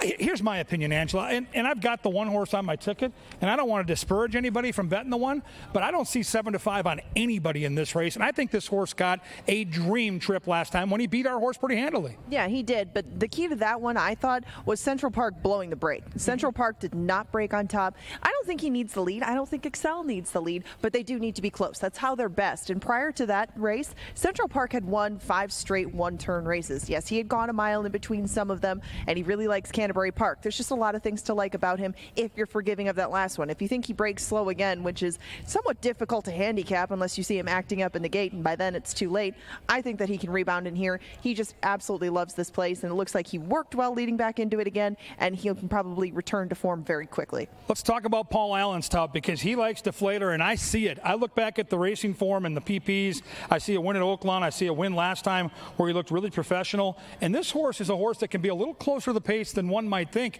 and he could end up getting a very good stalking trip. Let's just say at some point, if the 3, the 7, and the 9 are ding-dong at the end of the far turn, maybe this 5 gets the trip that the 1 gets, but gets so outside, and maybe the 1 doesn't have anywhere to go. I can see PA's horse winning here. I think he provides more value than Tony's Tappet. I'm not sure he brings necessarily more to the table, but I mean, he's won 2 out of his last 3. There's no reason not to take a shot in here. Minister of Soul getting quite energetic down in the paddock. Sometimes that happens, but now he's just prancing his way out to the track. Looks like they've got him under control. A very well-behaved bunch. Central Park's a little bit warm, but I think that's kind of just him. And nothing else to report as far as appearance goes. But as far as Deflator goes, I think he's really turned a corner. Something has gone on in his head, and you get 8-1. I don't think you will by the time you get to the gate. Yeah, interesting race. Boy, what a fun race to handicap. Angelo will be in the winner's circle to introduce you to the winning connections when this one is over. We're both on the 7. We're going to try for a mild upset. We'll both concede the 1 is certainly the horse to beat. 7-5 on Tony's Tappet, trying to scrape paint and get all that money. It's the $50,000 Tom Metzen HBPA Sprint running into the history books. You can watch and wager and be a part of that history by heading to the windows right now. Stakes action and the final rolling pick 3 of the night. Just There's 3 races left. Enjoy each and every one of them, especially our final stakes race, which is next.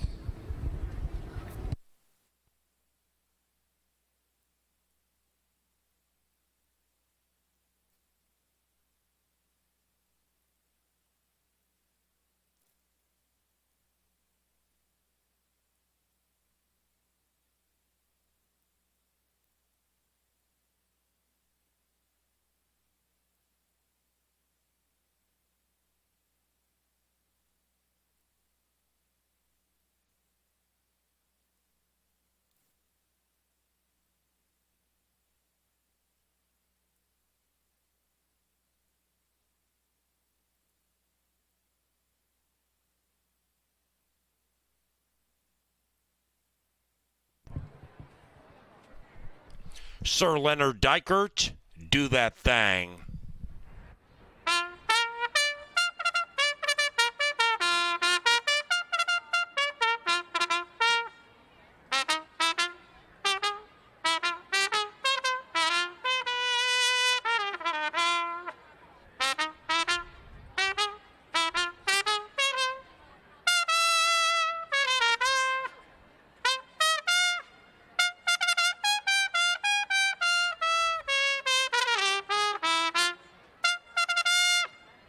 And they purr their way onto the track for the Tom Metzen HBPA Sprint. And here they are. Number 1 is Tony's Tappet, owned by Kirk Sutherland, trained by Jose Silva Jr. Ezekiel Laura rides. Number 2 is Reef's Destiny and Alex Conchari. This one is owned and trained by Robert Klein.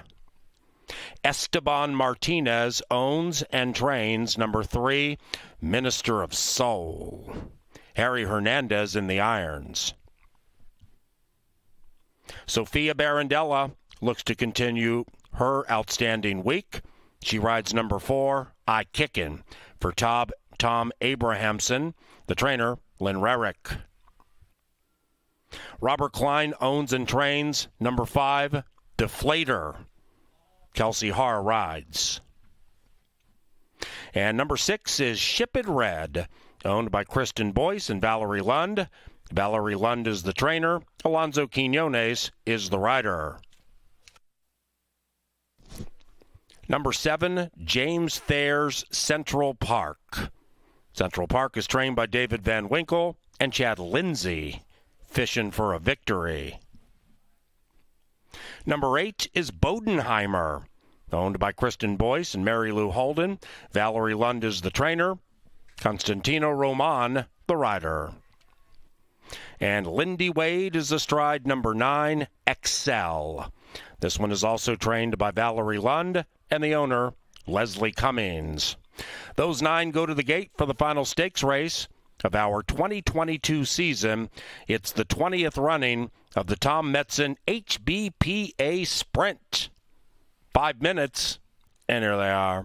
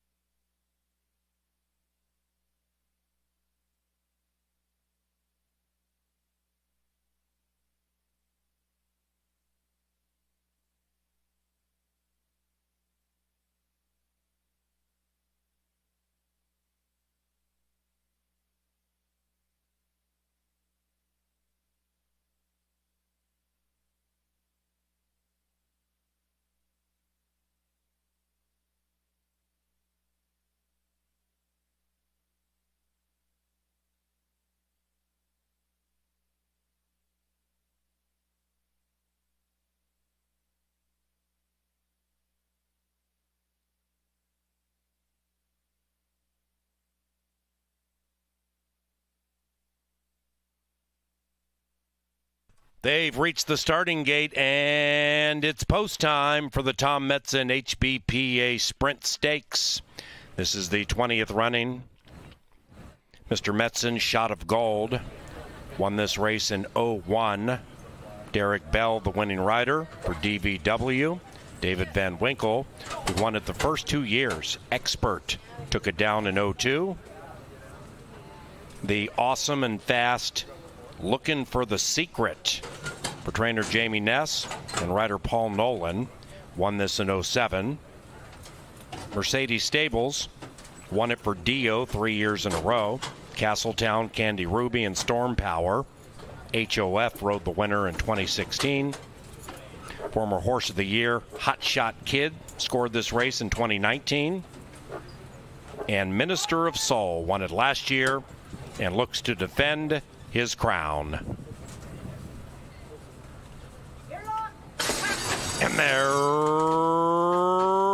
racing in the 20th Metzen, and Bodenheimer popped speedily from the 8th spot. So did Reef's Destiny to the inside, and now gamely splitting runners is the defending champion Minister of Soul. And Minister of Soul and Bodenheimer cut clear by 4. Central Park finds his feet with Lindsay and is rolling up to the outside of Deflator. Outside of them is XL. Reef's Destiny already shoved on. Tony's Tappet 7-8 lengths from the front at 4-5 and is blocked right now. After that, Ship It Red, and in last is I Kickin'. And in first, it is Minister of Soul with Rhythm opening up by 3. Deflator sneaks through to the inside to be second. Then it's Central Park, and Tony's Tappet now has the light of day as they head for home. They're chasing the defending champ. It's Minister of Soul. Tony's Tappet cutting into that margin. On the far outside is XL with Central Park, and now they head for the money.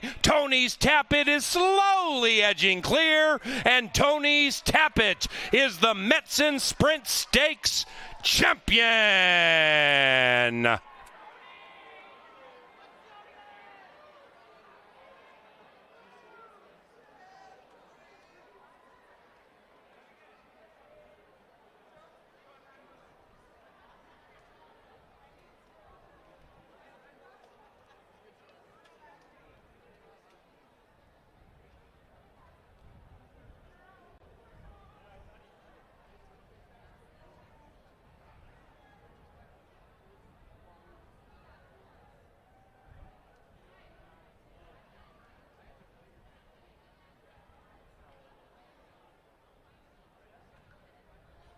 Number 1, Tony's Tappet, first in 110.07 and impressively. Defending champion second, photography for the rest.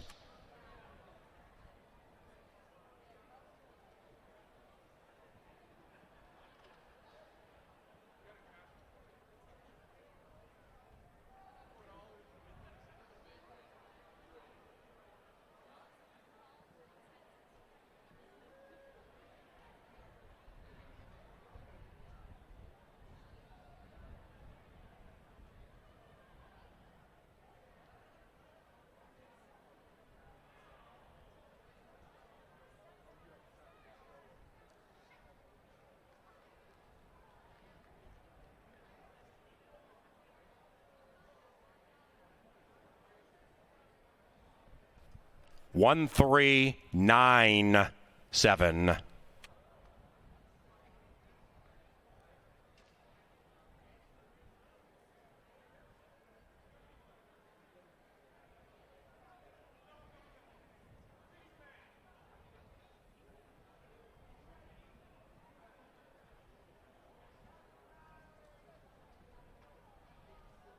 The 11th, the Tom Metzen HBPA Sprint Stakes, official, as the victorious Tony's Tappet receives a well-deserved bath for his stakes-winning toil.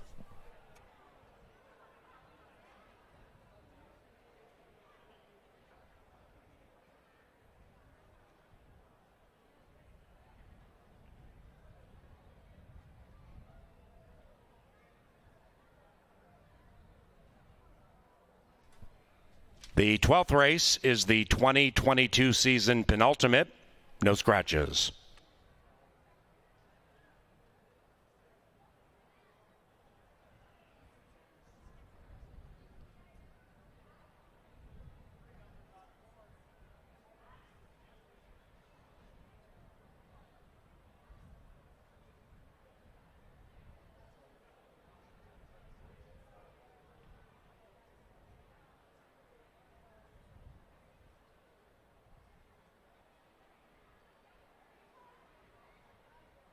In the winner's enclosure, Tony's Tappet and Ezekiel Lara. The winning owner, Kirk Sutherland, and the winning trainer, Jose Silva Jr. The winner is a 4-year-old brown colt by Tonalist from the runaway groom mare, Autumn Wedding. Ladies and gentlemen, in the winner's enclosure, to make the trophy presentation for the Metzen HBPA Sprint, family members and friends of the late Tom Metzen, including his wife Karen, who we welcome back to Canterbury Park, a very, very special member and family of the Canterbury Covenant. Tom was the longtime president of the Minnesota Horsemen's Benevolent and Protective Association and provided leadership for horse owners and trainers through both good and bad times as Canterbury Park grew to become what it is today. We honor Tom Metzen annually with the running of the HBPA Sprint, and on television monitors is his wife, Miss Karen Metzen. Welcome back, Karen.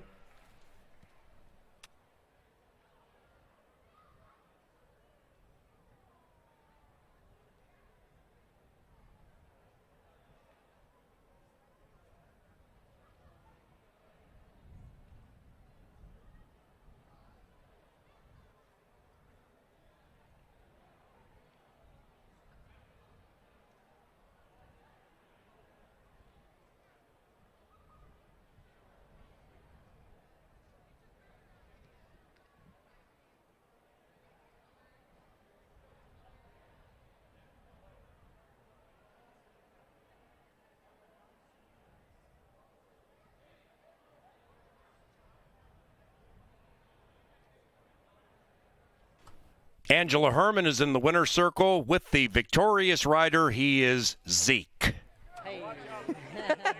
It is Zeke, yeah. He's won 2 in a row on Tony's Tappet. It was a smaller field last time. This time you had a lot more competition, including the runner-up, who was very tough. How did you see it coming up? Oh, well, we knew there was a little speed in there, so we didn't want to go head-to-head with anybody. Just to save a little horse for the end and just find our way through, and we got through, and he was on his way. And he went 6.5 last time. He went 6 today. Did that concern you at all? No, not at all. I knew what we had, basically. He's a pretty honest horse. And the inside, I mean, that was really the only thing that Tony's Tappet had changed from last time. He's been outside most of the time. Is he comfortable wherever you put him? Yeah, no, he's pretty honest, like I said.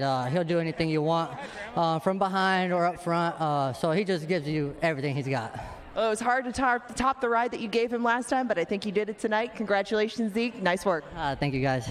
The Tom Metzen HBPA Sprint gives Tony's Tappet 2 in a row. Thank you, Jose and his team. You guys are awesome.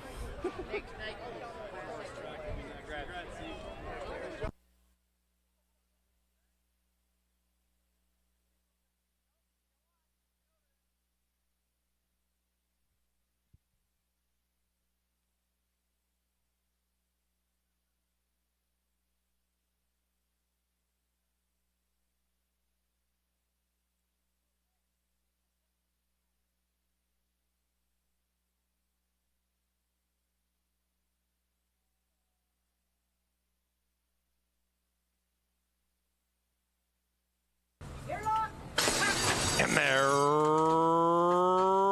racing in the 20th Metzen, and Bodenheimer pops speedily from the 8th spot. So did Reef's Destiny to the inside, and now gamely splitting runners is the defending champion, Minister of Soul. And Minister of Soul and Bodenheimer cut clear by 4. Central Park finds his feet with Lindsay and is rolling up to the outside of Deflator. Outside of them is XL. Reef's Destiny already shoved on. Tony's Tappet 7-8 lengths from the front at 4-5 and is blocked right now. After that, Ship It Red, and in last is I Kickin'. And in first, it is Minister of Soul with Rhythm opening up by 3. Deflator sneaks through to the inside to be second. Then it's Central Park, and Tony's Tap It now has the light of day as they head for home. They're chasing the defending champ. It's Minister of Soul. Tony's Tap It cutting into that margin. On the far outside is Excel with Central Park, and now they head for the money. Tony's Tap It is slowly edging clear, and Tony's Tap It is the Metzen Sprint Stakes champion.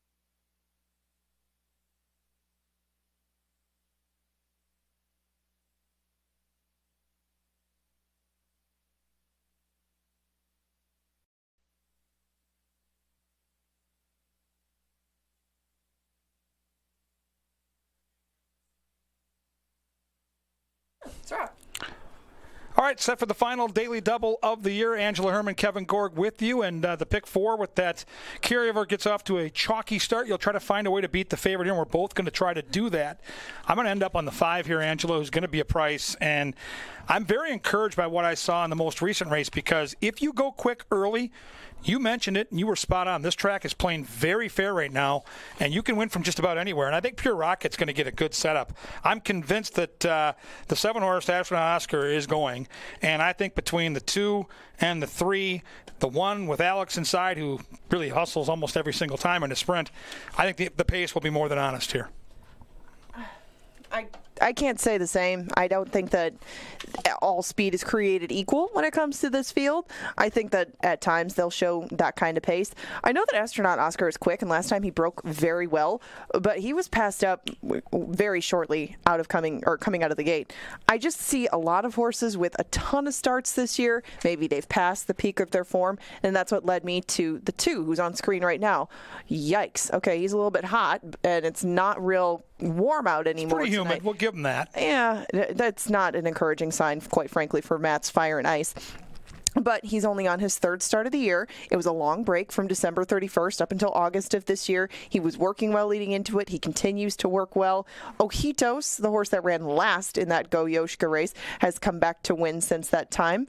And, you know, he was running against 3 closers that got the pace setup that they wanted. Go Yoshka, Outrun him, and Portsmouth all came from the back of the pack. Matt's Fire and Ice was a victim of a pace duel that day. I think that today he can rebound, and if he can use his speed, I think he can maybe run the rest off their feet and sneak away, even though it appears there's a lot of speed on paper. And the coolest part of this race, let's just be honest, because the pick 4 right now, most of us that are all in on the pick 4 are just trying to get our ticket back to what we paid for it. But the race within the race is Mac Robertson and Joel Byrne. It's true. The championship comes down to this race, and they have the co-favorites. You couldn't make a movie here. Like, we're 4.5 months into this thing, and it's come down to one race. They don't have horses in the last. They both have chances here. Mac has the 1. Mac has the 3. Joel Byrne has the 4. To me, which is way more exciting than all this other handicapping stuff, is we get to watch a training title come down to the stretch run of this race. If you had to pick right now, who is our champion trainer? You got 3 picks: Burnt, Mac, or a tie. I'm going to say a tie, as you can see in my selections, but the one that I took of those 2, the furthest up, was the 4, my Crazy Neighbor. So I guess if it all comes down to this race and you take my top pick out of it, I fall into the 4. So I suppose I would lean the way of Joel, but only by that circumstance only. I think that if I'm right, which, you know, hasn't been that often tonight, then it's a tie. All right, I thought the 3 was the best-looking horse in the paddock. If my 5 doesn't come charging down the stretch to get me some long shot money, I think Mac wins his 15th training title right here. I think it's going to be a humdinger. I know it's going to be fun, especially for all of us that have spent almost 70 days watching these races, and now these trainers, it comes down to one race, one chance for the title. Joel Byrne with the 4, Mac with the 1 and 3. You get to make the bets. You get to watch and wager and be a part of this history right out here at beautiful Canterbury Park.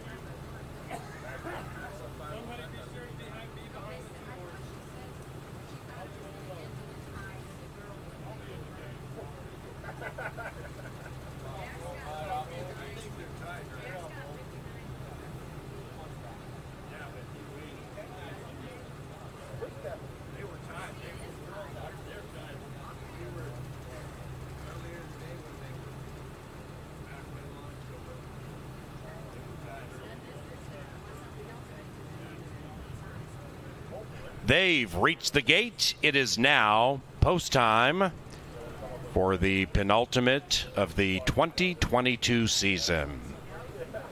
Our final live race, closing pick 5 and pick 4 wagers with a mandatory payout, is race 13. More than 200 grand fired into that pick 4 with the $14,000 carryover. And here, Martini Blue is favored at 8-5, trained by Mac Robertson, a Hall of Fame trainer and the most dominant in the history of this racetrack. He has a couple, Sisaway Now and Martini Blue. Trainer Joel Byrne has number 4, My Crazy Neighbor. They each have 61 victories and no horses in the 13th.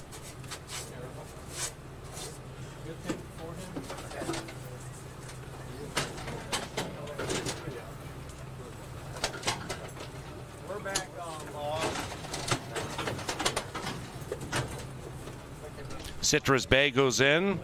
Leslie's Gold, last in line. 9 in a line. It's the 12th. And they're racing most off speedily in the penultimate. Martini Blue pinched back to last. Meanwhile, a crush of equine athletes in search of that early lead. Can he storm to the inside of the speedy astronaut Oscar? Now scooting through to the inside. Next to the rail is Matt's Fire and Ice. After that is Citrus Bay, 3 lengths from the lead. And the lead belongs to Can He Storm. After that, Sisaway Now shoved on in the middle stages to keep up and overtaken by Pure Rocket and long shot Leslie's Gold. After that, Martini Blue, now guided to the outside by Constantino Roman and beginning to close in a tad. Sisaway Now, the stablemate, is last. Around about the quarter pole, Citrus Bay at 24-1 slugs it out with Canny Storm, who's 17-1, and these long shots have gone 4 lengths clear of the rest of the field. After that, fellow long shot Leslie's Gold. Right behind them is Matt's Fire and Ice, and between them is Pure Rocket. And now, bursting clear is Citrus Bay. Citrus Bay and Eduardo Gallardo to win his second and trigger an upset at 24-1. Citrus Bay first, and a photo for the rest.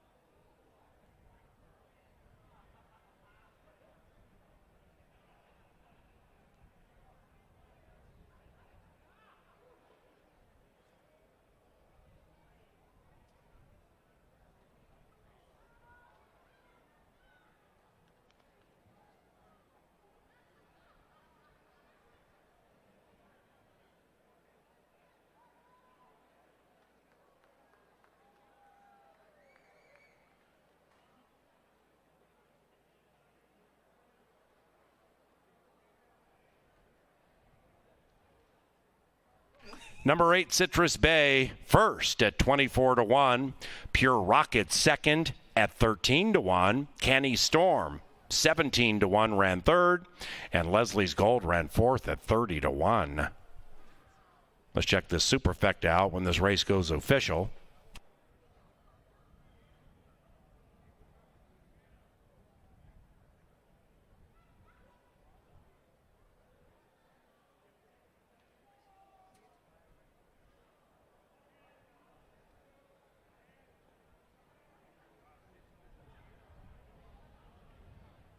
Official. 10-cent superfecta, $8,099 for a dime. If you punched in or said 8569, nearly $8,100 for a dime. Double paid 92. The pick 3, 127.35, exacta 242. 50-cent trifecta, $1,230. Fireworks in the penultimate at CBY. Our last live race with a mandatory payout in the pick 4 and 5 is about 22 minutes from now. No scratches, no rider changes to the 13th.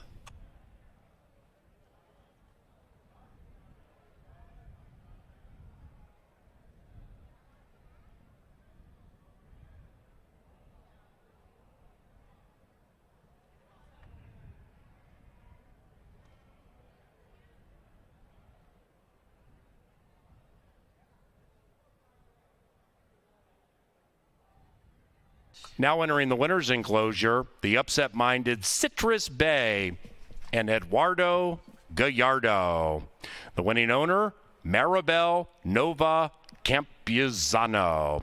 And the winning trainer, Santiago Tranquilino.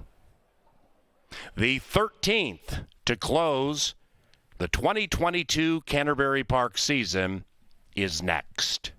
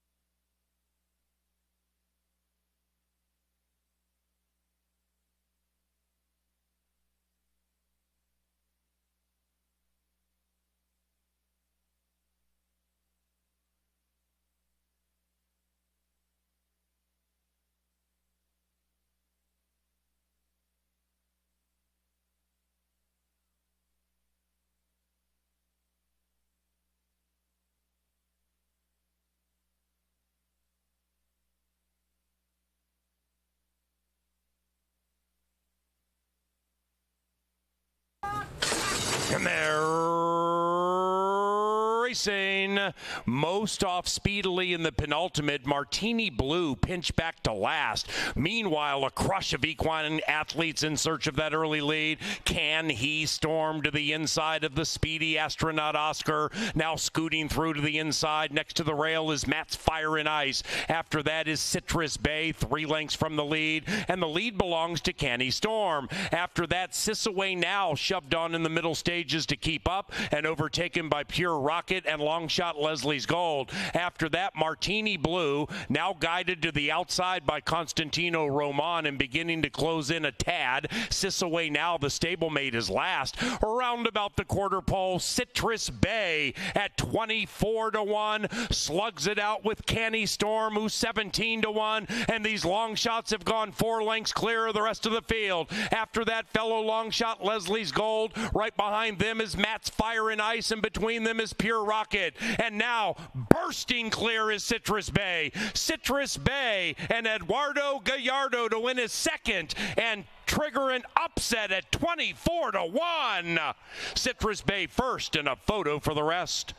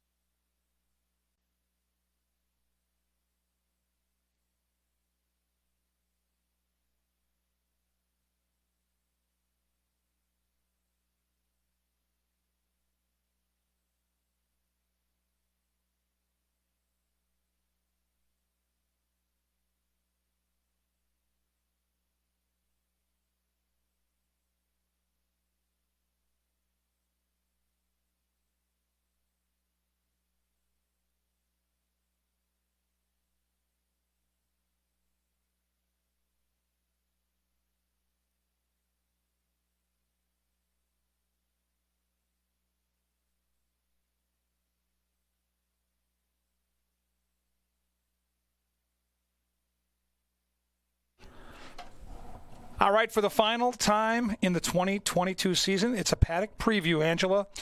Nearly 70 days of racing, and today 13 races along the way, and it comes down to this. Yeah. It's exciting, right? And these are the kind of races that make racetracks go all over America. You've worked out west, you've worked here, you've worked parts unknown, $5,000 claimers. Parts unknown? For sure. $5,000 claimers. What other planet was I on? I don't know, but I watched you. You did a heck of a job. That's a fair question, actually. But these are the races you need to have that fill race cards and end pick 4s and end pick 5s. We've got a bunch of people sitting on live tickets. Yep. And I think a lot of those tickets are probably singled to Last Martini. If the board is any indication and the will pays are any indication, he's your even money chalk at the moment. And what better way to send Rye Eccleberry into the sunset, out of the saddle and on to the next chapter? Yeah, Rye had a great night tonight. It's been a brilliant career, and he is, I think, going to be in a great position to win this race. Now, as we see the jockeys one last time come to the paddock, there is a chance, I think, for the 6 here to maybe steal away. Yep. I didn't see a ton of speed in this race. I think Shinburo has enough tracking speed to keep the 6 honest, but I think the 6 with Crystal Conning, she's got a chance to win her 3rd race on the card, and I think if the favorite is going to falter, if somebody is going to beat the favorite, I think the most logical horse is the 6, and the board kind of tells that story. Yeah, and I think you're going to want to watch Shinburo on the track because last time they warmed him up pretty aggressively without the pony. They went for the lead, and he held on by a head. Now, it wasn't an authoritative win. It was just a head. But like you said, he's got enough speed to keep Northern Woods honest if Northern Woods tries to lollygag on the front end. I don't think that Last Martini has the speed to push either one of those two along. They could push each other along. He won't be far behind. The day that he won, he wasn't far behind at any point in the race. And 23-4, 47 flat are pretty realistic fractions, I think, for the 2 to his outside to set. It looks like a good setup for him. It doesn't look like a great setup if you're going to come from a mile off the pace, like maybe Mongol Altai or Mischievous Mo or anybody who wants to fall way, way behind. I know that there are some deep closers like Golden Tribute. Even when he's sprinting, Ruby's Red Devil takes a while to get going and takes a lot of urging to get going. So I tried to get around him because I knew he'd be a very short price, but Last Martini just makes too much sense in this spot. Paul Allen's going to try the 5, Mischievous Mo. Would be a fitting way to end the season as far as jockeys go because Harry Hernandez has been the story in the saddle most of this season. I looked at the horse. I see PA's angle here. Paul's been finding some nice prices throughout the meeting, but I don't know. I just don't see enough speed to set up a horse that comes from as far back as he does. Maybe he'll stay a little closer with Harry. I respect Paul's tout, and I just watched the 2 go by in the paddock as we watch up here from the press box, and I got news for you. The 2 looks as good on paper as he looks in the paddock, and that's I think just too much for this field. I think the 2 is a stone-cold lock in this last race. I'll say it. Yeah, I'm going to say it right now. Yeah, well, I mean, nobody's going to catch up with you tomorrow. Very, very tough to beat. And, again, it's one of those races where I'd love to see Rye win his last race before he moves on to a new venture. And thank you to everybody out there that supported our racing product. Ange, we've had an unbelievable season. Another chance tonight, I think, to be a top 10 all-time night as far as money bet. But it's the eyeballs, it's the friends we made, it's the fans that come out day in and day out. It's the jockeys, the trainers, the owners that are so good to us up here in the press box as we cover this great sport we love so much. So it's just been awesome to be out here with everybody. And it's sad to see it end. I know. I've worked here for 18 years. It has been by far my favorite summer working out here with you guys, with everybody up in the press box, getting to meet the support, the fans that have really come back in droves and made this such a good time. I know that there were questions after COVID with everything that happened around here, how this season was going to go. I think it's exceeded just about everybody's expectations. And I have you, Jeff, the fans, Paul, everybody who's been up here to thank for that. I'm so appreciative to work with you all and to have you all out here with us. Thank you again from all of us in the press box for your support. We're going to be down in the winner's circle to toss out some t-shirts to say the final goodbye to this season in a little over 8 minutes. They're headed to the track for race number 13. We'll get one more beautiful bugle call from Lynn Dykert.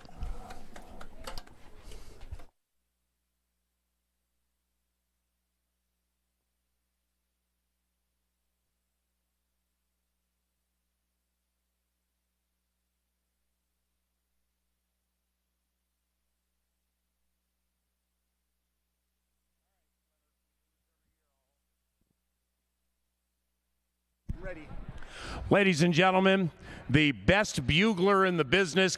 Round of applause for Lynn Dykert, and the final call to the post with a sweet little ditty to close 2022.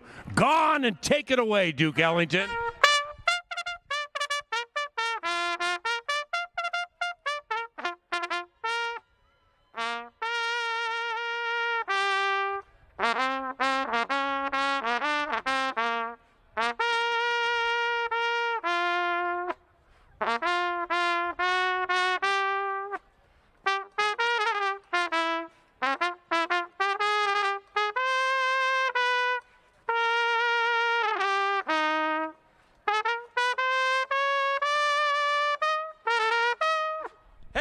Lynn Dykert.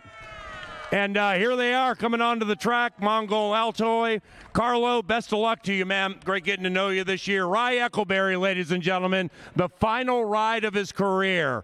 After that, we have Magic Carpet, Sophia Barandella, Wonderful Week, Shinborough, The Book of Roman, Harry Hernandez, our leading rider. Round of applause for Harry, riding number 5. God bless you, Harry. Also, Northern Woods, Crystal Conning with a couple tonight, and her dad's here. That's unbelievable. Ruby's Red Devil, Jareth Loveberry, welcome back, my brother. God bless you. And Golden Tribute, Zeke Laura. These jockeys and these horses stop with the Outriders, and they salute you, ladies and gentlemen. A round of applause for wonderful riders, a wonderful season, and the best fans in all of racing. God bless you, and thank you, everybody. Harry's waving goodbye before he heads down to Turf Paradise and hangs like 200 on that colony. Go get him, boy.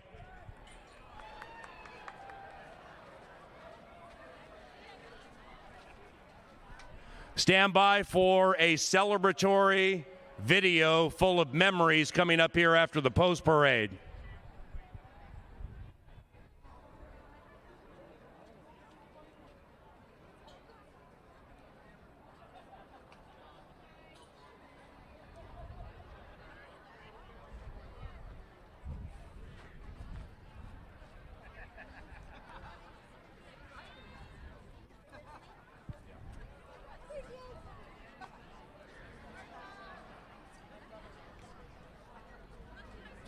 Love you. Jay, love you.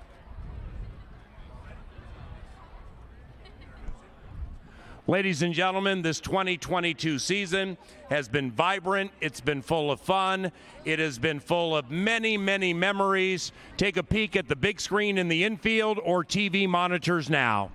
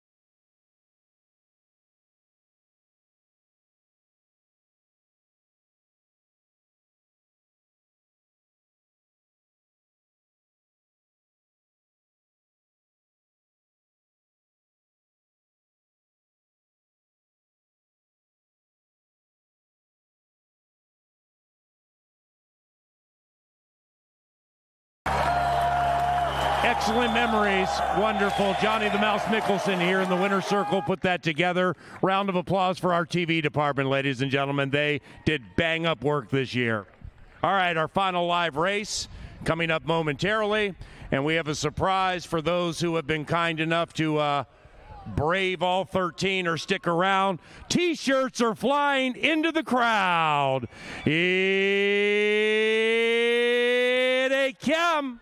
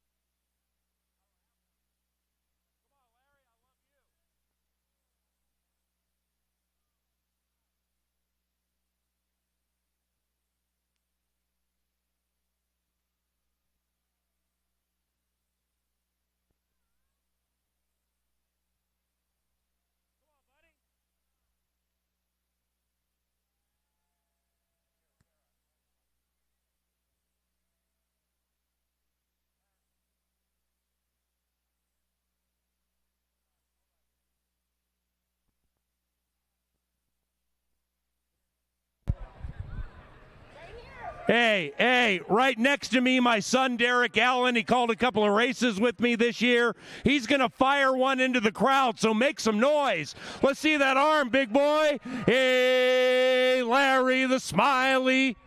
Come on, boy. Bam, there we go. Dropped by A.J. Brown.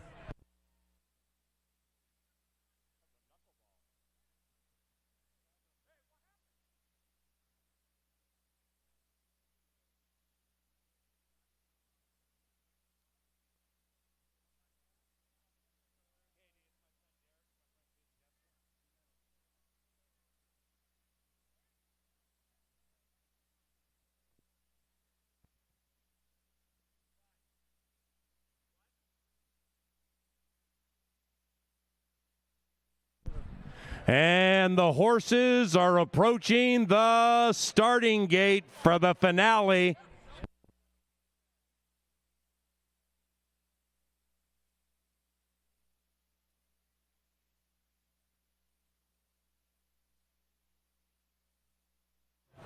Let's change it up. Let me have the one horse and have the outside. For a final time this season, it is now post time. Post time for the 13th and finale. Good luck if you have a pick 4 or pick 5 ticket going with a mandatory payout.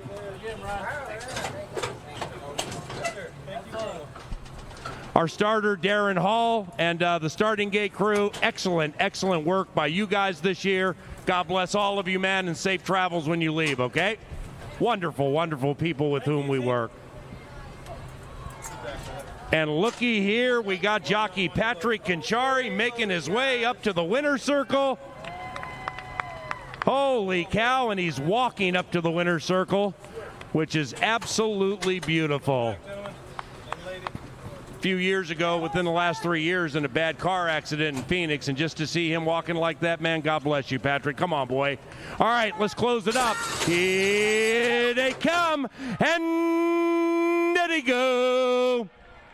It's the 2022 finale right out here at the park. And heading off to the early lead, Northern Woods, wearing wheels color, trying to win it from here to Athens. And Crystal Connings looking for her third victory of the night.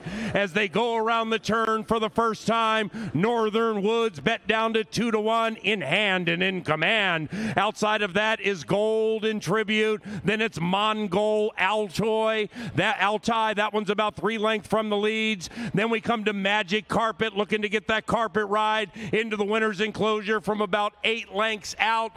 After that, it's a break of 2 back. We have Shinboro, who's beginning to advance a tad. Last Martini and Rye Eccleberry at 3-2 in the final ride of his career, beginning to range in about 7 lengths from the lead, now in 4th. But they're chasing Miss Conning, who's trying to win the 13th from here to Perth. And it is Northern Woods leading it and going quickly. Northern Woods in wheels colors have opened up a 7-length lead. Here comes Rye flashing out of the crowd to the outside of Mongol Altai. He's trying to win 4 and sail off into the sunset victoriously. And they're coming home now. Northern Woods is beginning to head south, and Last Martini has grabbed the lead for Rye Eccleberry. And Rye's last ride has earned him a Last Martini, ending a career that has been intoxicatingly good. Last Martini in time.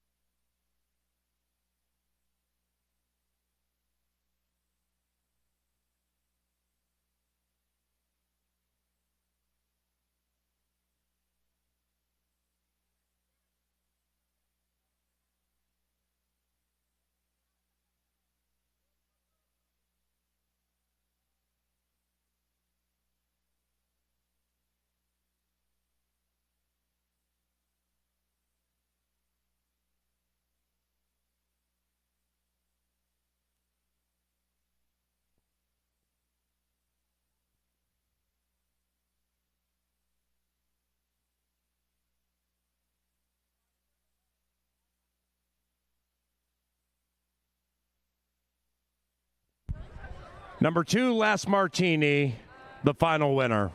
2-6-1-7.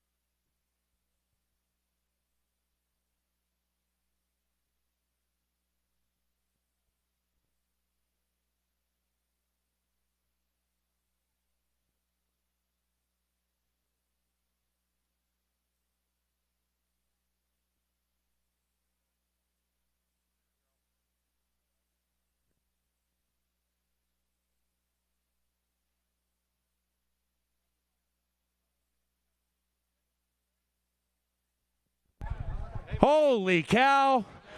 Final ride of his career, and he's in the winner's circle. Rye Eccleberry. I mean, this is absolutely terrific. Holy cow. Last Martini, trained by Mike Beeler, owned by Funt Partners, and Rye Eccleberry sailing off into the sunset victoriously. Jam-packed winner's enclosure. What a beautiful scene to close things at Canterbury Park. And the 2022 season, ladies and gentlemen, is official. That pick 5 paid $2,040. Thanks for playing it when you did with the Nation Low Takeout. Likewise for the post-time pick 4.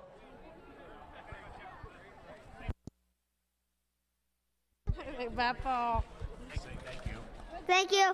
Thank you. Thanks, boss. For everything. Yeah. Really was. I gotta get a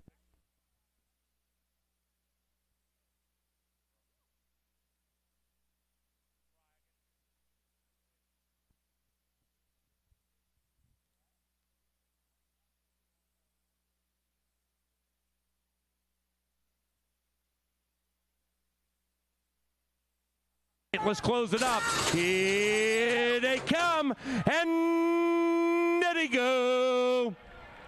It's the 2022 finale right out here at the park. And heading off to the early lead, Northern Woods, wearing Wheels color, trying to win it from here to Athens. And Crystal Connings looking for her third victory of the night.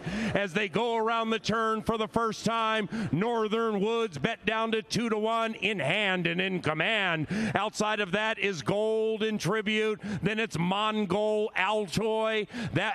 That one's about 3 lengths from the leads. Then we come to Magic Carpet, looking to get that carpet ride into the winner's enclosure from about 8 lengths out.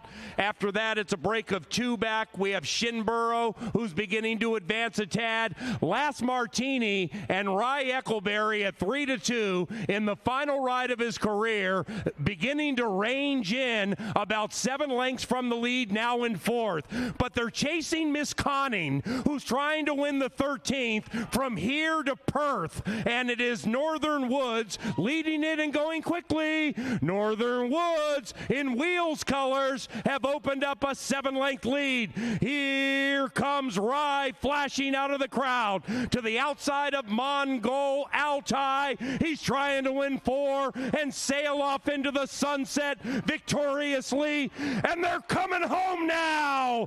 Northern Woods is beginning to head south, and Last Martini has grabbed the lead for Rye Eccleberry, and Rye's last ride has earned him a Last Martini, ending a career that has been intoxicatingly good. Last Martini in time.